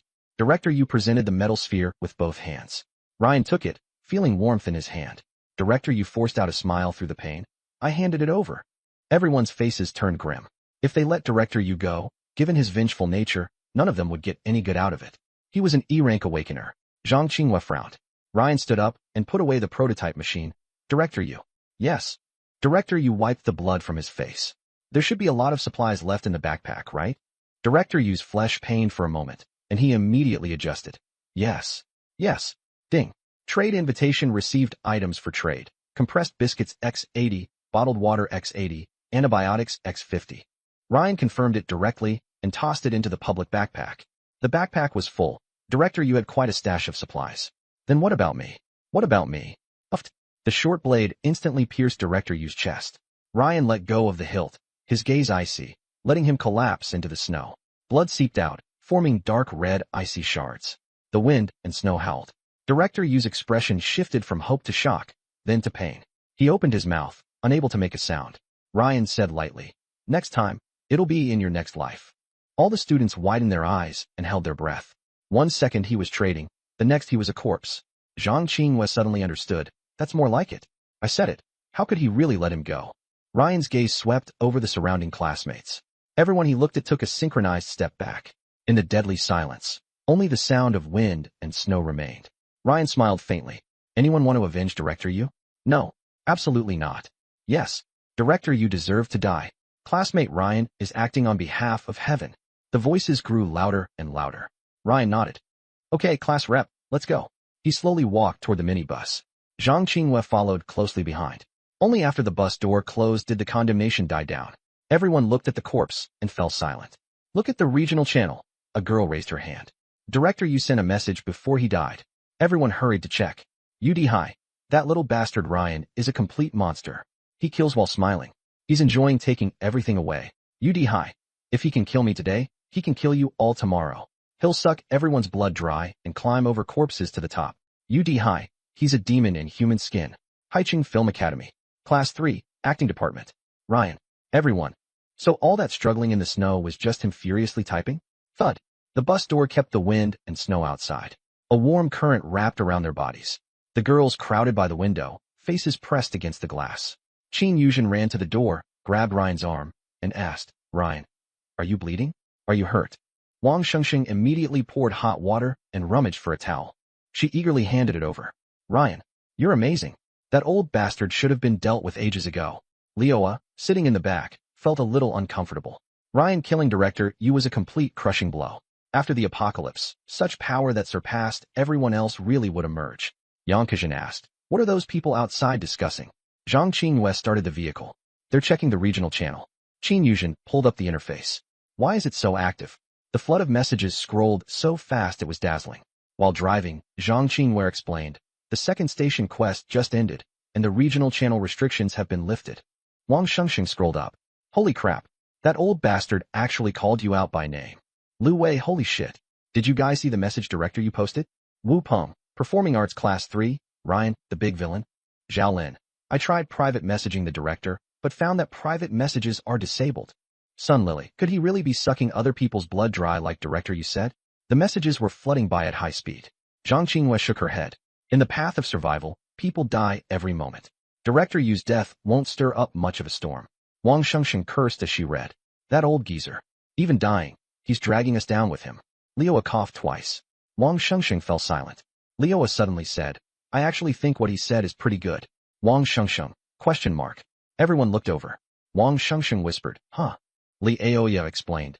Director Yu was so scared that he only dared to go crazy in the channel before dying. Demon Lord sounds awful, but with that reputation, how much trouble can it save us? Qin Yuzhen frowned. But being called that. Ryan waved his hand. Kill anyone who calls me that. Then wouldn't that make you a real demon? Wang Shengxing had just finished speaking when she covered her mouth. Ryan's gaze turned to Yang Kujin in the corner. Kujin, come back to my room with me. Everyone froze. Qin Yuzhen stood up on reflex, only to realize he was talking about Kujin. Yang Kujin blushed and followed Ryan through the metal door. Just like an emperor favoring a concubine, Li Aoya muttered. Wang Shengsheng was furious. Aoya, you've got the advantage and you still don't cherish it. If it were me, I'd have won Ryan over long ago. Li Aoya looked toward the metal door, torn with hesitation. Inside the safety compartment, Yang Kujin stood awkwardly by the door. Ryan sat by the bed. The road to survival is a long one. Being able to make weapons alone isn't enough. Yang Kujin's face darkened, afraid of being abandoned. I know this is basic. Give me time, and I can definitely. Time. Ryan interrupted her. The next disaster could come at any moment. No one is going to wait for you to slowly grow. He stood up and hooked a finger under her chin. Only by becoming completely mine will you have any value. Ryan locked the door. His fingers touched her collar and gently parted it. Half of the character, I, was revealed between her collarbones. It didn't come off. I'll write something else today. Today. Daybreak arrived. The highway stretched straight into the distance, the earth covered in snow.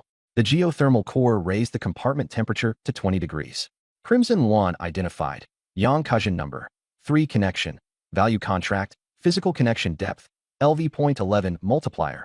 110x talent. A rank. Craftsmanship conception. Simulate making ironware times 1 daily. Return. Each summon grants simulated ironware times 110. Ryan pondered the information in silence. A value contract had appeared for the first time. Yang Kujin's level had risen rapidly and already surpassed Wang Shengsheng. 3 Crimson Yuan levels. Qin Yuzhen, subconscious entrustment / physical connection LV.17 Wang Shengsheng. Taming connection LV.6 Yang Kujin. Value contract / physical connection LV.11. 110 pieces of ironware a day. Ryan tapped the edge of the bed. He invited Yang Kujin onto the vehicle, not just for the ironware return. More importantly, her talent had strategic significance. With 110 pieces of ironware every day, they would eventually all end up in Ryan's backpack. There had to be a solution. Sell them all? In the early stages, when passengers lacked weapons, ironware was indeed a hard currency and could be traded for food, water, and medicine. But the weapons market would eventually become saturated. As the mission progressed, people would obtain basic equipment, and the demand for axes and blades would decrease. Mass-selling standard-issue iron weapons is troublesome, too. Like the first deal between him and Yang Kujin, she only dared say she had gotten it by accident. Besides, Ryan was going to sell several hundred of them. Too many supplies and no space is a problem too. I need to prepare some rope and turn single weapons into a bundle.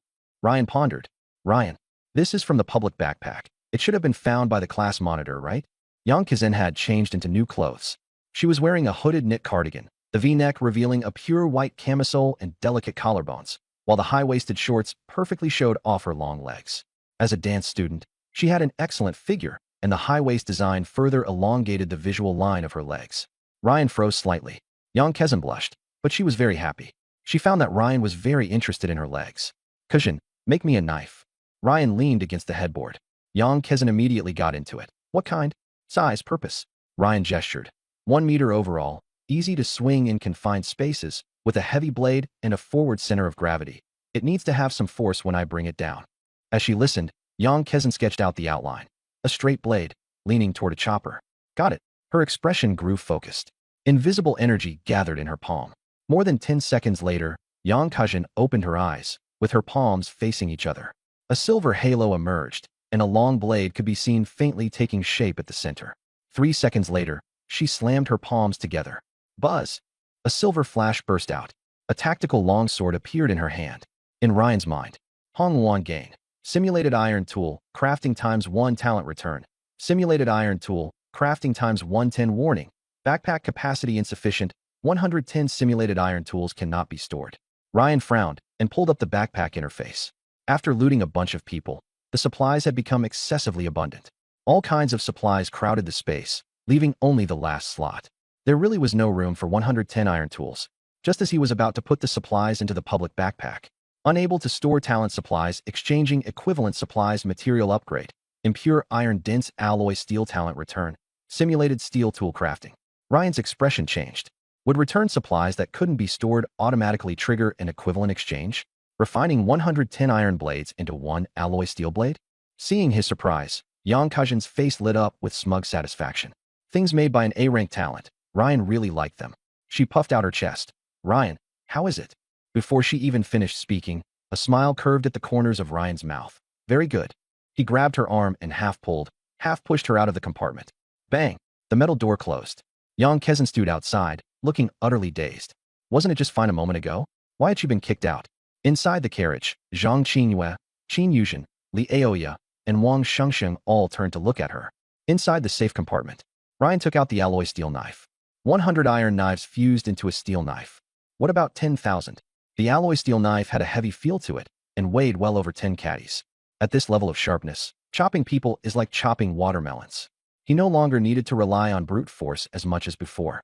If this was the hidden rule of the talent, when the returned item exceeded the backpack's limit, it would be smelted and sublimated. That application range was terrifying. If a crayfish exceeds the limit, will it become a lobster?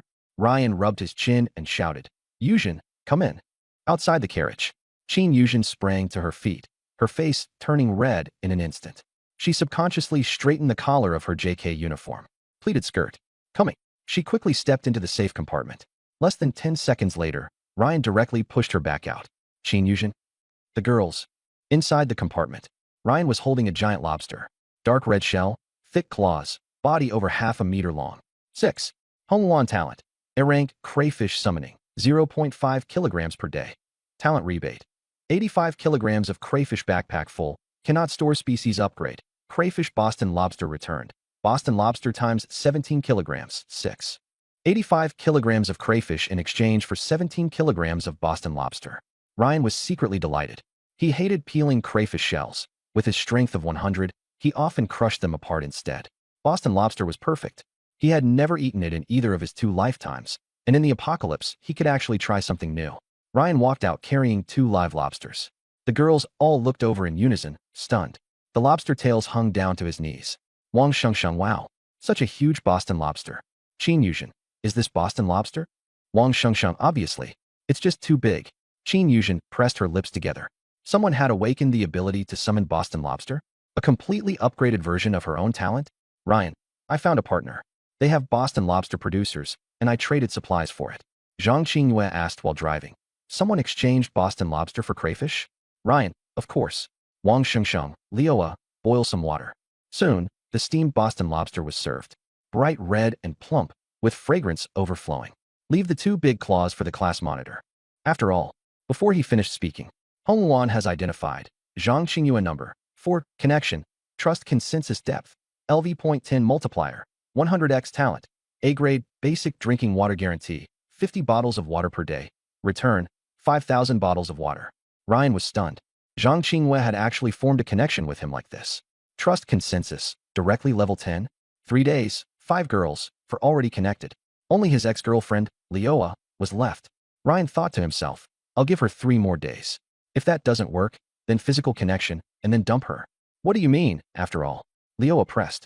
Ryan, after all, there aren't many people I find pleasing to the eye, so she has to eat well. The car fell silent. Zhang Qingyue's ears turned red as she forced herself to stay calm. The bond leveled up again. Yang Kajin sighed softly, the corners of her mouth lifting slightly. Li Aoya felt a pang of sourness in her heart. Wang Shengsheng grinned mischievously. Exactly. The class rep has had it tough, and Ryan is so considerate. Ryan, class rep, summon today's water. Zhang Qingyue responded at once and activated her talent. Ryan's backpack was filled with bottled water. A talent prompt sounded. Obtained A-rank talent, basic drinking water assurance. Summon 50 bottles of water per day talent return. 5,000 bottles warning. Backpack is full automatically exchanging for high-tier supplies obtained. Medical-grade sterile remineralized water times 50. Ryan's mouth twitched. What the hell? Medical grade? Sterile? Remineralized? Wasn't this just an IQ tax? 100 bottles of ordinary water only got him 1 bottle of this stuff. He was taking a huge loss. Vehicle begins replenishing passengers' empty seats detected, matching new passengers transferring. Li Aoya's expression changed. New passengers? She looked at Ryan. There were already enough girls on the bus crowding around him. Qin Yuzhen, Wang Shengsheng, Yang Kajin. What if a few more come? Ruan said. They're all familiar faces. Zhang Qingyue's hand on the steering wheel slipped. Class rep, come down and take a break. Yang Kajin, you go drive. Yang Kajin nodded. The 2 hadn't even switched seats. Thump, thump. 4 people suddenly appeared in the seats out of thin air. Fuck. Zhang Longqi jumped up and nearly hit the car roof. The class monitor from the performance major, a 1.9-meter tall athlete. Beside him was his roommate Luzi Xuan. Two girls sat in the back row. Luna, with a doll-like face, looked a little nervous. Shin Qingzi, a junior-year senior, a well-known actress, a beige coat, with a coffee-colored knit sweater outlining her proud curves, known as Little Nini. Why is it you guys? Zhang Longqi looked around the carriage. Liao Ya, Wang Shengsheng, Ruan, where's Zijiao? Qin Yuzhen's expression stiffened. Lu Zixuan suddenly stood up.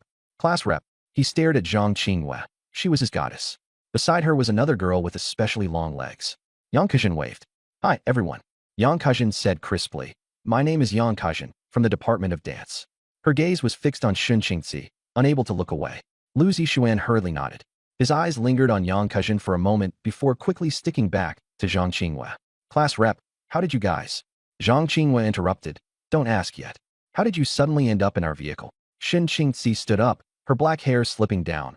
She gently tucked it behind her ear. It's a long story. 12 of us took part in the joint performance, and we were all put on the same bus. We ran into zombies at the first stop and suffered heavy losses. The second stop was a timed mission, and after finishing it, only 4 of us were left. Later, a voice prompt said we could transfer vehicles. We didn't expect it to actually work. It's great to run into you. Lu Zixuan echoed. Yeah, it's great to run into the class rep. Zhang Qinghua was helpless. This guy had pursued her before the apocalypse, and even after being rejected, he still wouldn't give up. Zhang Longqi suddenly asked, why is your vehicle so warm? Upgraded, Zhang Qinghua said. An upgrade can make it this warm? Zhang Longqi said, feeling the heater vent. The ones I've seen are all options like power, hardening, and the like. Lu Zixuan stood up and looked around. 5 people, but why is there so much space? He walked to the back row and saw a metal door. Damn, a separate compartment? Luna looked up timidly. Could it be an RV? Shin Qingzi caught a glimpse of the dish on the table out of the corner of her eye. It looked like lobster. This RV was far too unusual, far too comfortable. Zhang Longqi sniffed. Smells so good. He saw 2 palm-sized lobster claws in the pot, plump with meat. Lobster. He reached out to grab some. Qin Yuzhen stopped him. Don't touch it. It's the study reps. Zhang Longqi froze. The study reps? He forced a smile. The study rep got this? That's awesome. We've been eating instant noodles for days. What's wrong with having a taste? Wang Shengsheng also stepped forward. Class monitor, don't move. Leave these 2 big claws for the study rep. Zhang Longqi said unhappily. We're all in the same class. You've already eaten, so what's wrong with letting us have these 2? Li Aoya, no. They're the study reps. Zhang Longqi let out an exasperated laugh. When had Zhang Qinghua ever gained such authority? He looked at Shin Qingzi. Senior Shun, say something fair. Am I going too far? Shin Qingzi shook her head. I'm not hungry. Lu Zixuan leaned over. Leave it for the study rep. You can eat something else. Zhang Longqi was speechless. Fine, I'll eat something else. He reached for the other food. The 3 girls said in unison. No, that's not allowed either. They stood in front of the table. Zhang Longqi was utterly speechless. So I'm supposed to just watch? We barely escaped with our lives. What's wrong with eating some leftovers? He looked at Zhang Qinghua. Class rep, as the class monitor, can I have some? Zhang Qinghua shook her head. Sorry, no. If you want some, ask the car owner. The car owner? Zhang Longqi frowned. Who is the car owner? Ryan finally chimed in. The boy who had been silent all this time. Ryan. Zhang Longqi's eyes went wide. You're the car owner. Not only him. Lu Zixuan also looked over in shock. Ryan? The most inconspicuous person in the class. Among the handsome guys and beautiful girls in the acting class, he had plain looks and a dull personality, didn't live in the dormitory, left as soon as class was over, and never took part in any activities. And now he was the car owner? Luna was stunned, her eyes full of confusion. The owner of such an amazing car was Ryan? And everyone was treating him with such respect? Shin Qingzi reacted the fastest. After a brief moment of surprise, the corners of her lips lifted slightly. I see. No wonder Shengsheng and the others were so excited. So Ryan Jr. is the one calling the shots in the car. That's right.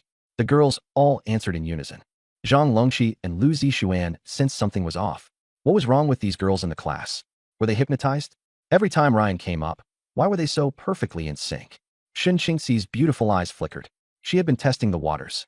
She hadn't expected such a unanimous answer. Since Ryan Jr. is the one in charge, I'll introduce myself. She smiled. Cool and alluring yet sweet. My talent is S-rank, mirror-flowing shadow. Wait, senior. Ryan waved her off to stop her. In everyone's stunned silence, he leaned back, setting the seat to full recline, and lazily stretched. The 4 people on the right were all stunned. Ryan yawned. Go on. What shocked the 4 even more was, Qin Yuzhen and Wang Shengxing hurried over with lightning speed. One pressed his arm, the other his thigh. Their movements were incredibly practiced. Zhang Longqi and Shun Qingzi both widened their eyes. What did that mean? Just suddenly start giving a massage? And in such a completely unconcerned way. Zhang Longqi's head buzzed. Wait, Qin Yuzhen, what about Zhang Ziqiao? You still haven't answered me. Qin Yuzhen focused on massaging Ryan's arm, her movements pausing slightly. She looked up at him, her voice soft and sweet but distant. Ziqiao? He died. He got infected with the zombie virus at the first stop. Zhang Longqi narrowed his eyes. You're sure he died from being infected with the virus? At the first stop, he had also encountered zombies and been scratched. How could there be any fatal virus? Qin Yuzhen let out a soft sigh. Class monitor, don't ask anymore. The dead can't come back to life. Maybe. She looked at Ryan, her eyes full of tenderness. We should cherish the person in front of us more. Zhang Longqi was left speechless. If Zhang Ziqiao had seen this scene, he'd probably be crawling up from the underworld. Lu Zixuan glanced at Zhang Qinghua. His mind went a little blank. Thankfully, the study rep hadn't given Ryan a good face. She was still as cold as ever. She might reject me, but that doesn't mean she doesn't like me. Being assigned to this car really was heaven's favor. Something occurred to Lu Zixuan. At the start of the apocalypse, did our class's two couples both get assigned to this car? Luna asked softly. Aoya, isn't Ryan your boyfriend? Seeing him like that, aren't you jealous? Aoya froze. Jealous? Jealous of who? Ryan? She wasn't capable of that. She hurriedly waved her hands. Why would I be jealous of that? As long as Ryan is happy, that's what matters. Luna. Her boyfriend was being massaged by two female classmates. He was practically about to sit on their laps. And the girlfriend can tolerate that. Aoya coughed. Senior Shun, hurry and talk about your talent. She quickly changed the subject. In the eyes of those who had just gotten in the car, she was Ryan's legitimate girlfriend. Somehow, she had started to enjoy that identity. She didn't want to expose the breakup. Shin Qingxi composed herself. I'll continue. My talent is S-rank, mirror-flowing shadow. Before the apocalypse, I used to rehearse solo dances in front of the mirror in the practice hall. After the apocalypse, I can control shadows. Ordinary S-rank opponents are no match for me. Ryan raised an eyebrow. Control shadows? A rare ability. She was so confident that ordinary S-rank opponents weren't her match, so she must have really fought them before. Luna nodded. Senior Shun is the strongest one in our car, even stronger than the class monitor. Realizing she had said too much, she quickly lowered her head. Without her, we would have been wiped out at the second stop. Ryan followed up. What ability does the class monitor have? Zhang Longqi straightened his chest and cleared his throat. Hey, didn't you eat? Ryan turned his head to look at Wang Shengxing. Wang Shengxing hurriedly said, I ate, Brother Ryan. I'll put some strength into it right now. Ryan nodded. Class monitor, continue. Zhang Longqi was interrupted and felt a bit stifled.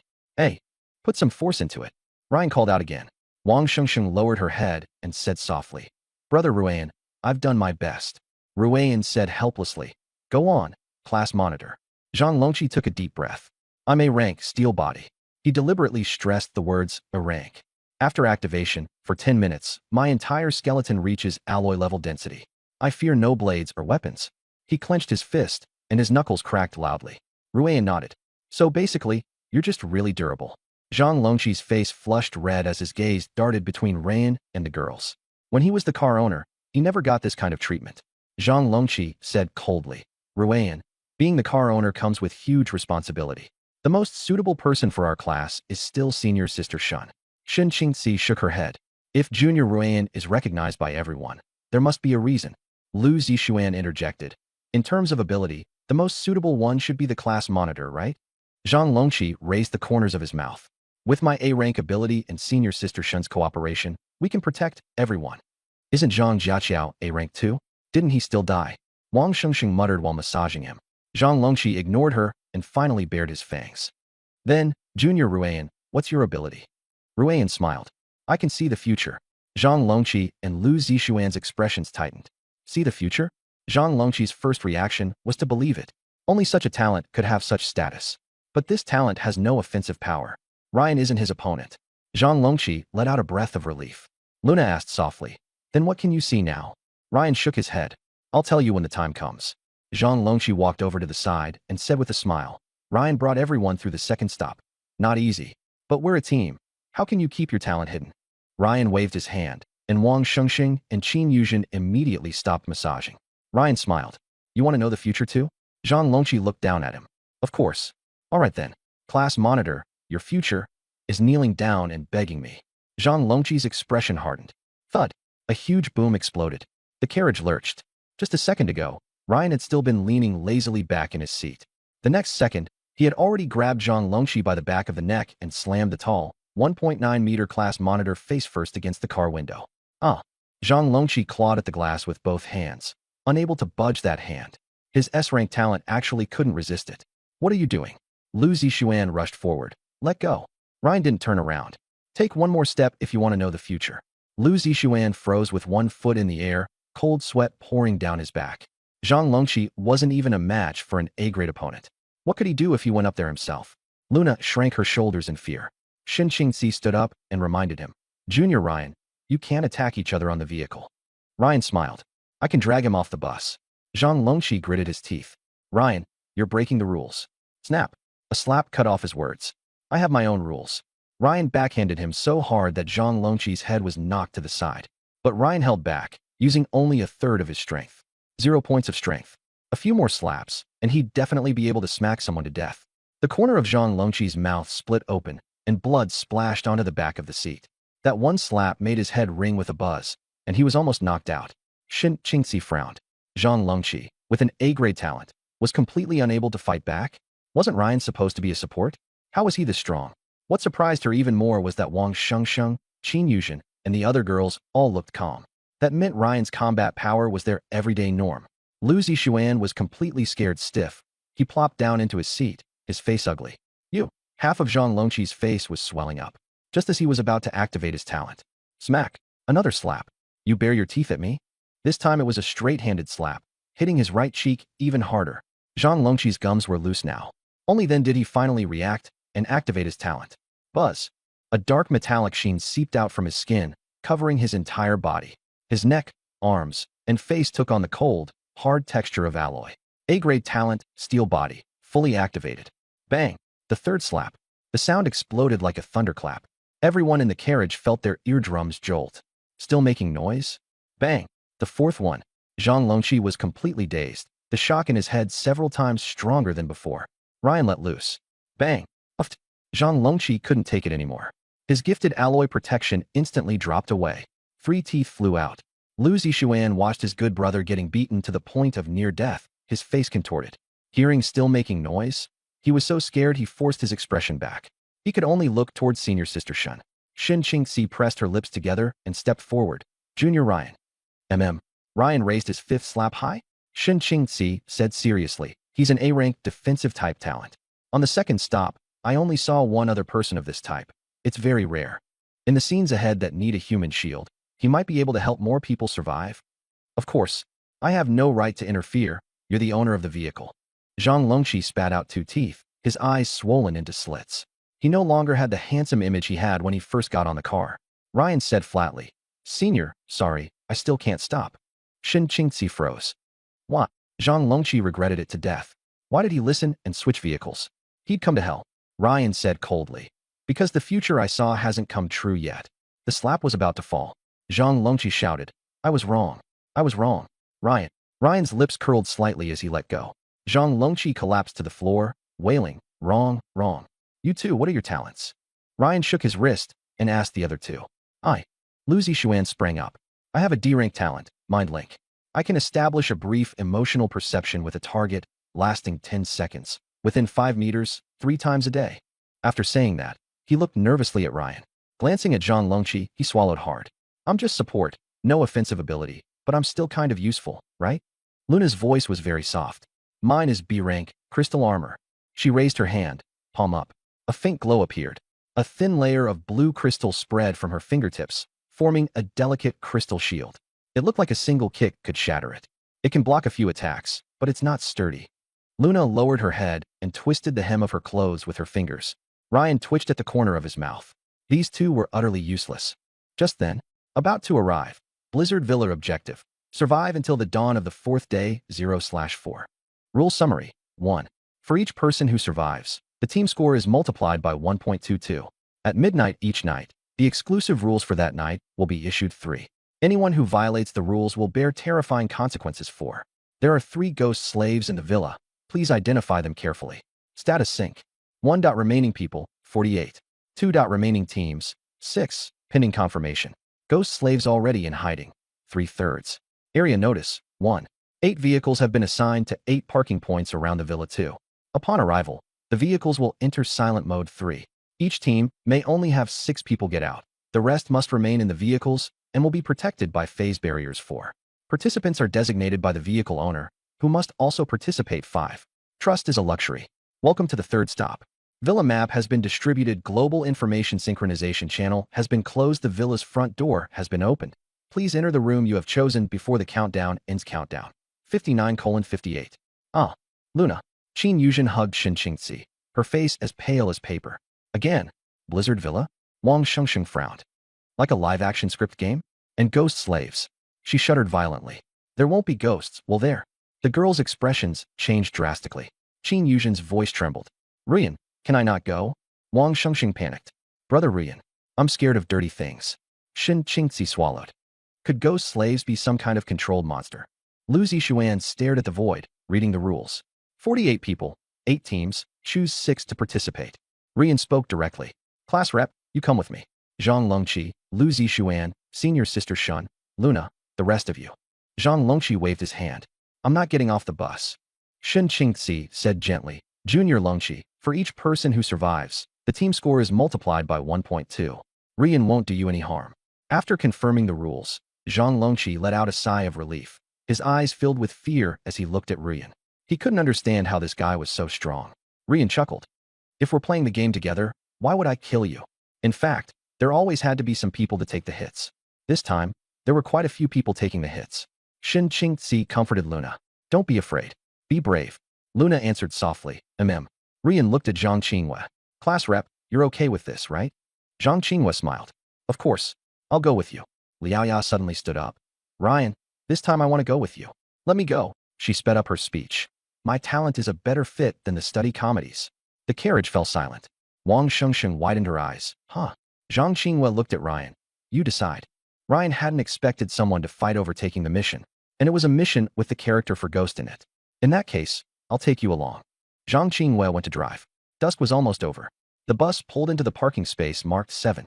Ahead stood a massive villa on the ice field. Its spires were pitch black, its windows hollow. Only the wind and snow wailed. A rusted solitary lamp beside the parking spot lit up less than 5 meters. This villa is way too big, isn't it? Lu Zixuan looked up. Zhang Qinghua cut the engine. It needs to accommodate 48 people. Liaya asked. What about the other vehicles? Shin Qingzi explained. They should be parked in different spots. We're number 7. Ryan checked the time. There are 20 minutes left. Let's go. He got out of the car first. The cold wind swept across them, and everyone shivered. Liaoya jogged after him. The others followed. Lu Zixuan turned back. Class rep, wait for us to come back. Qin Yuzhen, Yang Kejin, and Wang Shengsheng waved from the doorway. The way Wang Shengsheng wiped away her tears left Ryan speechless. Shin Qingzi put on a black mask to cover her face. She knew very well that her identity would bring trouble. The villa door was left ajar, with a dim yellow light spilling out. Ryan pushed the door open. Creak. Dust swirled through the air. The hall came into view, spacious and dilapidated, with only a few chandeliers lit, their shadows swaying. 2 groups were talking, 6 people in each. From their appearances, none of them looked like they were from the film academy. Buzz. A male voice sounded. Water on my face, cold. I woke up on an operating table. They were wearing white lab coats. I said I didn't need surgery, but they shook their heads. The needle was huge. The ceiling spun. I tore free of the straps and ran. The corridor had no end. The lights went out one by one as they lunged at me. Behind me came the sound of wheels, rumble rumble. Rubber gloves brushed together, swish swish swish. I didn't dare turn around. I ducked into the nearest door. Hid under the bed, in the wardrobe, in the bathroom. It came in. I prayed it couldn't see me. The voice stopped abruptly. Ah! Luna screamed. Why is it a person talking? Li Aoya's face went pale. Stopping halfway is even scarier. Shin Qingzi frowned. Don't get dragged into it. This mission isn't simple. Ryan led the group into the hall.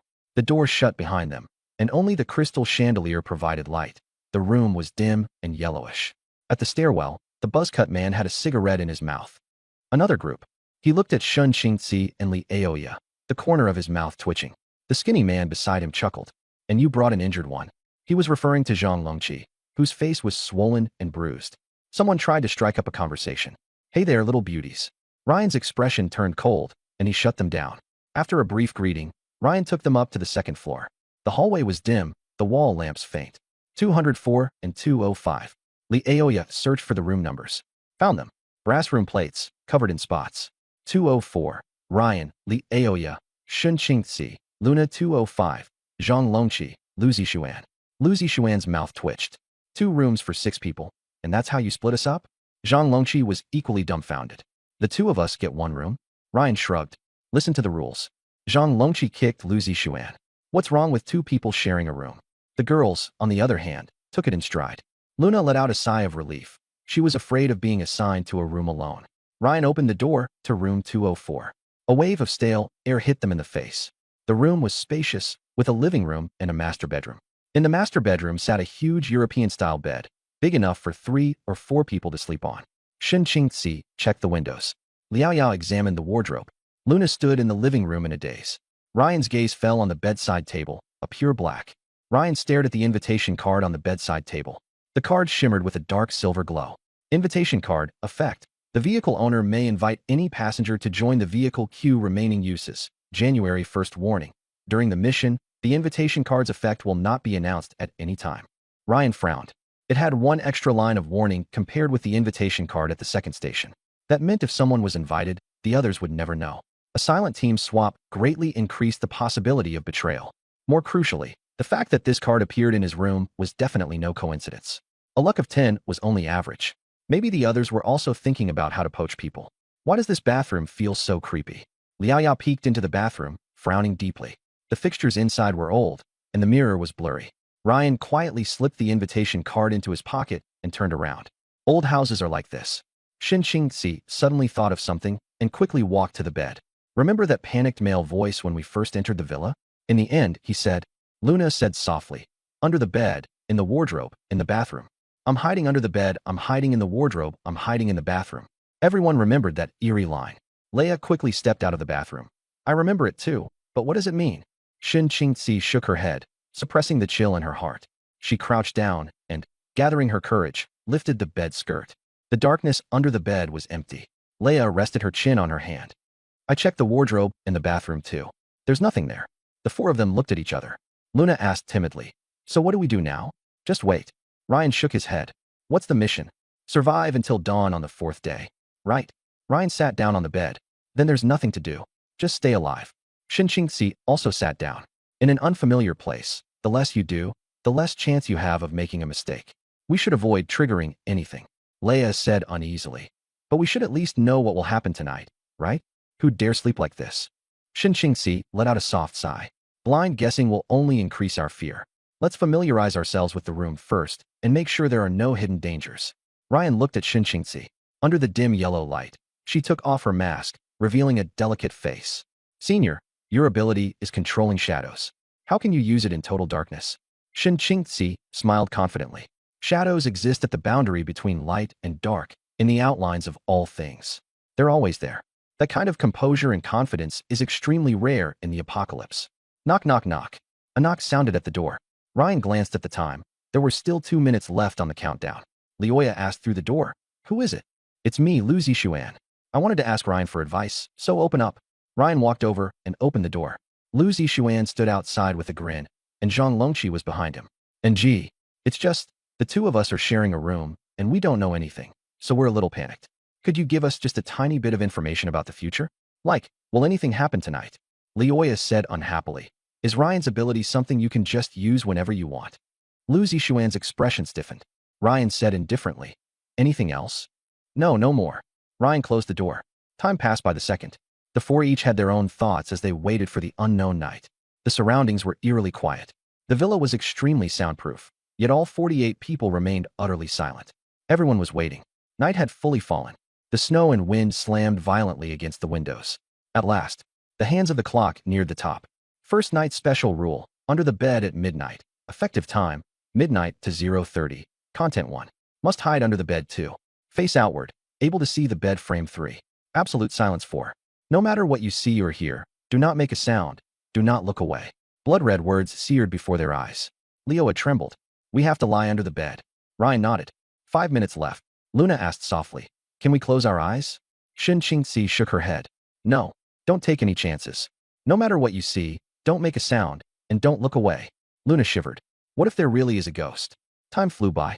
Get under the bed now, Ryan urged. The villa was warm, around 10+ degrees. The space under the bed was cramped. Take off your down jackets, or it'll be too tight. Shin Qingxi reminded them. She revealed a coffee-colored knit sweater. Leoa took off her coat, revealing a short skirt and vest. Luna slowly pulled down her zipper. A white t-shirt, her collarbones clearly defined.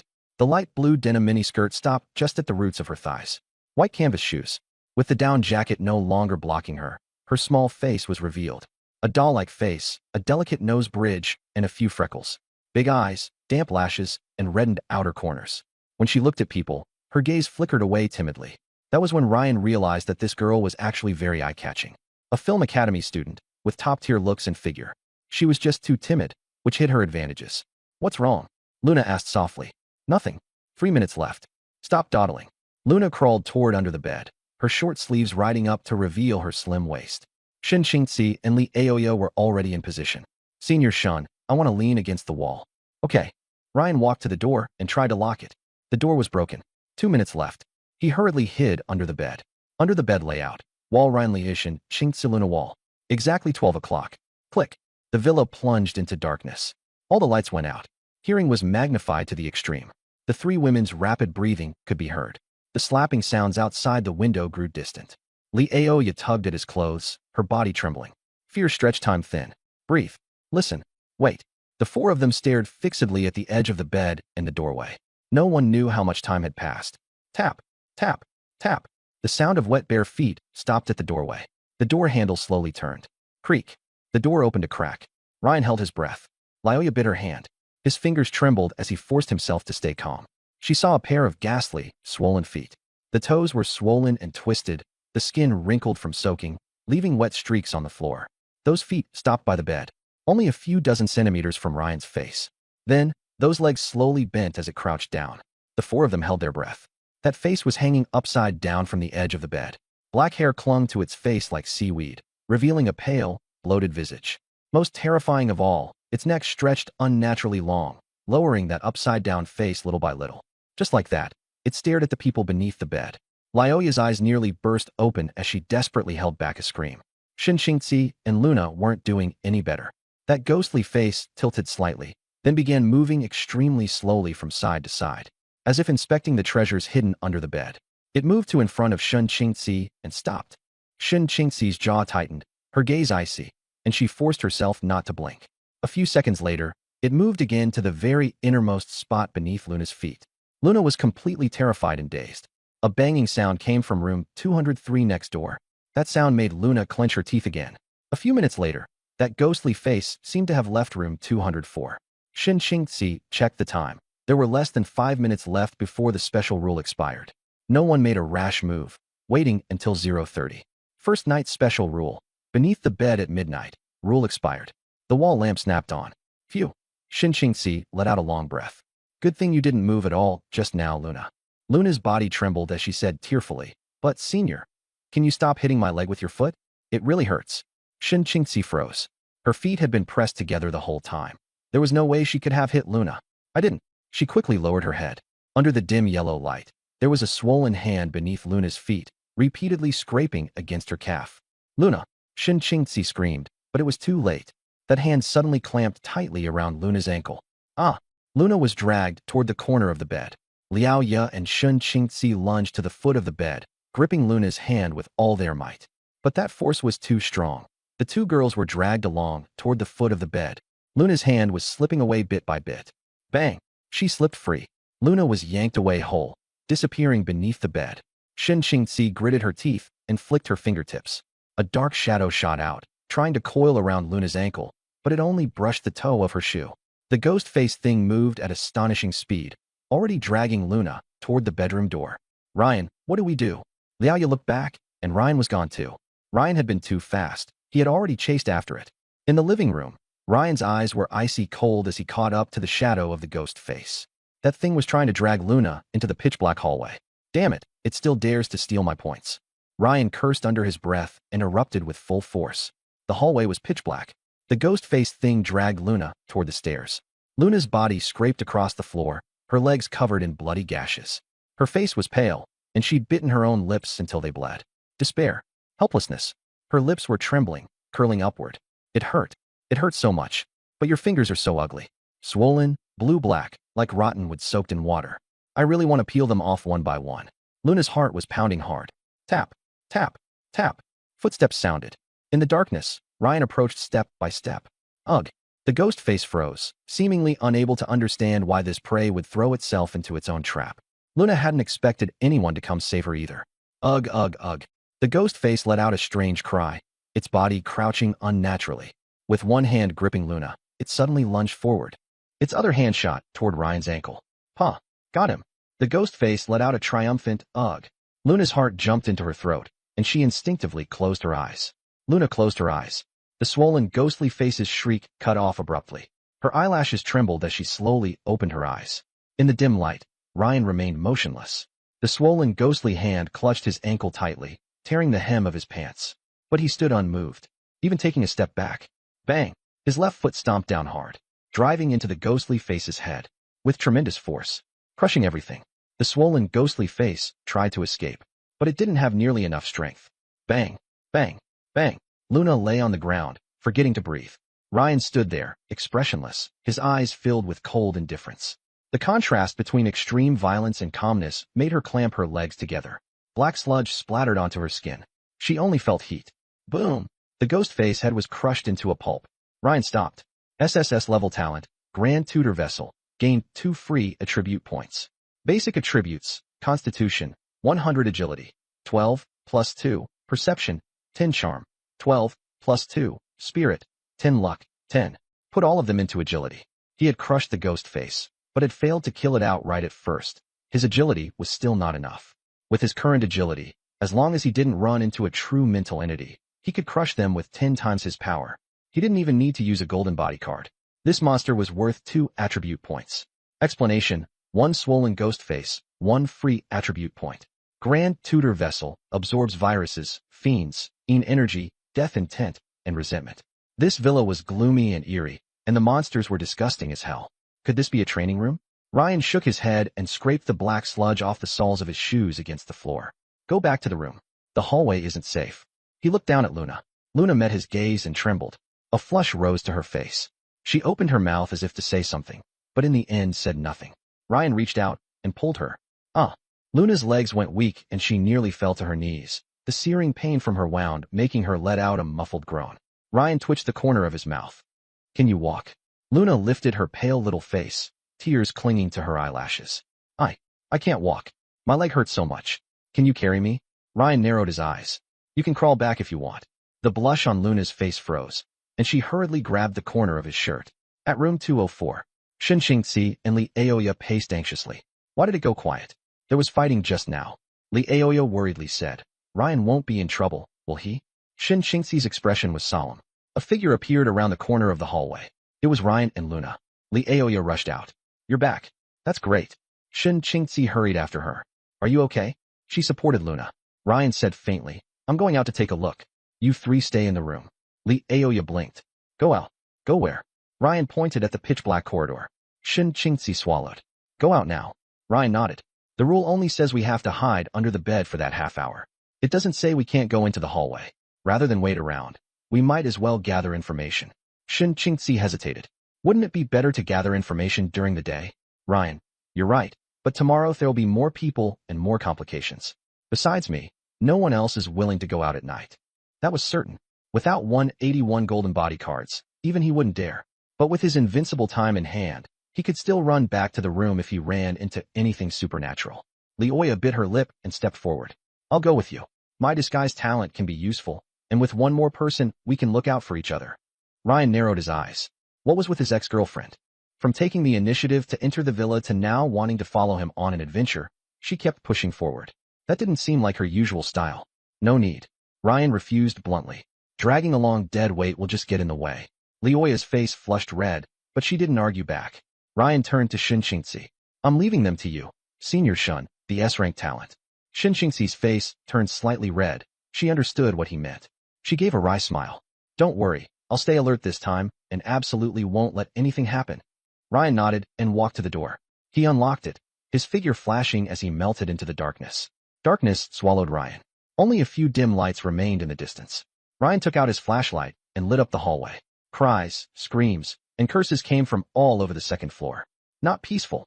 Ryan narrowed his eyes and walked deeper inside. On the entire floor, he was the only one brave enough to come out. Room 219's door was slightly ajar. Ryan pushed it open and went inside. The room was pitch black. He fumbled around for a long time, but found nothing. As expected, an unoccupied room didn't have an invitation card. He kept moving forward. At the corner, there was a corpse. A young man, his chest torn open and mangled, died with his eyes still wide open. Ryan crouched down and searched the body. There was nothing. Grand Preceptor container activated. The intent to die was absorbed. Ugh! A voice came from the darkness. A swollen, ghostly face slowly emerged, staring fixedly at Ryan. Long time no see, free attribute point. A smile curled at the corner of Ryan's mouth. Gah! The ghost face lunged. Splurt. One slash decapitated it. The power of 10x physical strength instantly killed it in one strike. As expected, another point. Ryan weighed the knife in his hand, revealing a twisted smile. From 201 to 220. 20 rooms. Ryan killed 3 ghost faces and absorbed 16 corpses. To avoid arousing suspicion, he threw all the corpses to the first floor. He put all the attribute points into agility. I hope more tasks like this come. Ryan walked to the railing and looked down. There were only a few wall lamps lit in the first floor lobby. On the wall directly facing the staircase was a huge floor-to-ceiling mirror. In the mirror, a girl of 17 or 18 was backing away, tears streaming down her face. In front of her, a woman dressed like a nurse was closing in. But the first floor lobby was empty. Ryan looked again, and the scene in the mirror disappeared. Ryan narrowed his eyes. After hesitating for a long time, he took out 7 or 8 golden body cards. Clack, clack. Footsteps echoed. Ryan stood in front of the mirror. Hello? Is there a ghost? There was no response. He carefully examined the mirror. The mirror reflected his figure, black tactical jacket, a clean and handsome face, and cold eyes. Ryan frowned slightly. Ryan frowned. The person in the mirror also frowned. He turned sideways, and the person in the mirror turned sideways too. He raised his hand, and the person in the mirror raised his hand as well. Well, no difference at all. Ryan shook his head. But what had just happened was definitely not an illusion. He leaned closer to the mirror. The moment their gazes met, the Ryan in the mirror suddenly smiled. Ryan's pupils shrank. A strong wave of dizziness hit him. Hot. Heavy. His vision spun and blurred. Like having a fever. But he knew the mirror was the problem. Golden body card. Buzz. 2.5 seconds of invincibility activated. The dizziness vanished. Ryan looked into the mirror. Empty. In the mirror there was only the lobby behind him. Not him. This was the effect of the golden body card. His presence had disappeared. As expected, there's a problem. Ryan felt a chill in his heart. He immediately activated a second golden body card. A heavy octagonal hammer appeared in his hand. Bang! Crash! 3 strikes smashed the mirror to pieces. The frame twisted and snapped. When the golden body card ended, the dizziness did not return. Even better, Grand Tutor Container had really increased. Basic attributes: Constitution, 100 Agility, 18, 8, Perception, 10 Charm, 12, 2, Spirit, 10 Luck, 10, a Blessed Land. Ryan smiled. 18 agility points. That was equivalent to gaining an extra speed talent. He set his sights on the other mirrors. Bang! Crash! In the darkness, the sound of mirrors shattering rang out constantly. Soon, all the mirrors in the lobby were broken. Unfortunately, no new attribute points appeared. Only the first mirror was special. Could it be because it housed a spirit, and only by smashing it can I absorb it? What about other objects? Ryan didn't want to waste the opportunity. This villa was basically a training room. The sound of shattering echoed through the whole night. The next morning, sunlight filtered through the crack in the curtains. Ryan woke up on the king-size bed in the master bedroom. He still had on his black tactical jacket. Too exhausted. He'd been busy until 2 or 3 in the morning last night. But the payoff had stopped at the first mirror. Ryan sat up. The 3 women were already awake. Xinxingxi was sitting on the old sofa across from him. Leoa and Luna were sitting by the bed. You're awake? Leoa asked with concern. Luna was wearing a thick down jacket, wrapped up tightly. She didn't say anything. Xinxingxi stood up. We've been waiting for you. Things are a mess outside. What happened? Ryan rubbed his temples. Someone organized a roundtable meeting, Xinxingxi said. Ryan looked at Luna. Can you leave today? Yes. Just take it slow, Luna replied softly. Get ready to head downstairs. The group quickly tidied up. Xinxingxi and Leoa wanted to help Luna. She refused. They opened room 204. 2 seconds later, room 205 opened too. Zhang Longqi and Lu Zixuan came out, looking even more haggard than last night. What a coincidence, Lu Zixuan greeted awkwardly. They'd obviously been eavesdropping, only daring to follow out after Ryan left his room. The bruising on Zhang Longqi's face still hadn't faded. I heard the scavenger group is taking part this time, he said. Scavenger? Ryan hadn't heard of them. Brother Ryan, these guys pose as a security company, but they're really gangsters. Loan sharks, forced demolitions, they're not easy to deal with. Zhang Longqi said in a low voice. Leoa asked curiously, how do you know? I took a walk outside this morning.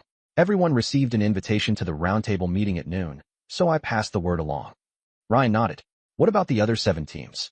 Don't know. Zhang Longqi shook his head. Let's check the restaurant. The group passed through the hallway and went downstairs.